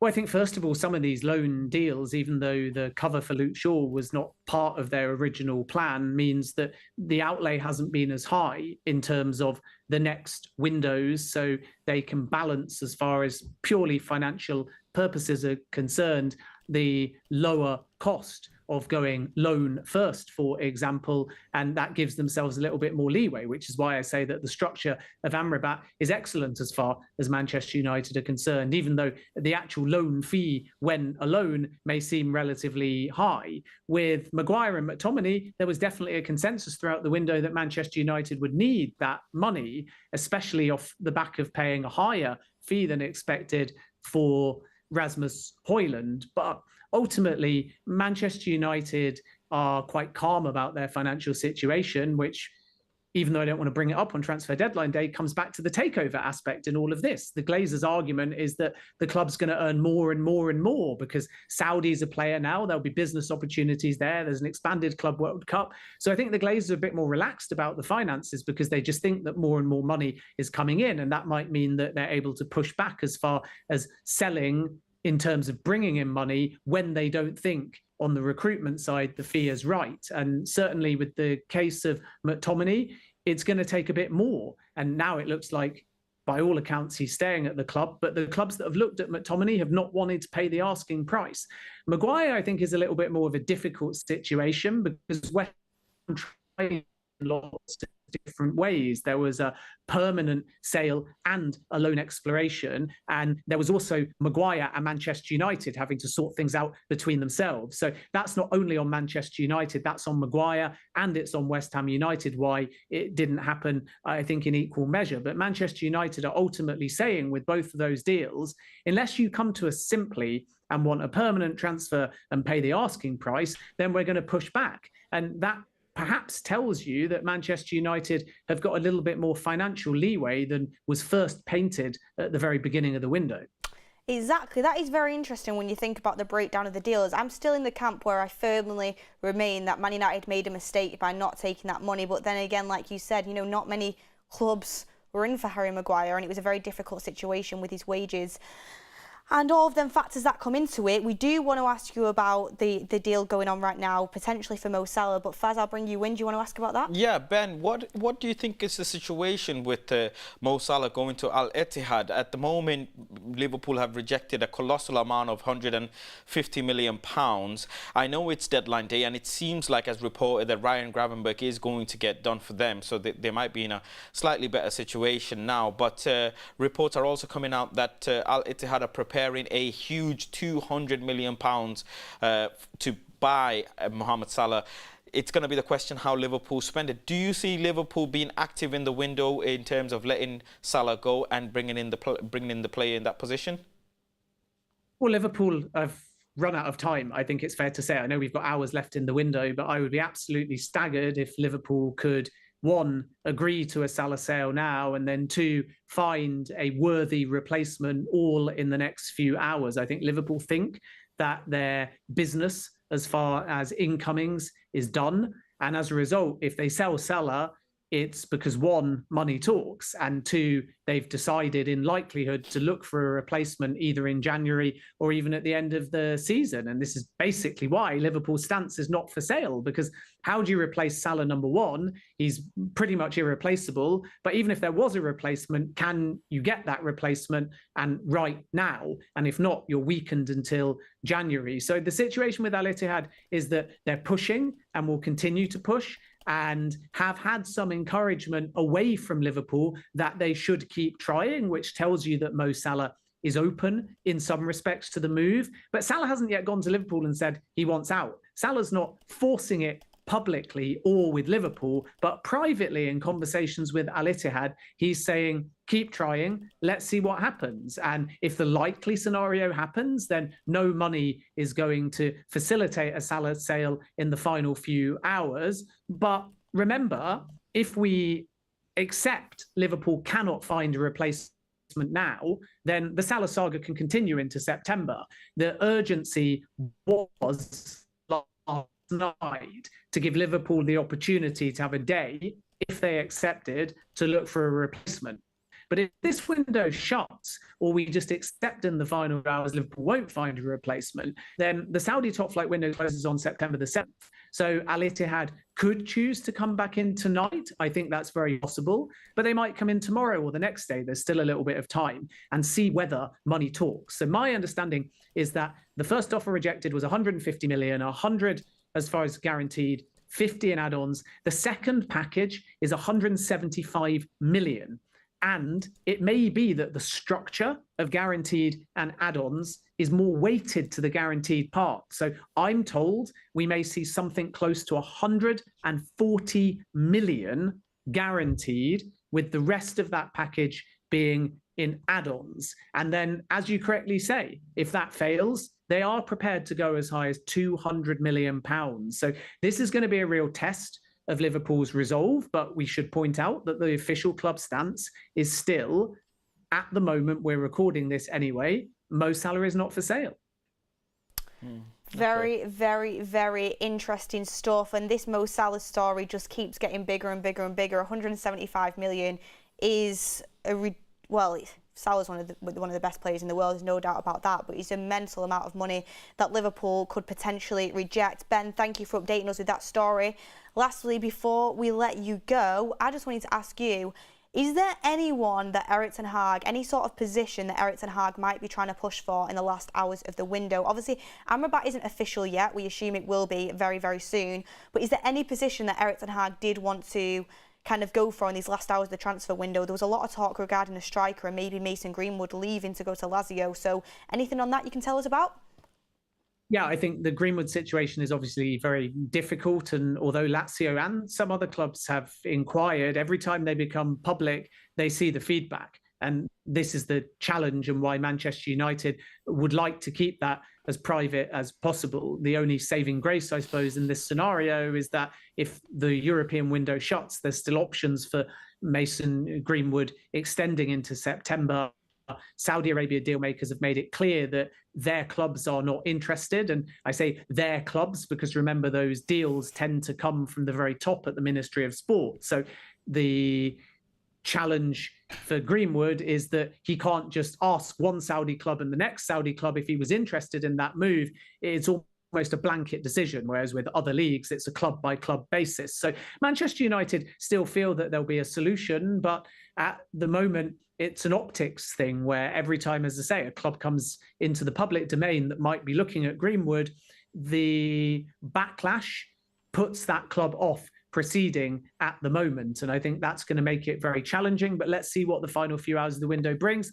I think if Ten Hag had his way, he would like to bring in another attack-minded player, but it's going to be difficult in the final few hours. I think after Amrabat, it's very likely that Manchester United's business at senior level is done, but let's wait and see. There was talk at the beginning of the window that some kind of right-back cover might be needed as well, which would be another ideal position. Then obviously if Maguire stays at the football club, centre-back becomes a little bit redundant. But I think if there was a situation where Maguire had left the football club, then another centre-back might have been a possibility. So everybody can analyse the squad and say, obviously, there's areas to improve. There would be an experienced number 9 that Manchester United would love, along with Rasmus Højlund. There would be another defender of some capacity, but time is running out and so is budget. So my sense is that unless we get a massive surprise, that Amrabat will be the last one through the door.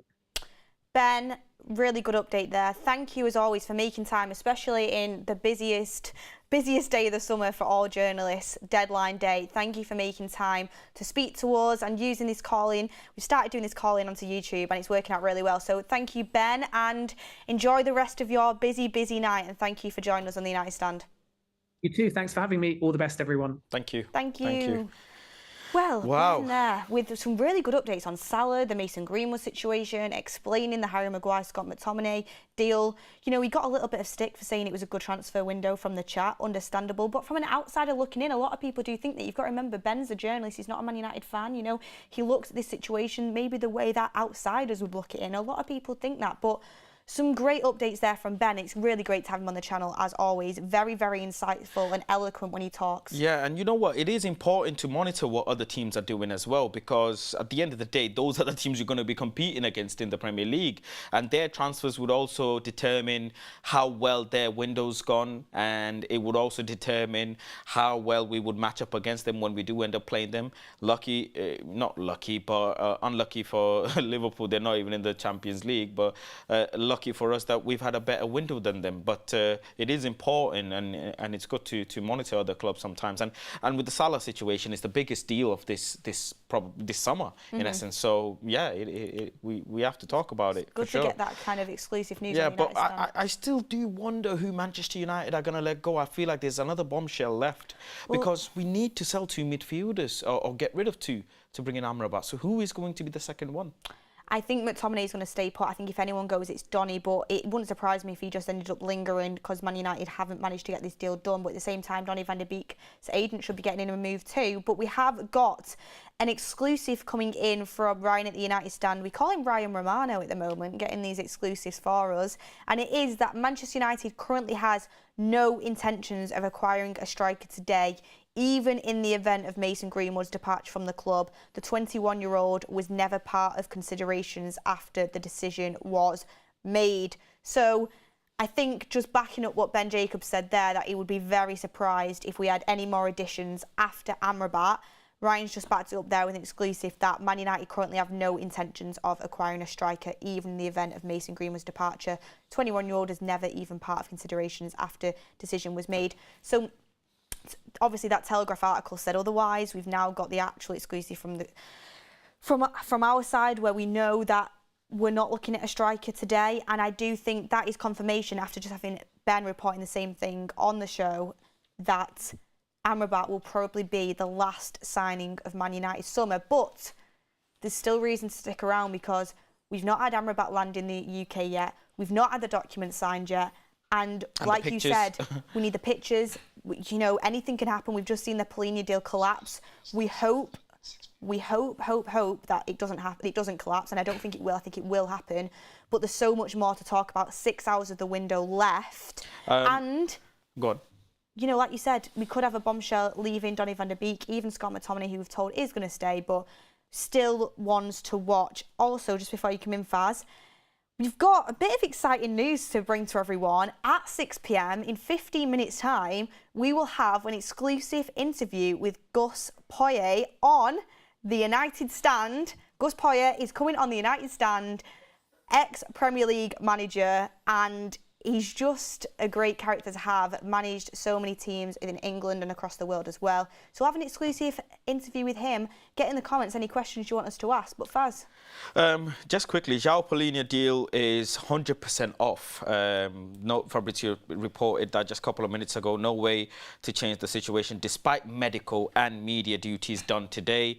Been told Fulham tried last minute for Scott McTominay, but no deal on player side, and Polina will return to Fulham. No deal on player side could only mean that Scott McTominay probably rejected Fulham. But yeah, that's very interesting. Just to reiterate to people as well, the timings of some of the windows closing. Firstly, our window will close at 11 p.m. Today. That's English Football League, Premier League, whilst in Scotland, the window will shut at midnight. Across Europe, Bundesliga window has already closed, which closed at 5 p.m. Serie A closes at 7 p.m. League closes at 10, and La Liga closes at 11. I get it's exciting, you know, when windows shut at different times, because this Polina deal is a victim of that.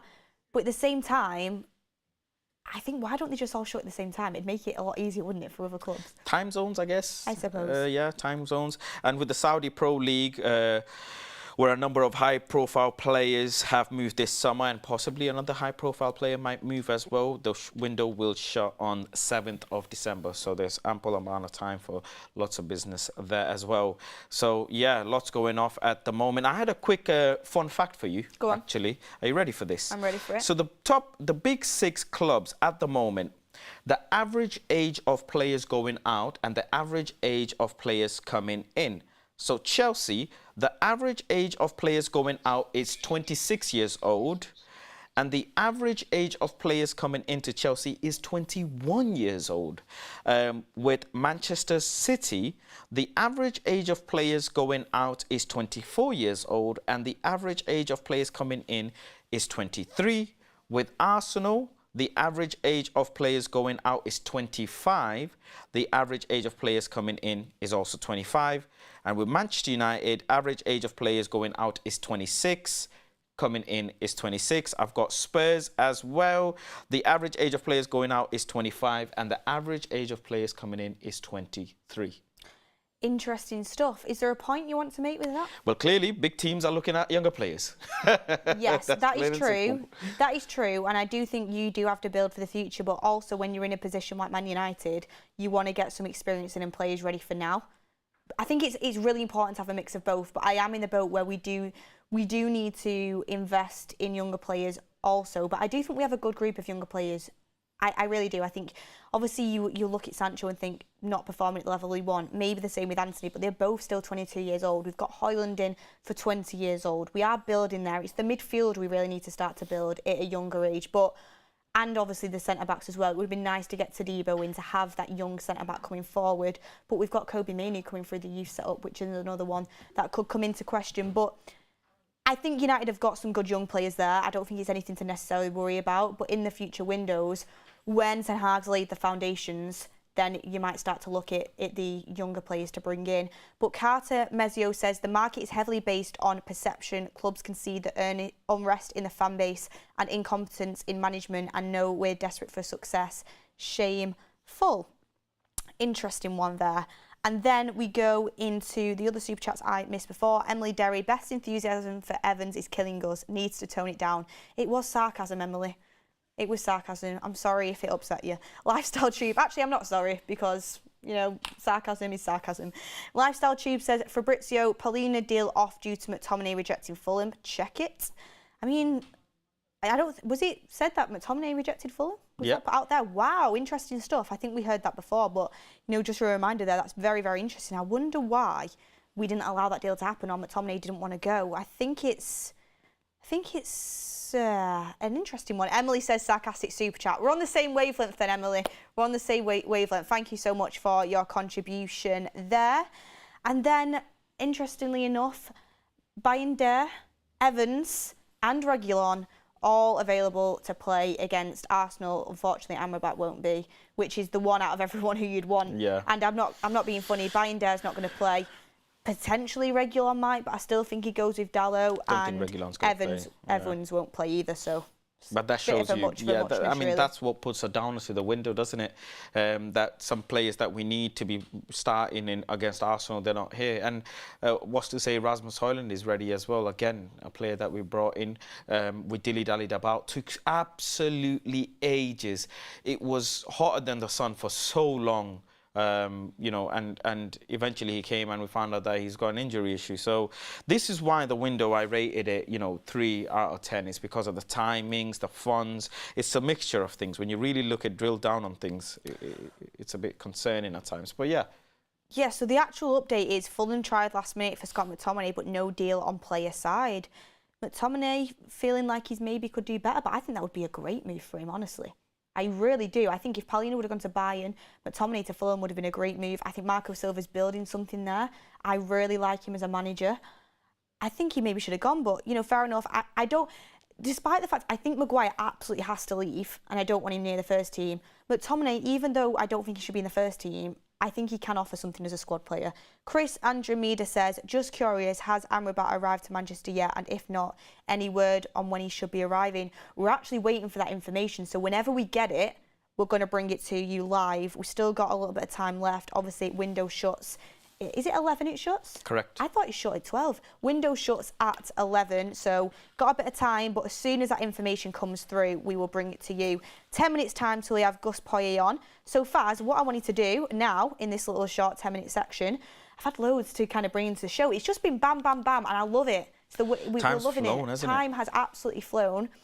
But what we did do to prepare for the show, to bring something interactive in with the chat, we did Man United's miss of the transfer window. So me and Faz both picked a player. I'm ready for this. In a realistic sense, that was our miss of the transfer. So a player that we feel like Manchester United should have moved for, and they missed out on getting this player and they've gone somewhere else. So we've been realistic. We're not going to sit here and say Man United missed out on getting Mbappe, because that would never have happened. We've gone with something realistic.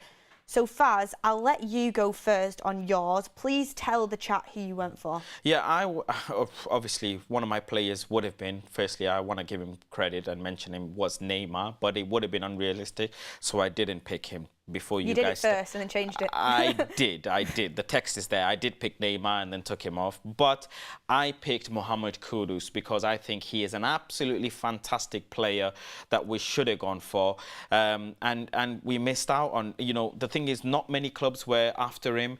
Kim Min-jae is a player that we were interested in and we wanted, but, you know, swooped in, they took him from us, and Murto and Arnold, you know, they've got blood on their hands, they've got criminals, absolute criminals. But to see that Mohamed Kudus went to West Ham, really, that's what really surprised me, because I didn't think Ajax would have been in the position to let him actually go. The fact that they let him go for the price tag as well absolutely baffled me. And a player as such coming into the Premier League really excites me. West Ham are clearly trying to, you know, push for more European glory, now being in Europa League as well. So yeah, I think it would have been Mohamed Kudus we should have definitely gone for. He can play numerous positions, played under Ten Hag. He's a fantastic young player, and he's up and coming. So yeah. Yeah, I think that's a brilliant shout there. I think it's a brilliant shout. Kudus is always someone I liked, someone that I think he's a brilliant signing for West Ham, I have to say. West Ham have signed very well, and he's a good addition. The price, I think he's very good for them. And I know United are quite covered in his position, but I do think that was a good pick from you. A lot of the chat is saying Kim Min-jae. That is another great shout. Yeah, it is. Really good shout. And someone that I do believe Man United missed that opportunity massively. So great shout. We can give the chats. I wish we had a graphic for it, but the chats missed opportunity would be Kim Min-jae.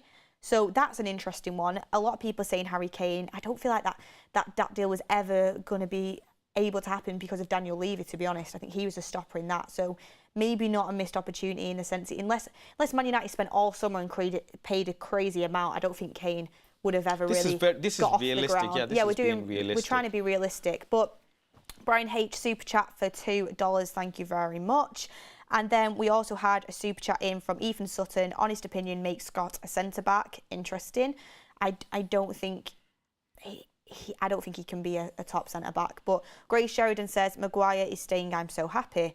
Well, we found one person in the world that is. But my missed opportunity, and there is a lot that you can talk about. I mean, someone just said Declan Rice, James Ward-Prowse. These are all Casado. These are all players that you can bring in.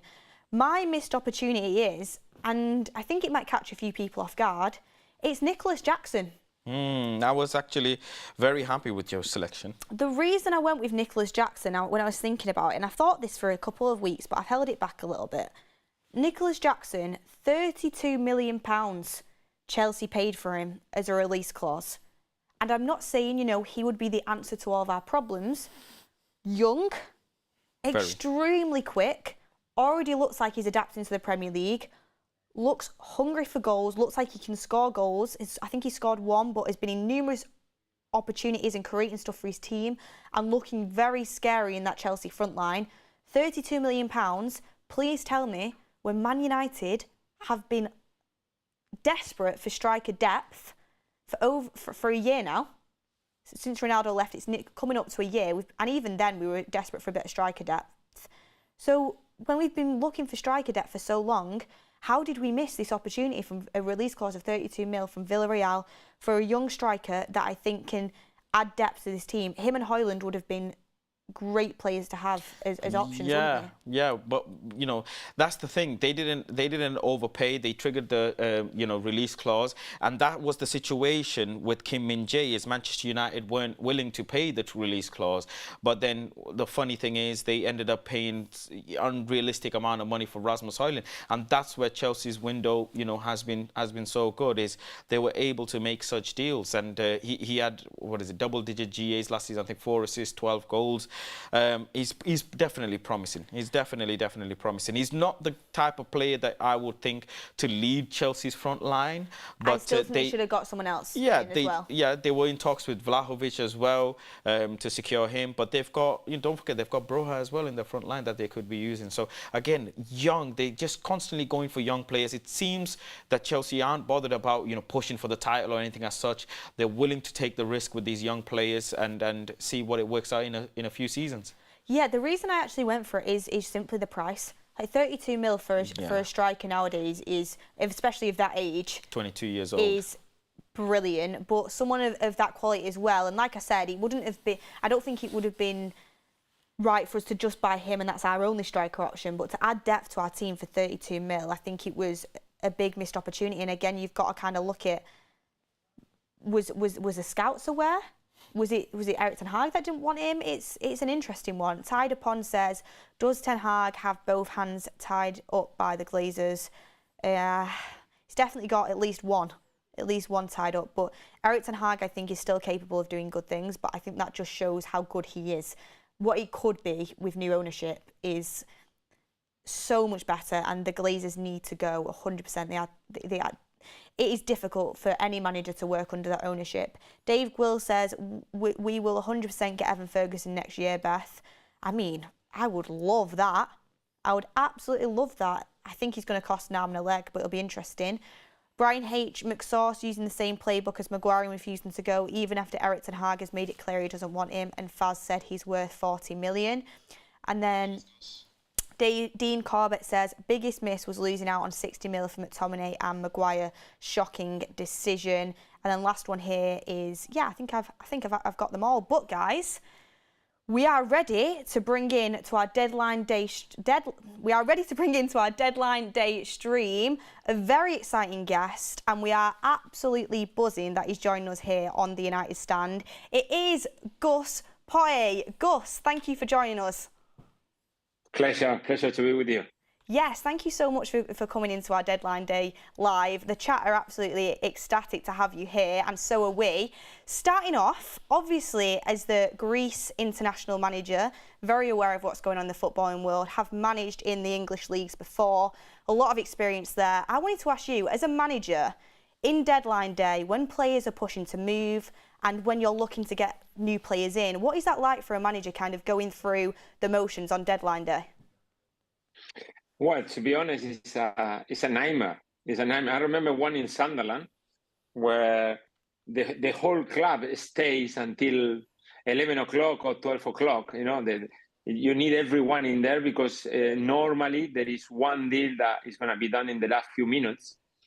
I don't know why. I always say why we need to wait until the end, but it's the way it works. And you need to be ready with everything to pass the famous email that used to be a fax before on time to make sure that the deal went through.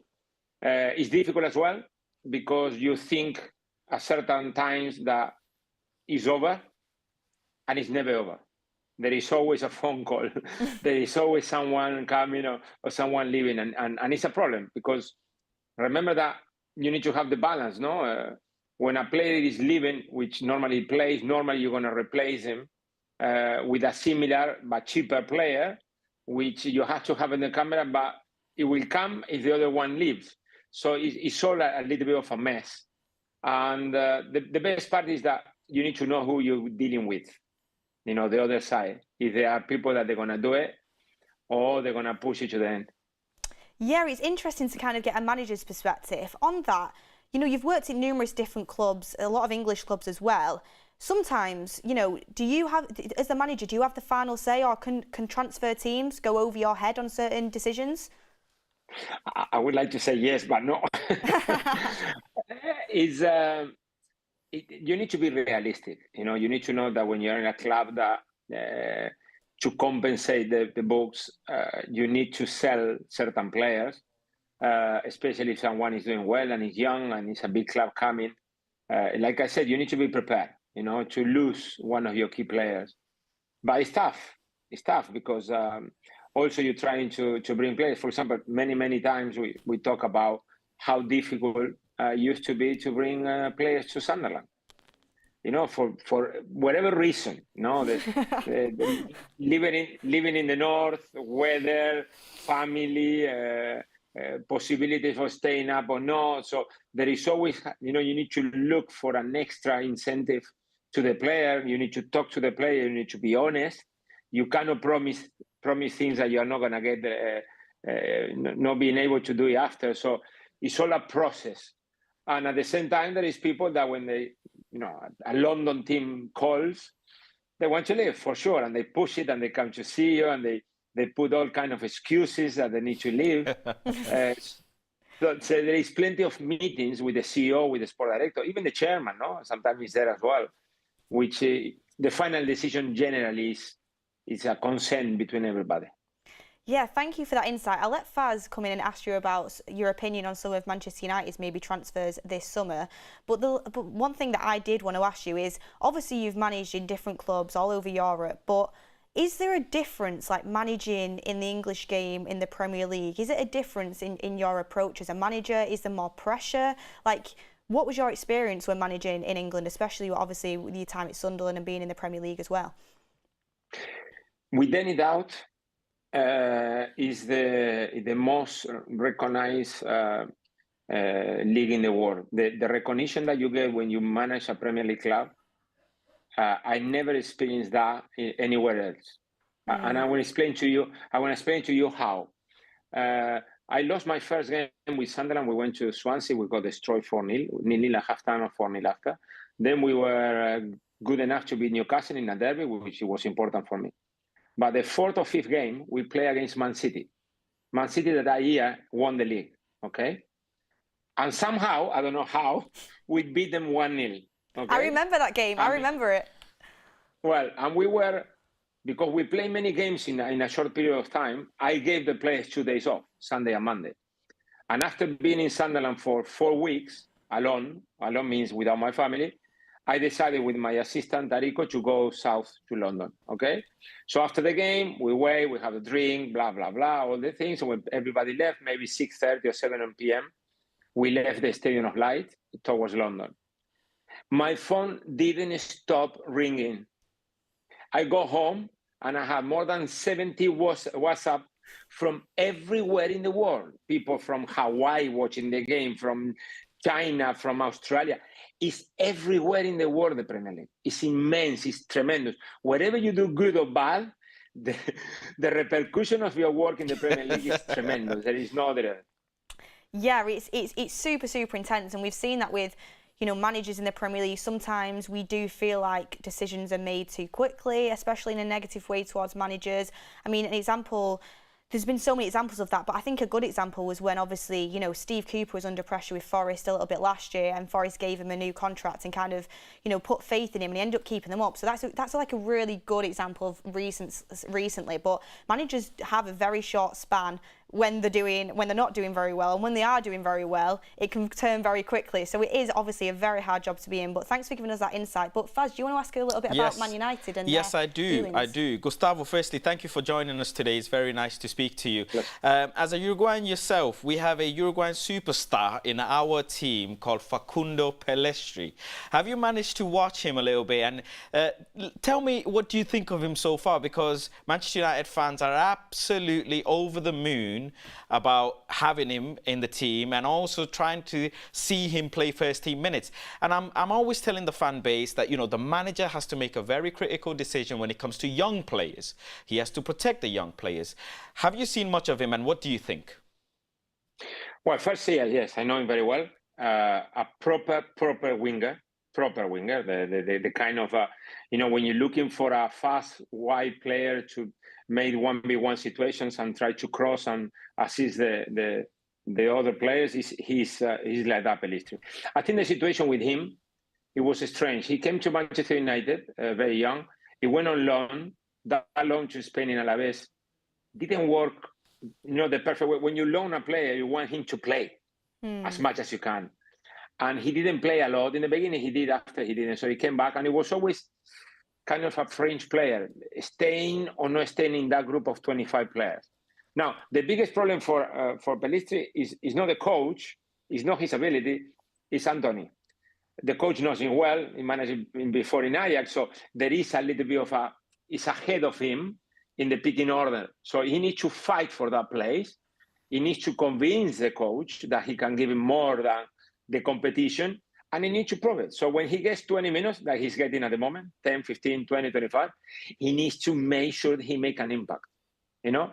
And after that, if you become a regular, it's going to be easier, because to play a Man United in a wide area, you know that the team is going to play. You're going to have plenty of chances to be in 1v1 situation. So I think it's time. He's going to play for the national team of Uruguay for sure. So that is a good news as well for Manchester United.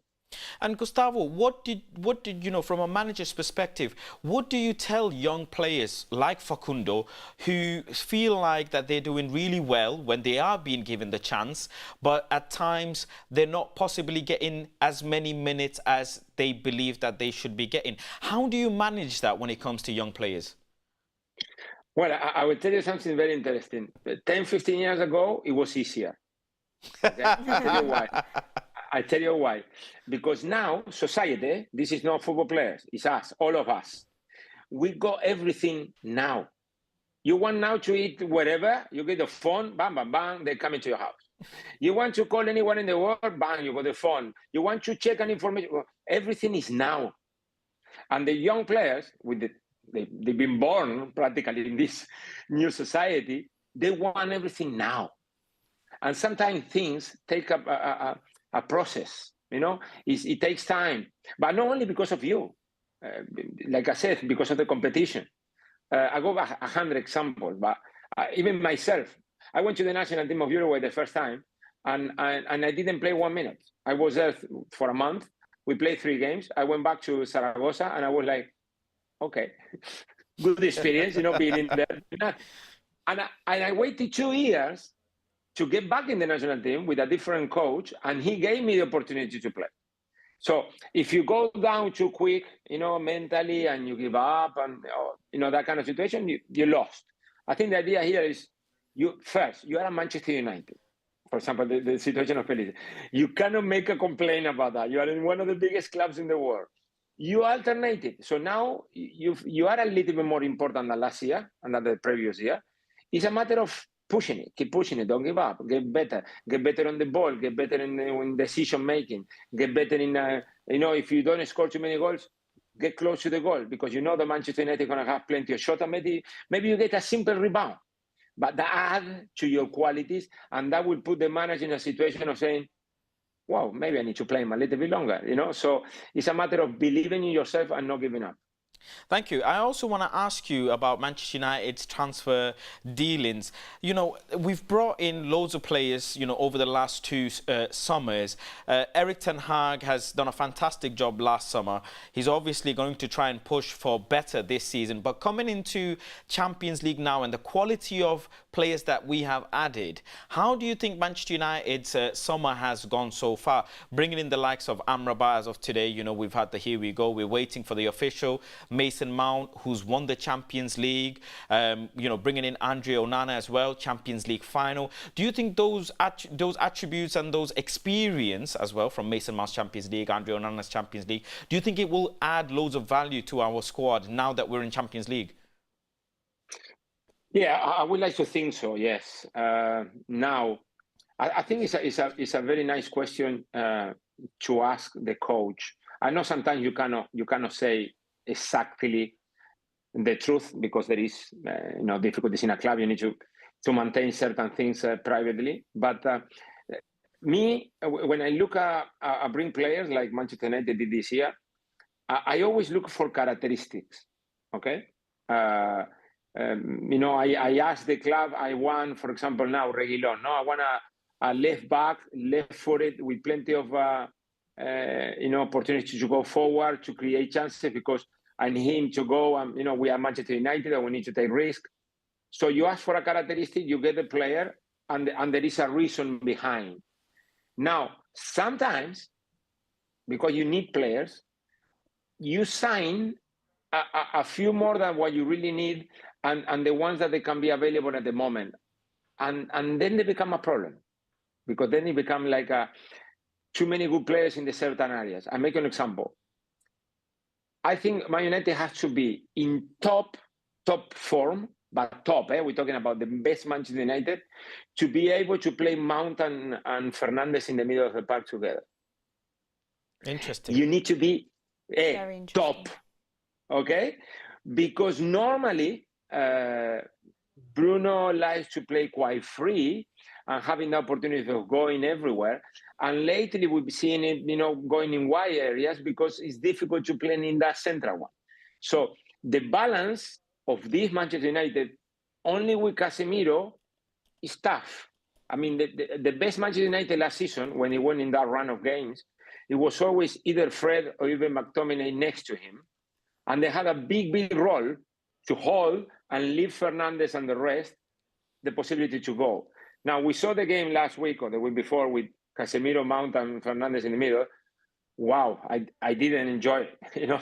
I didn't really enjoy it. It was something missing in the middle of the park, and that's why it took longer, for Manchester to win. So, how you can adapt and put everybody together? Let's hope that the striker is going to make the debut at the weekend, and it's going to give an extra dimension to the number 9 position at Manchester. So then Rashford can play on the left. He prefers to play there, and then you start making your best 11. Now I have a question for you too, if you fancy. Of course. Thank you. I found it difficult. Which is the best 11 of Manchester United today?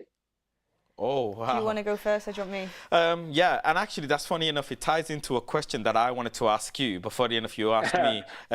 It's obviously Andre Onana being in the keeper position. Aaron Wan-Bissaka, I think he's a fantastic defender. So at the moment, I'm going to give it to Aaron Wan-Bissaka. There's been a lot of question between Lindelof and Rafael Varane.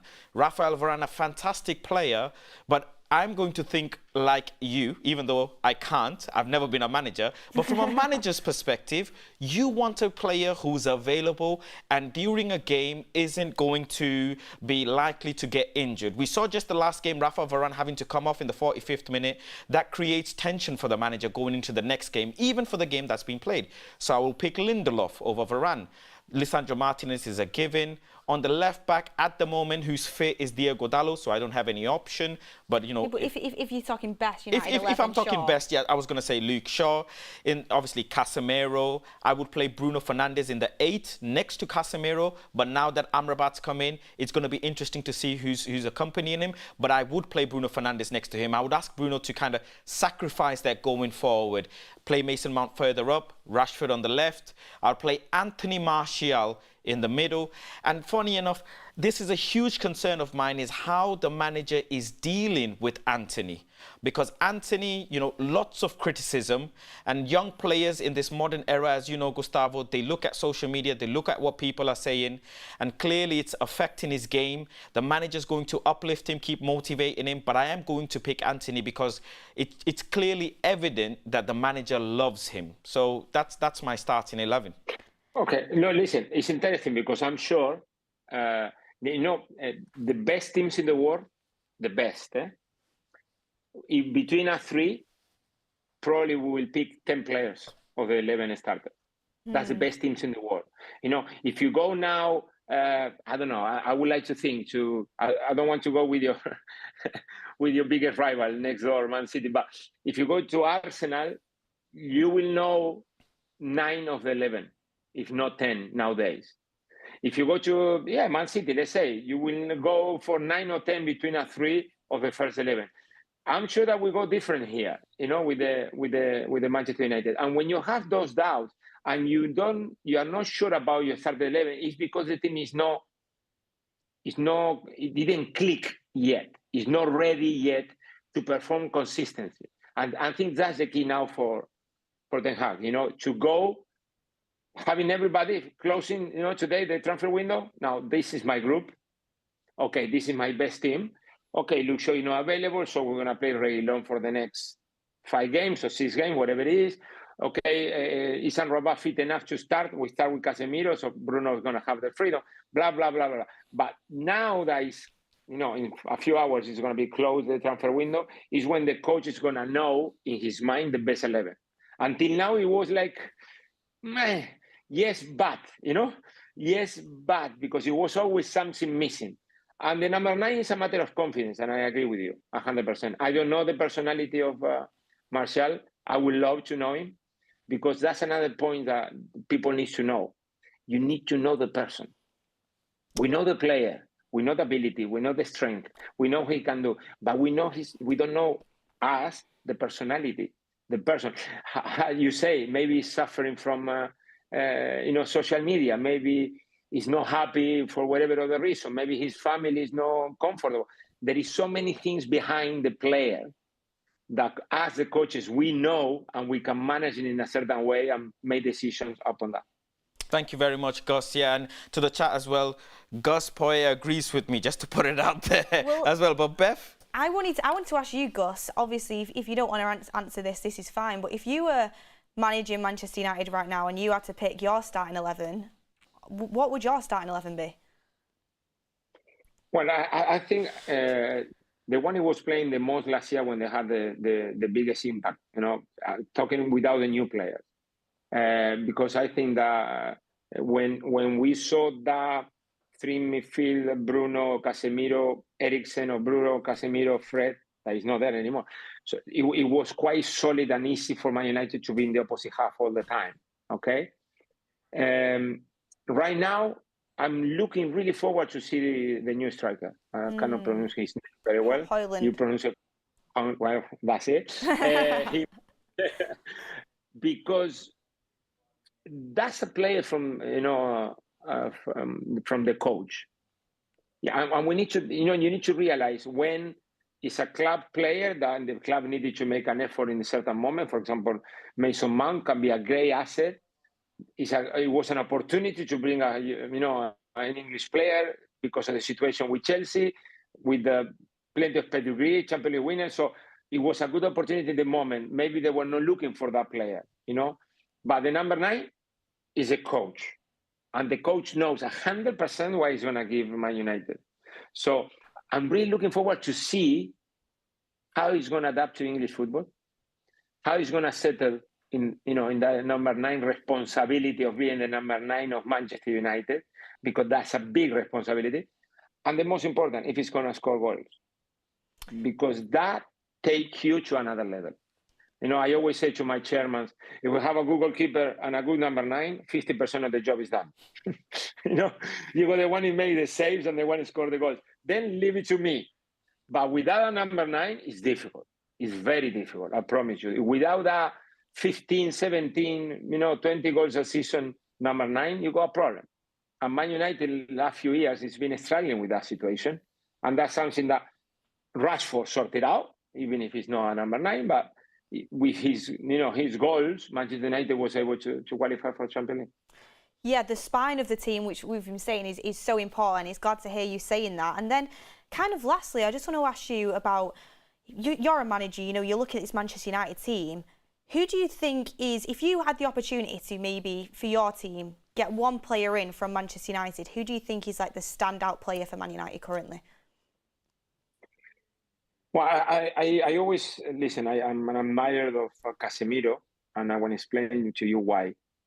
Real Madrid was a very good team, but something was missing, because in central midfield was playing Modric and Toni Kroos, okay? And they were okay, but no. And one day Zidane brought Casemiro and he put it behind them too. And Real Madrid won everything. La Liga, Champions League, 3 years, Champions League.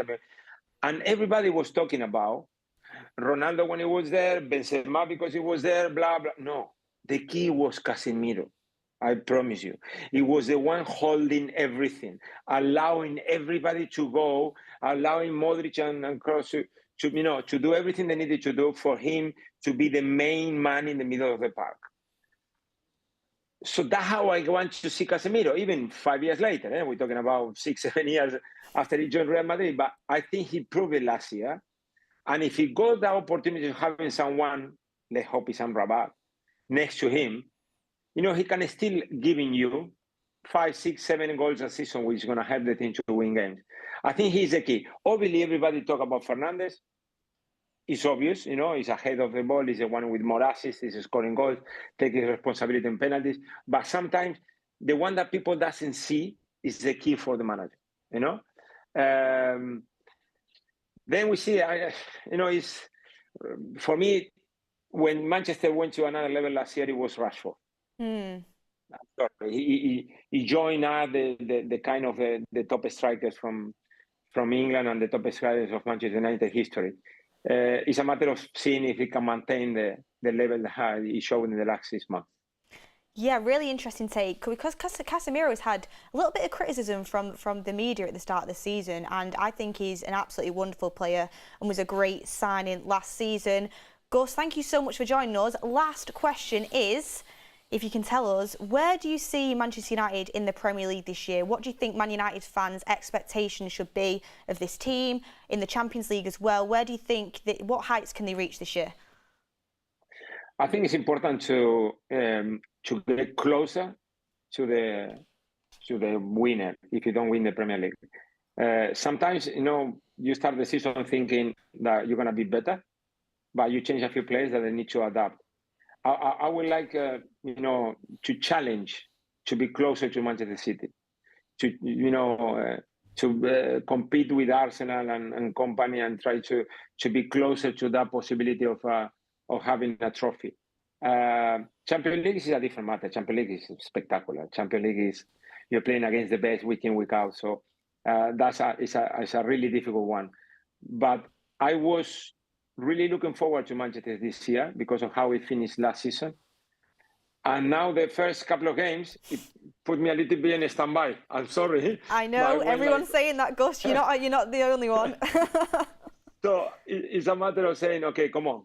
Close the transfer window, get the new players in, and start winning games. And as a manager as well, obviously Erik ten Hag in his press conferences, like you said, a lot of the times managers, some stuff are left into, the internal conversations. But as a manager, Erik ten Hag will have thought this, wouldn't he, over the first couple of games of the season? He would have thought, this isn't at the level we need to be. He would have thought that, despite him maybe batting off them sort of questions. Yeah, it was difficult for him. It was difficult because he needed to manage the new players, the system, like you say, the injuries of certain players.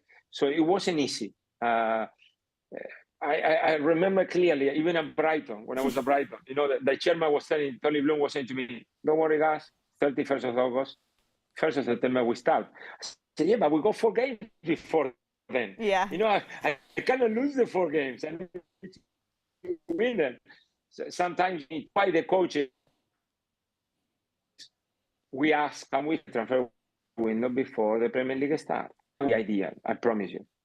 It's West Ham is playing tonight with Luton, if I'm not wrong, and the transfer window is still open, and you're going to be playing. And maybe one of your players that is playing, you got a chance to leave. How is that possible? It's tough. It's out of my mind. It's something that we need to. I know that with Europe, I know that we need to be, everybody at the same time, but there is something that for the coaches especially would be ideal to close the transfer window before the league starts. Yeah, that's the problem Man United has had. Did you want to say one last thing? Yeah, I had one more question, Gus. The start of the season for Manchester United, we've got 2 wins out of 3, but the performances have been somewhat shaky, right? We go to play Arsenal this weekend. In the Manchester United fan base, Gus, I am fighting very hard to promote positivity and saying that this is a rival game. The manager will tell professional athlete players for Manchester United that you go and fight. But a lot of fans think I am being crazy and we're not going to win and etc. See, Gus agrees with me. Gus, what would you say? What do you say? Because these are high-level athletes. What would you say to the squad, to the fans in a game like this? It doesn't matter how the window's gone. It doesn't matter about the last 3 games. It matters on Sunday. So what would you say to the team? I will show some clips of Roy Keane, Patrick Vieira from the past, and say this is a win. This is a game that you have to win because it's history and because we are Manchester United. Bottom line.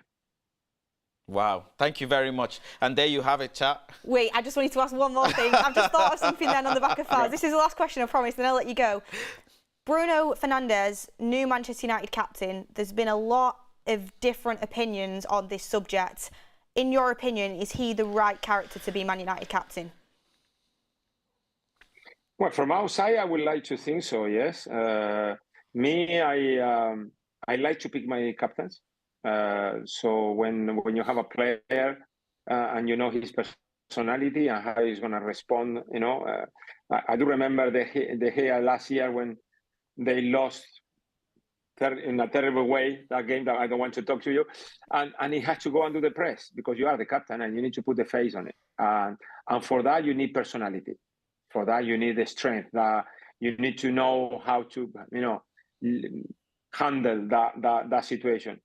And if the coach put him in there, it's because he's the right one. You don't pick captains lightly, and it's very important, especially when you are in a club like Manchester United. Gus, thank you so much for joining us on the United Stand. Everybody in the chat has absolutely loved it. I know me and Faz have loved having the opportunity to interview a guy like yourself who's had such a good career in the footballing world, and we wish you the best of luck with the Greek national team as well, and hopefully we can do this again soon. But thank you very much for coming on. Absolutely a pleasure. Beat Arsenal, because even if I'm in Chelsea, I was a Spurs, so you have to beat Arsenal. Okay. Thank you very much. Thank you very much, Gus. You. We love it. Thank you for joining us and taking the time. Thank you. Well, how good was that? That was amazing. Can I just say, first of all, can we get a round of applause in the chat for Faz's Palestri question? Brilliant question, Faz. Thank you very much. Brilliant question. Thank you. But that was amazing. Yes, it was. How good was it to get that sort of insight from a manager who's, as we would say, played the game. Played the game, yeah. You know what? What's very interesting is to understand how he deals with young players, how he deals with players that might be going through a bit of turmoil in terms of form, how to deal with captains, how to deal with poor performances at the start of the season. And the biggest thing of all, how to deal with the deadline day. The phones are going off, as he said. But, you know, to the chat, listen. If Gus says it, you guys agree. But when I say it, because I've not played the game, yeah, I had to go on my account and start saying W fast. But this is what it's about. And I hope we get this opportunity more to interview such managers, because it's fantastic to get insights from, you know, people who are in the sport, to see how, you know, teams are ran, how transfers are happening, and what they do with certain players at certain times. And the Facundo Palestri thing is because our fan base is so hell-bent on him starting. It's important to understand from a manager's perspective that he might just not be ready to start. He might be ready to play bench minutes, but he might just not be ready to start. And I wanted to ask this question because it helps us, what I call managing expectations. And that's what the biggest thing for Erik ten Hag is manage expectation of the fan base for these fantastic young players that we have. Yeah, I also thought it was super interesting. And can I just say, shout out to Sam as well, who was on early in the stream, United Stand. Sam, who actually made this interview happen behind the scenes. Thank you very much, Thank you very much, because it was brilliant. And I think we had a super chat in saying best guest since Romano. So, you know, it was really good to get his insight. And like you said, you know, going to Arsenal, the insight he gave on deadline days and managers, sometimes decisions are made over your head and there's nothing you can do about it. And interesting, like, you know, people at the top saying, don't worry, August 31st, that's when we get going. Because that might be Man United's mindset with, you know, doing all these last minute transfers. And that's not the way that, you know, clubs really at the top level should be run. But one interesting thing I did think was him saying if Erik ten Hag would not have picked Bruno Fernandes to be captain if he wasn't the right leader and mentality. And I think some of the media should take note of that and realise, you know, there's stuff that goes on behind the scenes that we don't know. And there's a reason that he picked him as that captain. Yeah, most definitely. He said, listen, picking the captain is probably one of the hardest decisions to make off the pitch. This is the person who has to believe in your ethos, who has to relay the same message as you do to the players, who has to be self-accountable, do the media interviews and be accountable for the team as well. And, you know, at times, it's like a chain of command, right? The manager sometimes might end up saying things to the captain, and the captain then goes and says it to the team because it might be received a bit better. So I think a lot of people have this thing about Bruno Fernandes lashing out and everything, but clearly Erik ten Hag is okay with it. And if Erik ten Hag is okay with it, then I'm okay with it, you're okay with it. That's the most important thing. Well, we filmed a little video earlier, which is a surprise, which is coming soon, but I actually mentioned in that video, you know, I think people have gone a little bit soft nowadays. sometimes 100%. players need to be called out, and it's up to your captain to do so. Like, no one was complaining when Roy Keane was doing it back in the day. I think, you know, we've seen Bruno put his arm around players. We've seen Bruno give credit where credit's due.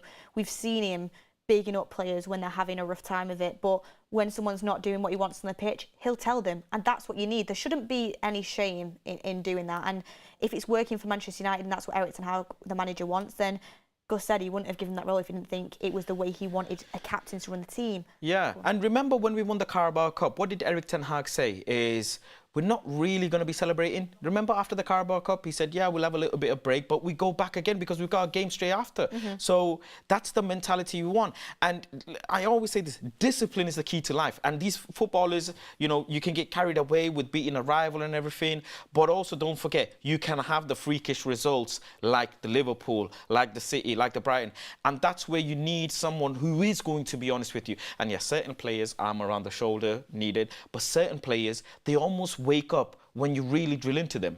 And, you know, pressure makes diamonds, that like I call it. So I am really happy that Bruno Fernandes is the way he is. You know exactly what you're going to get of him. And on the pitch, if you know someone's going to tell you off, then it's kind of going to make you feel, I better not make a mistake. I better be on my A game. And rivals should fear him as well. Exactly, I agree with you there. I'm going to look for some super chats that I've missed, Faz, but while I do that, I'll let you talk about this interesting point as well. This is what I picked up, and I love the quote. I used to say, I need a good number 9, I need a good goalkeeper, and then I can sort the rest out. Right. That is interesting because last year, everyone, Ten Hag, despite what anyone thinks about De Gea, everyone has different opinions. De Gea wasn't the goalkeeper Ten Hag wanted. It wasn't the way he wants to play. I'm not saying he's not a good goalkeeper, it wasn't the goalkeeper he wanted, and he was dealing with a complete absence up front in the fact that Martial was always injured, and Wout Weghorst was the loan that got brought in, but he wasn't of the right quality. That's 2 key positions that he said are so important, and Ten Hag still manages to get third and win a trophy. It just kind of shows, 1, it's important Højlund works out massively, but 2, with Onana coming in, Ten Hag's building now, and that means the expectation goes up a level from what he's done last year, sure. Yeah, what was very interesting is how he mentioned is the 2 pivotal roles, which is the goalkeeper who's going to make the saves and the number 9 who's going to score the goals. So at one position, you stop conceding. At one position, you start scoring. And I think Erik ten Hag has probably told his team and the squad that, look, yes, Rasmus is here. Maybe he's not ready to start, but we've still got Andre Onana. We've still got great players on the pitch that can score the goals. I know Rashford is not a number 9, but you take one game at a time. The season's very, very long, and there's loads of games to play where we probably will see Rasmus Højlund score loads of goals, hoping so anyways. But it's a debate between David De Gea and Andre Onana, because as much as we can say David De Gea shouldn't be here, X, Y, and Z, he did win the Golden Glove and he did help Manchester United come third. He did help us in the Carabao Cup, whatever happened. Now, yes, it is a massive upgrade to the position, and it's a player who's come in. We know what attributes he brings. We know what he can do. But it also, in hindsight, on the other side, where the number 9, it brings a lot of pressure and responsibility on Rasmus Højlund. Ronaldo leaving, who had a goal drought himself, you know, obviously the season before, fantastic job, outscoring Harry Kane. Then Wout Weghorst coming in. It feels like Erik ten Hag had to kind of chop and change him around in position because he literally wasn't scoring any goals, and to use him in the team is put him in the number 10. And then now you have Rasmus Højlund comes in, and all Manchester United fans, all they want is a number 9 that scores goals. I don't think there's anything else that we could ask for. We've been saying that the striker was the number 1 position that we need this summer window. But again, it's the same word I would say, managing expectation. I don't want to hold it over Rasmus Højlund because he's so young. He's got loads and loads to learn. I think 10 goals would be really good. I am going to, in all honesty, as much as Gus said the number 9 and the goalkeeper, the number 1, I'm going to say a lot of responsibility will come down to Marcus Rashford as well. He will need to start creating goals. He will need to start scoring goals. We've played such a long time without having a powerful number 9 that I feel like the team's almost at times taking the game for themselves, where Rashford has decided, I'm going to shoot from miles away and see if I get it on target, where Bruno's done that as well, taking loads of shots. And I don't mind that. I mind it. I don't think that's the way we should be playing. I don't. The reason why is, as a forward player, if you believe you can hit the target, you go for it. When I speak to wingers and forward players, all different leagues, they all say the same thing. Gaffer tells us, test the keeper. If you feel like you're in a good position and there's no decisions to be made, test the keeper. It's important. And we haven't had a player that we can pass to. We haven't had a number 9 that can drag a defender, that can be, terrorize the back line. We haven't.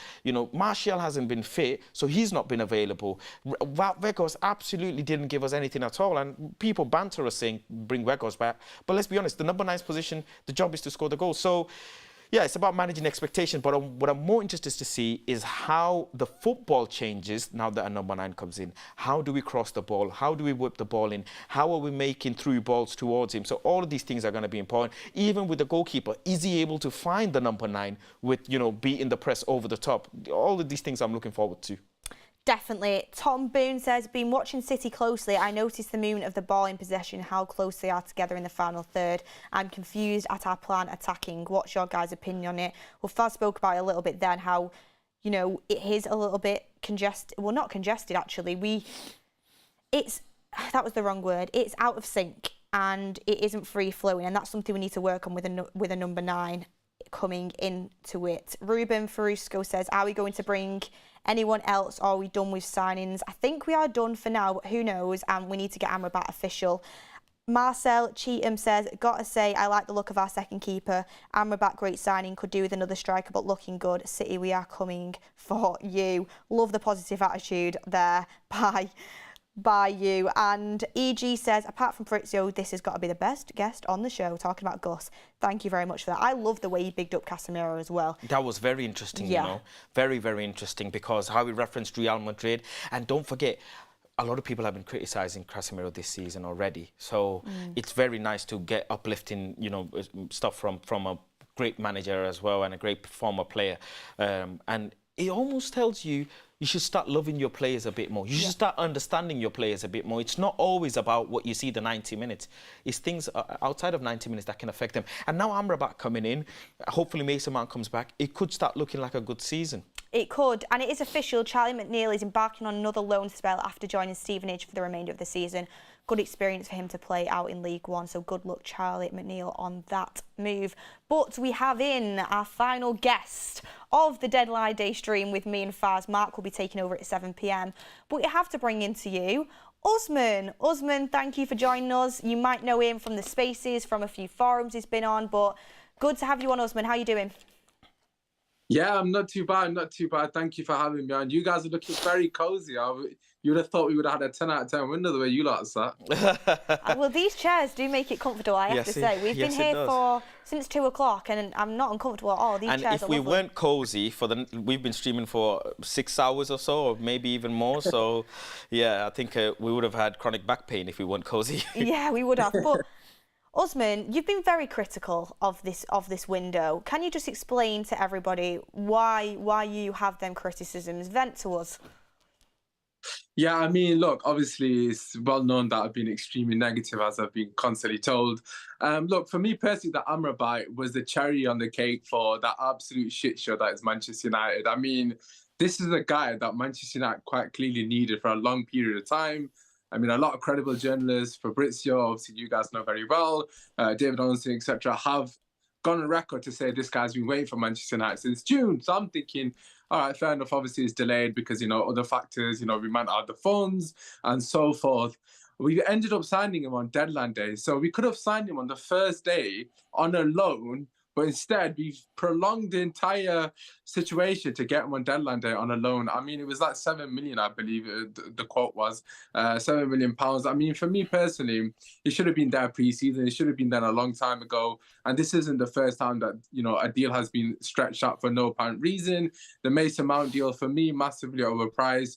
But regardless of his price tag, we essentially spent 3 weeks negotiating just to get rid of essentially no money whatsoever. I mean, Chelsea basically said 55 million from day one. We negotiated for 3 weeks. paid 55 million. An absolute waste of time. The exact same thing happened with Højlund. Atlanta quoted us the price. We negotiated for 3 weeks. Eventually ended up paying the exact price that they said on day one. So it's become a running theme from Manchester United of, you know, just having poor organisation, poor execution. And I think the Amrabat situation, as I've already mentioned, for me, basically sums it up perfect. I mean, how are you going to sign a loan deal? Fair enough, if he was 30 million, you could probably make the case that we didn't have the money or the funds or whatever it may be. But you can't tell me Manchester United Football Club do not have 7 million to pay on the first day of the window. I mean, if you bought him on the first day of the window on a loan, we could have potentially knocked that 7 million off any other signing. I mean, we signed 3 other players for a decent amount of money. So for me,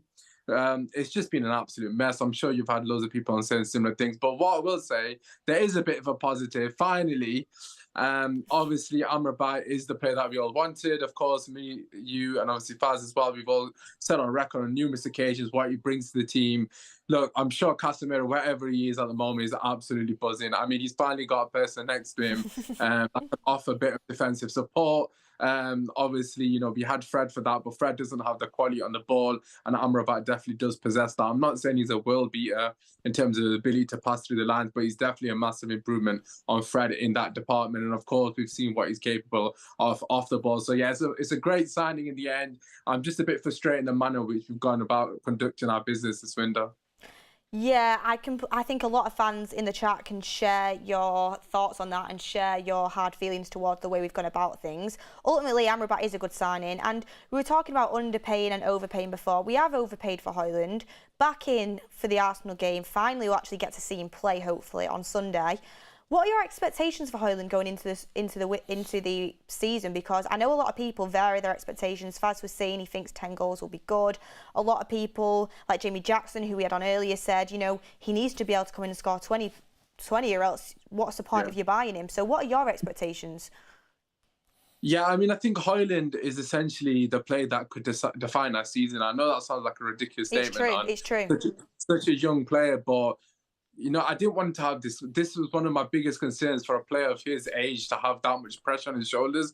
But the truth of the matter is, he's essentially got our season in his hands. I mean, it's quite clear that the striker department, alongside a couple of other departments, but in particular, the striker department is our weakest department. I mean, Martial's not going to be fit in about 2 days. But that being said, Rashford for me is not a striker. I'm sure, obviously, we'll have different opinions on that matter. But Højlund, for me, he's not only a striker, but he's someone who's fantastic off the ball. His movement is very reminiscent of Edison Cavani. Obviously, Cavani's movement is levels above that of Højlund. He's still just learning his trade, and he's very early on to that. But the reason I mention Cavani is because Cavani scored those goals that no one else in this team would score, those dirty goals. I mean, I remember Ole Gunnar Solskjaer saying Martial doesn't score enough dirty goals, and that's something that we missed a lot within this team. And obviously, Højlund brings that. His movement off the ball is definitely going to, you know, provide opportunities for players to obviously to supply him firstly, but also create goals from nothing. Obviously, any good striker creates goals from his movement. I think Højlund definitely has that down to a T. Of course, he has definitely got a lot to improve, but in general, my expectations of him is just to obviously help with the conversion rate. I mean, we've created a lot of chances. Bruno Fernandes has been great in that department, obviously alongside other players, but there's not been anyone in the box ready to tap it in. So I'd probably say 15 goals would be a good return for him realistically in all comps. Obviously, that included obviously League, Champions League, etc., depending on how many games he plays. But the truth of the matter is more so just having that focal point. Obviously, he doesn't necessarily have to score as many goals. Cavani didn't score a great amount of goals, but just his presence allowed other players to, you know, find space, because obviously, you know, as they say in basketball, he had gravity, so he's dragging players along.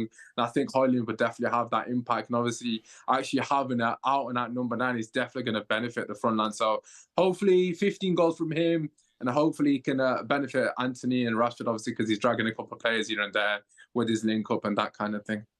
Yes, I'm with you on that one. 15 goals will be a good return. Faz, you want to ask something? Yeah, I want to ask, I mean, obviously, we had our disagreement with Ryan Gravenberch. I know that. I'm not gonna try and, you know, go on a monologue here as to why and whatever it is, and also the Kevin De Bruyne thing as well. But look, talk to me about Reguilón. I'm obviously absolutely heartbroken that we didn't get Cucurella done. I don't understand why we didn't get Cucurella done, and we've brought in probably to fix an injury-prone, situation, an injury-stricken position. We brought in with possibly a worse injury-prone player. So, how does that make you feel? And coming into the Arsenal game, how are you feeling going up against Arsenal as well? Yeah, I mean, to be fair with Reguilón, obviously he's absolutely woeful. I mean, look, I was worried about Shaw against Saka. Like, I was genuinely concerned because Saka, to be fair to him, has got the best of Luke Shaw in the last couple of games. But to have Reguilón in that position against Saka, we're asking for a cricket score, essentially. I mean, he's nowhere near good enough. I mean, he hasn't been good enough for Tottenham Hotspur. Yes, I understand he's come from Real Madrid. Yes, I understand initially when he was before he's moved to Tottenham, a lot of people wanted him. Obviously, we were linked to him as well. But for me personally, he's shown he's not good enough at this level. There's a reason Tottenham don't want him. And I think, look, I didn't want Cucurella, but he's definitely better than Reguilón in my personal opinion. Obviously, the fact that we didn't get Cucurella because it was a season loan that Chelsea wanted, and Reguilón was basically a loan until January. Essentially epitomizes everything wrong with this window. I mean, it's another example of piss poor planning. I understand this was very much a sporadic situation where they couldn't have foreseen the injuries, but to be Manchester United and the only reason you're buying a player is because you can terminate a contract in January over July next year is just embarrassing. You wouldn't expect that from a relegation or a newly promoted team, let alone Manchester United. I'm sorry. It's just completely unacceptable. But, for me, it seemed like Ten Hag wanted Cucurella. Bring him in then. I mean, I don't understand why you're basically 6 months worth of wages with essentially picking the worst players. So regarding Reguilón, I'm not happy about that. I don't think he's better than Dalot personally. And I'd make a case that he's not going to offer more than Alvaro Fernandez as a second option. But Alvaro Fernandez looks like he's on loan, so it's not really the point having that conversation, which is fair enough. Hopefully he gets minutes. But yeah, regarding the Arsenal game, I think for me personally, I do feel a bit more confident with Amrabat and Højlund there. I think for me, I would start them both. I don't think Martial is, warranted to start necessarily. I'm sure you would probably agree with that. I know you're not Martial's biggest fan. He hasn't really particularly done anything to, set the world alight. And he's just one of those guys. He doesn't look sharp for me, so I don't mind him 30 minutes off the bench, to be fair. And that being said, obviously, Amrabat, absolutely no-brainer. I mean, it's between him and Eriksen. There's not really much options. Eriksen, we know, is great on the ball, but he doesn't have legs. Arsenal phenomenal in transition, and he's probably going to get caught. I don't think Amrabat's going to be. Amrabat's not registered yet, so he's not going to be available to play against Arsenal anyway. So, but Reguilón is, so Reguilón could start. But listen, Usman, thank you very much for joining us today. Really do appreciate you always coming on, and maybe some forums as well in this season. We'll see you there. But yeah, thank you very much, Usman, for coming on to the show. Beth. Yeah, thank you, Usman. Great as usual. Love the way you're passionate in getting your opinions across. And great to have you on the last 50 minutes of our stream. It's good to have a familiar face to kind of talk us through it. So thank you. Thank you. Pleasure. See you later. Well, Usman was brilliant. Just a little bit of news coming in from Damasio. Mason Greenwood's move to Lazio is not yet off. They will try and find a solution within the next 16 minutes. 16 minutes. Well, 15 left now, I think. I don't think that's going to happen. You reckon? No, I said I don't think it will. I think they might pull it off. I don't know. Really? Yeah, deadline day. That's what it's about, isn't it? Is that just you wanting a bit of excitement? Yeah. It is, isn't it? Yeah. But, I mean, there's still nothing about Donny van de Beek. I know nothing about Van de Beek and nothing about Amrabat actually signing the documents yet or arriving. I think that'll get done. That's just admin stuff. I think that'll get done. I know, but I just can't. But then again, you look at the Paulina situation as well. Look at what happened. It scared me. It scared me. We've not heard anything around Salah, have we? Nope, nothing on Salah as well. I think that won't happen. Well, I think it'll run and run. I don't think they'll let him leave now because they've got no one to get in. But obviously, Saudi Arabia's window doesn't shut. Is it another 11 days or something like that? That's September 7th. So they've still got a little bit of time to run, or maybe another week. So maybe they'll keep running at it, but I don't think they'll get anywhere. But insane money. But Faz, we have 10 minutes left to go. Did we have some graphics to bring up around past transfer windows that kind of to represent between Erik ten Hag and, the pattern that seems to come with Man United managers? Because, we've had Louis van Gaal, backed, did well, not backed, sacked. Same with Mourinho. Ten Hag's following in the footsteps of Ole. That kind of Ole actually did get backed quite a bit, to be fair, somewhat. But then Ten Hag's falling off the back of that, and you just don't want him to fall into the same pattern as previous managers. So we want to kind of compare the windows a little bit. So let's start off with the graphics on screen of the earliest that we've got kind of to display. We'll start off with the earliest that we've got to display to show everyone. Darren Mulaney, I just hope Højlund gets the service from other players like Rashford and Antony. So this was 15-16. So you've got Depay, 29 mil, Darmian, 15 mil. I know that it says Schmidfield 1 and Schmidfield 2. That's because the text wouldn't fit. Matt, our graphics guy, asked me to say that is obviously Schneiderlin and Schweinsteiger from Southampton and Bayern. Can't believe he paid 30 mil for Schneiderlin, but, you know, here we are. And then Martial from Monaco, 51 mil. God, Ballon d'Or clause. Still remember his debut, by the way. You thought he was going to go on to be Thierry Henry, didn't you? But didn't end up happening. Let's follow that up with the next transfer window. That was Louis van Gaal's second season. I was very excited with Memphis Depay, you know, when Memphis Depay came in. This is now 17-18. So this is a pattern of second seasons here. Jose's second season. If you looked at that transfer window before, it wasn't very good. Wasn't very good, was it? Now it's Jose's. Lindelof from Benfica, 30 mil. Lukaku from Everton, 72 mil. Matic from Chelsea, 38 mil. And Alexis Sanchez on a swap deal from Arsenal. It's not horrendous. We needed a striker. Lukaku was who Mourinho wanted. We got a centre-back in, Lindelof. I remember Mourinho saying he wanted Virgil van Dijk, but the club wouldn't move, so he ended up getting Lindelof. Love Lindelof, but Van Dijk, imagine if that would have happened. So again, an example of a manager not getting a first choice. Alexis Sanchez, we thought at the time it was going to be good, and then it absolutely fell apart. To be fair, Matic, we just signed him too old. We got a decent bit of games out of him. Ricky will hate me for saying that, but prime Matic would have been better. But again, it's not good enough for a Man United manager, really. It's second season syndrome. Let's move on to the next one to show everyone. And now Lukaku's rekindled his relationship with Mourinho and gone back. And you've got to look as well at where all these players have ended up. We've not had a single player come up here that's gone on to have a good career, really, in football since coming to Man United on these. We've not had a single one. Not a single one. Like, really? Not a single one. So who's our next one? I mean, Lukaku ended up in the Champions League final. Yeah, I suppose. Lukaku's done okay, and that just kind of shows, really, that Lukaku's the best one, where we've been at. And Matic ended up with the Mourinho winning thingy. I suppose. Yeah, but it's not at the height you'd expect, is it? So we've got 2021. So this was Ollie's second season. Donny van der Beek from Ajax, 33 mil, unsuccessful. Garnacho for 500 grand, so $500,000 from Atletico. It's a youth signing, it doesn't really count. But it's super successful. Very successful. Tellez from Porto, 15 mil, unsuccessful. Pellistri, 7 mil. I really like Pellistri, but it's not what you'd expect, you know, from a summer signing. It really was a youth team again signing again that kind of got covered up. Cavani on a free. It was all right, but too injury prone. And Ahmad from Atalanta tried claiming it was a first team signing, went straight into the under-23s, 34 million. Wow, that is an insane fee. A huge amount of for money what for a young he's player. given us so far. I still think potential's there, but looking at that realistically, it's a terrible window. Terrible window. Do you know what I was thinking about with Ollie? I was going back to when we had the Ronaldo one in the third season. For somehow, Ollie managed to kind of live another day off that transfer window and managed to get one the next time round.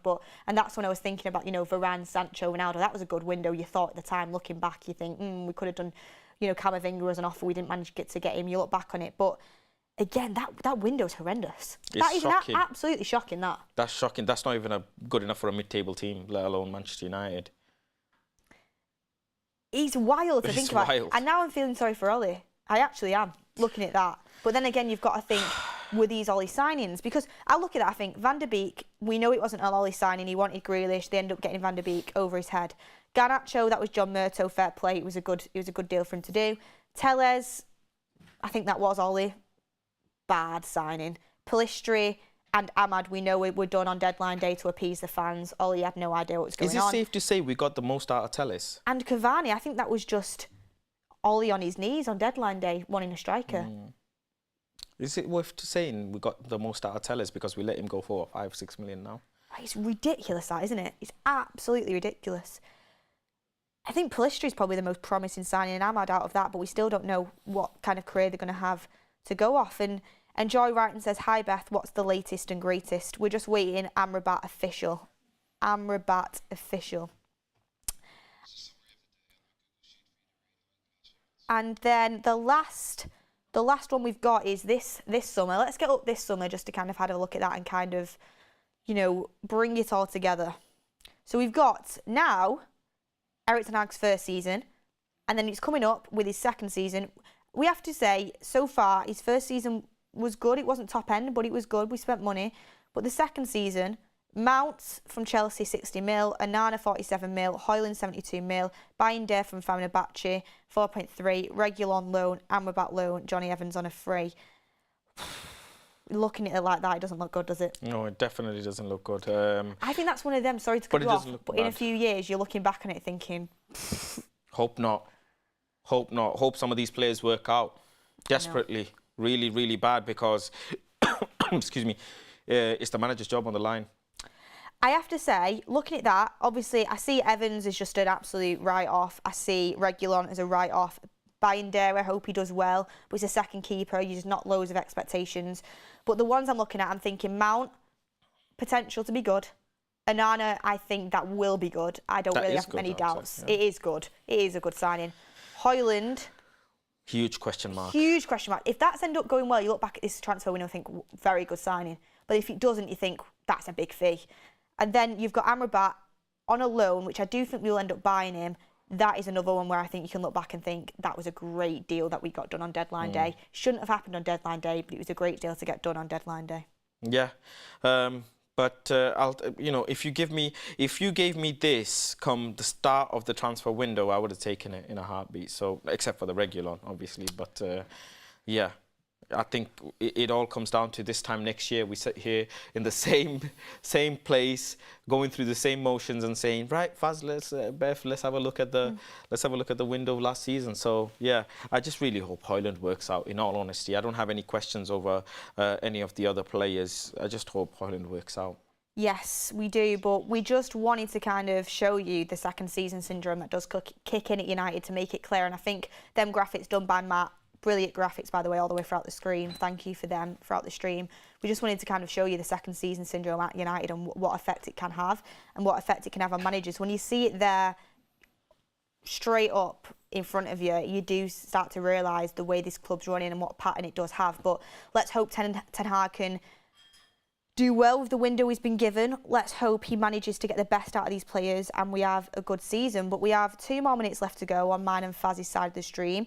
Before we do a little roundup, I just want to say to everyone involved today with the deadline day stream, Faz for being here with me, the producers, Greg, Ryan, and also Sam in the room, everyone who made this possible, all you guys at home watching, a big, big thank you.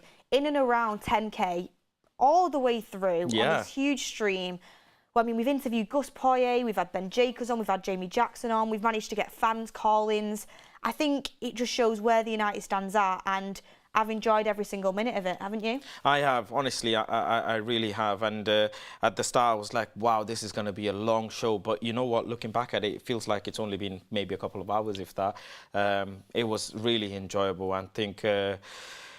I can't wait for the next one. I can't wait for next transfer window. Hopefully by then we have the Qataris and we can look at some of the biggest names in the world. So, yeah, and more than anything, I'm just more excited about Arsenal and the next games. I think we have Brighton to play as well after that and then international break. But it's almost like a sigh of relief, in all honesty. You look at the bad, you look at the good, and it's just, you know what? We have a squad. And like I was saying, and Gus was clearly agreeing with me, is that you just go and you fight game in, game out. You take one game at a time. You've got all the players, windows closed, and it's time to tackle the league. Exactly. It's been a huge day. Whatever you think of the transfer window, it's been a good day on the United stand. We would have hoped for a little bit more competency. We would have hoped to have our signings sorted by now. We would have hoped that Amrabat would have been a permanent deal that could have come in earlier. And we would have hoped that maybe we would have signed a striker or a centre-back. But the summary of the whole day, just to bring you guys towards the end of this stream. Mark will be going live straight after us on the United Stand, so stay tuned all the way up until the deadline day. We have Altay Bayindir official. Manchester United Director of Football Negotiations, Matt Hargreaves, flew to Italy in an attempt to conclude the Amrabat deal. Reguilón official. Amrabat, here we go. Johnny Evans official, Gus Poyet interview, and now we wait for the Amrabat official signing. What a day here on the United Stand. What a day for the community and all of the chats we've had in, all the interactions.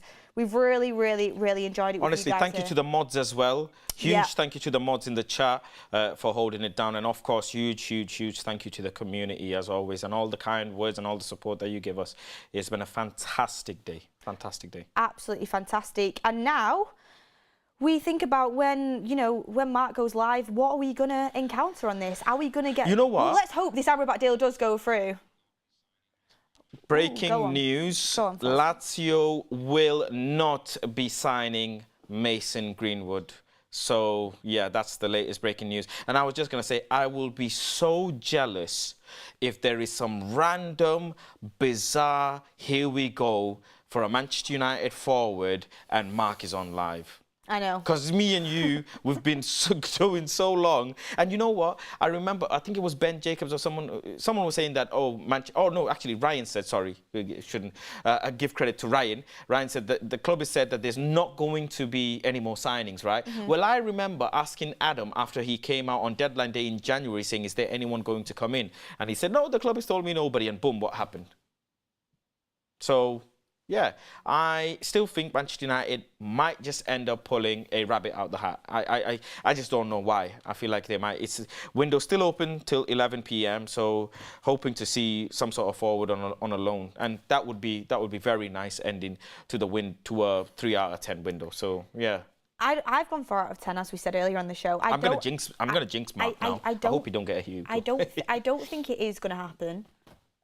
I hope he does, even though I'm not going to use the jealousy. I hope he does for United's sake. Hope he does get a here we go, but I don't think it will happen. What my priority is now is the official document signed of Amrabat. I need to know, because I'm really scared after this Paulina deal collapse that something could happen. But I think it will. I think we will end up signing him. But I just want the confirmation so I can sleep well tonight. And highlight of the stream, Faz? I think highlight has to be this interview with Gustavo. It was brilliant. 100%. It was just so amazing. And the fact that a FA Cup winning, a Community Shield winning, international level manager agreeing with me.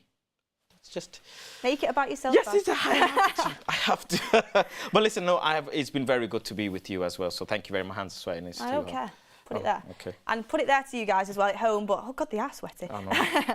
But that's what we get when we're streaming for this long. But thank you everyone for your involvement. Thank you to everyone at the United Stand. Hopefully you get some more good news. We get the official Amrabat. But Mark Goldbridge is now live to take you up all the way through till deadline, till it closes. Make sure you go and tune in over there and watch all the content going on Mark's stream. We're going to go and get something to eat, get a drink, and wait for Amrabat to be official. Big up to everyone in the chat. Make sure you hit a like on your way out and join Matt now. Have a lovely Friday night and bring on United at the weekend. See you later, everyone.